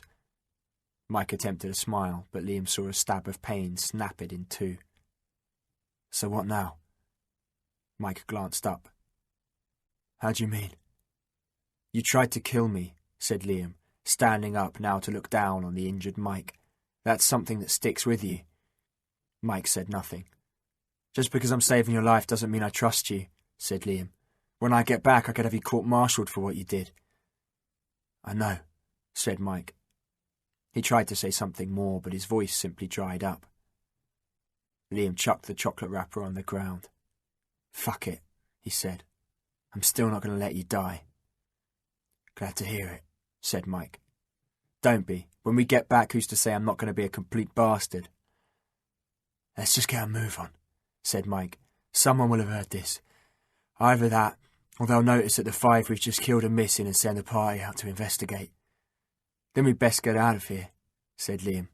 "I'm not in the partying mood at the minute. You?" "Agreed," said Mike. and I'm not overly impressed with the venue. It's like they've not even made an effort." He grimaced with pain as Liam helped him to his feet. "You really think they're out looking for us?" he added. "I have to," Liam replied. "It's the only thing keeping me going. We've probably got enough food to see us through another 24 hours, and that's only if we share it out. Water if we find any we can purify, but it still tastes like puke and will probably give us the shits no matter what we do. As for protection, we've got 2 pistols and a rifle and barely 3 mags between us. And you're a cripple." "It's not looking good, is it?" said Mike. To that, Liam had no reply. Chapter 26. It was closing in on midday, and Liam, for the first time since Mike had been injured, slipped and fell. He landed hard, his left knee smacking down badly onto a stone that stabbed into him and made him yelp like a kicked puppy. Somehow he managed to keep hold of Mike, but only enough to lower him to the ground behind him. "You okay, Liam?" Liam gritted his teeth, then checked his knee. The rock had punched a hole through his combats and into his flesh, drawing a stream of dark blood. It looked like a small wound, but it was weeping like something much bigger. "It's nothing," he said, but when he got up, his leg was numb like he'd been sitting on it badly for a few hours and all the feeling had gone out of it. The leg buckled beneath him and he dropped to the ground. Mike reached over and shook Liam's right shoulder. "You've got a dead leg," he said. "You need to give it a few minutes, then he'll be fine." "We haven't got a few minutes," said Liam, rubbing his leg. "We're out in the open, Mike. We have to get under cover." He looked ahead. The only reason they were out in the open at all was because the gully they'd been using had come to an abrupt end. With no other choice, they'd come out and made a run for it across a field to another ditch. They'd only got halfway when he had slipped and fallen. "It's only 50 metres and we'll be there," he said, pointing ahead to where they'd been heading. Mike held him back. "You can't stand on it yet," he said. "Never mind, lift me." Liam was angry. They'd got too far for it all to go wrong now. And then a sound clattered into the moment. Liam and Mike both fell dead silent, focusing on what they'd heard, trying to get a bearing on it as best they could. "Helicopter," said Mike. "Search party." "Has to be," said Liam. "It's not going to be the Taliban, is it?" The sound was drawing closer. "Where the hell is it?" said Mike, shielding his eyes against the bright sky. Then he saw it. "It's a bloody Chinook," he said. "Look, Liam, over there." Liam turned to look where Mike was pointing and saw the huge aircraft creeping through the sky like a fat beetle. "It's coming this way," said Liam. "Don't suppose you got a flare?" Mike didn't get a chance to answer as the rattle of gunfire barged into the conversation. "Where the hell's that coming from?" he asked, darting his head left and right. "They're shooting at the helicopter." They both saw muzzle flash at the same time. It was coming from directly behind them, and whoever was firing was little more than 100 metres away. "They must have caught our scent," said Mike. Liam dropped to the ground and raised the rifle. "Get your binos out and spot for me," he said to Mike. "If we make enough noise, perhaps the guys in the Chinook will hear us." Mike soon spotted one of the shooters. "Left of that tall tree, you'll see him. Drop him, Liam." A quick 3-bullet burst did just that, but at the same moment an RPG was launched into the sky from an area further to their left. The rocket screeched overhead, the Chinook banked and the rocket missed by a mile. Liam swung his weapon round to where the RPG had been fired. "2 figures at 9 o'clock, said Mike, staring down his binos. "They're readying another rocket." Liam found them, aimed, squeezed the trigger. The first bullets missed, but the second burst hit home at the very moment when the RPG was launched. Instead of blasting off towards the Chinook, it thunked into the ground not 2 metres from where it had started, then exploded in a deafening fireball.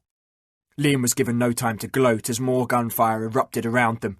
Following Mike's directions, he returned fire into a section of bush, emptied one mag, replaced it with a new one, and kept on firing. Behind them, the sound of the Chinook was growing louder. Then a new sound joined in as the area Liam had been firing into was slammed by such a fierce spray of ammunition that he ducked instinctively. When he looked up, trees and bush and dirt and rock were being shot to hell. "It's the Chinook!" Mike shouted over the sound of the destruction, answering Liam's unvoiced questions. "M134 miniguns, 3,000 rounds a minute. Nothing's getting away from that alive." Liam nodded. When the weapon finally stilled, it was as if the world itself had stuck up its hands and surrendered. The sound of the Chinook's twin rotors thrummed behind them, and Liam turned to see the helicopter dropping in low some 100 metres away. The tailgate was lowered, and in the back was a soldier manning an M60 machine gun, which was bolted to the floor. He waved at them both, urging them to get a move on. "Looks like our lift's here," Mike said. You ready?" Liam stood up. His leg was still a little like jelly, but at least he hadn't collapsed again. He reached a hand down to Mike, who grabbed it, and he hauled him up again onto his one good foot.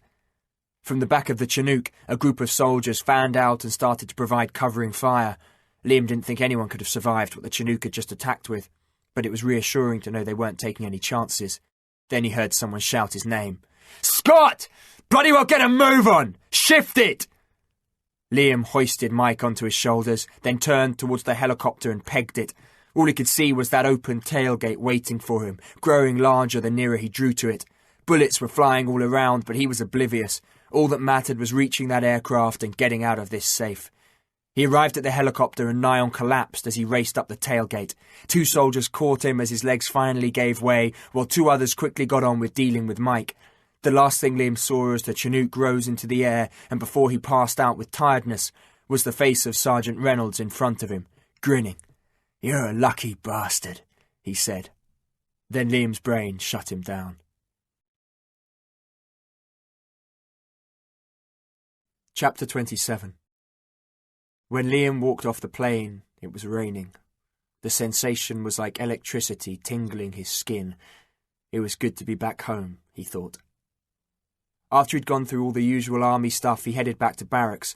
With his first tour of Afghanistan over, he was still trying to deal with what had happened, and the fact that he'd survived. He couldn't remember the number of soldiers who had actually been killed on the same tour. One of them had been Cameron. That was more than enough for him to get his head round. Now, with a few months between him and what had happened, he'd finally started to move on, but that didn't mean it was forgotten. Something like that, and everything that had happened with Mike, was sure to stay with him for a long time yet. Lying on his bed now, he was woken by a knock rattling at his door. It was a big day, but he was tired. He was also not fully sure that he wanted any part of what was going to happen in London later. "I'm assuming you're not going dressed like that." Liam looked up to find Paul White staring at him. "You're getting a medal today, and I'm coming with you, or had you forgotten?" Paul opened Liam's wardrobe and pulled out his uniform. "Get yourself showered and dressed," he ordered. "You've half an hour, and then we're out of here and on a train.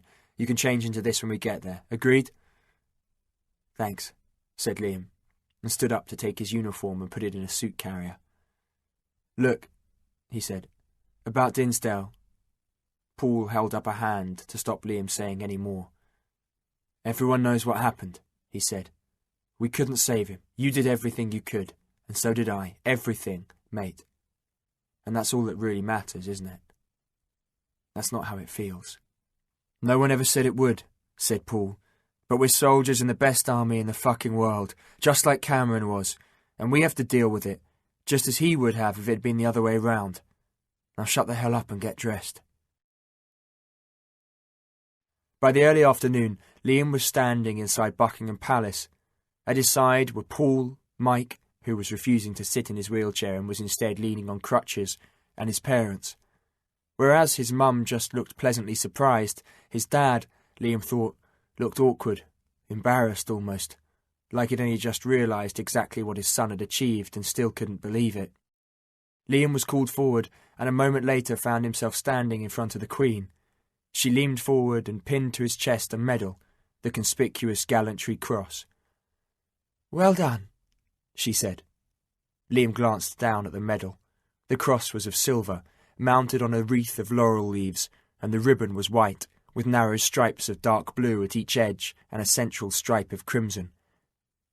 "Thank you, Your Majesty," said Liam. "You are a credit to yourself," continued the Queen, "and to your family and friends, and the 2 rifles. You should be very proud." Liam stood back, bowed, and then wheeled round and marched back. "Dan would be proud," said Mike, hopping over as Liam stood with his parents and Paul after the ceremony. He balanced himself, then reached out to shake Liam's hand. "As would Cam. As am I. I owe you, Liam." "So you've given up on trying to kill me, then?" "Don't push your luck," Mike replied. "Wait till I get my new foot and we'll see." Liam didn't know what to say. After all he'd come from and then been through to receive a medal, it was all too much. At that moment he heard a voice call his name. When he looked up, he saw a man and a woman approaching, and he recognised them immediately.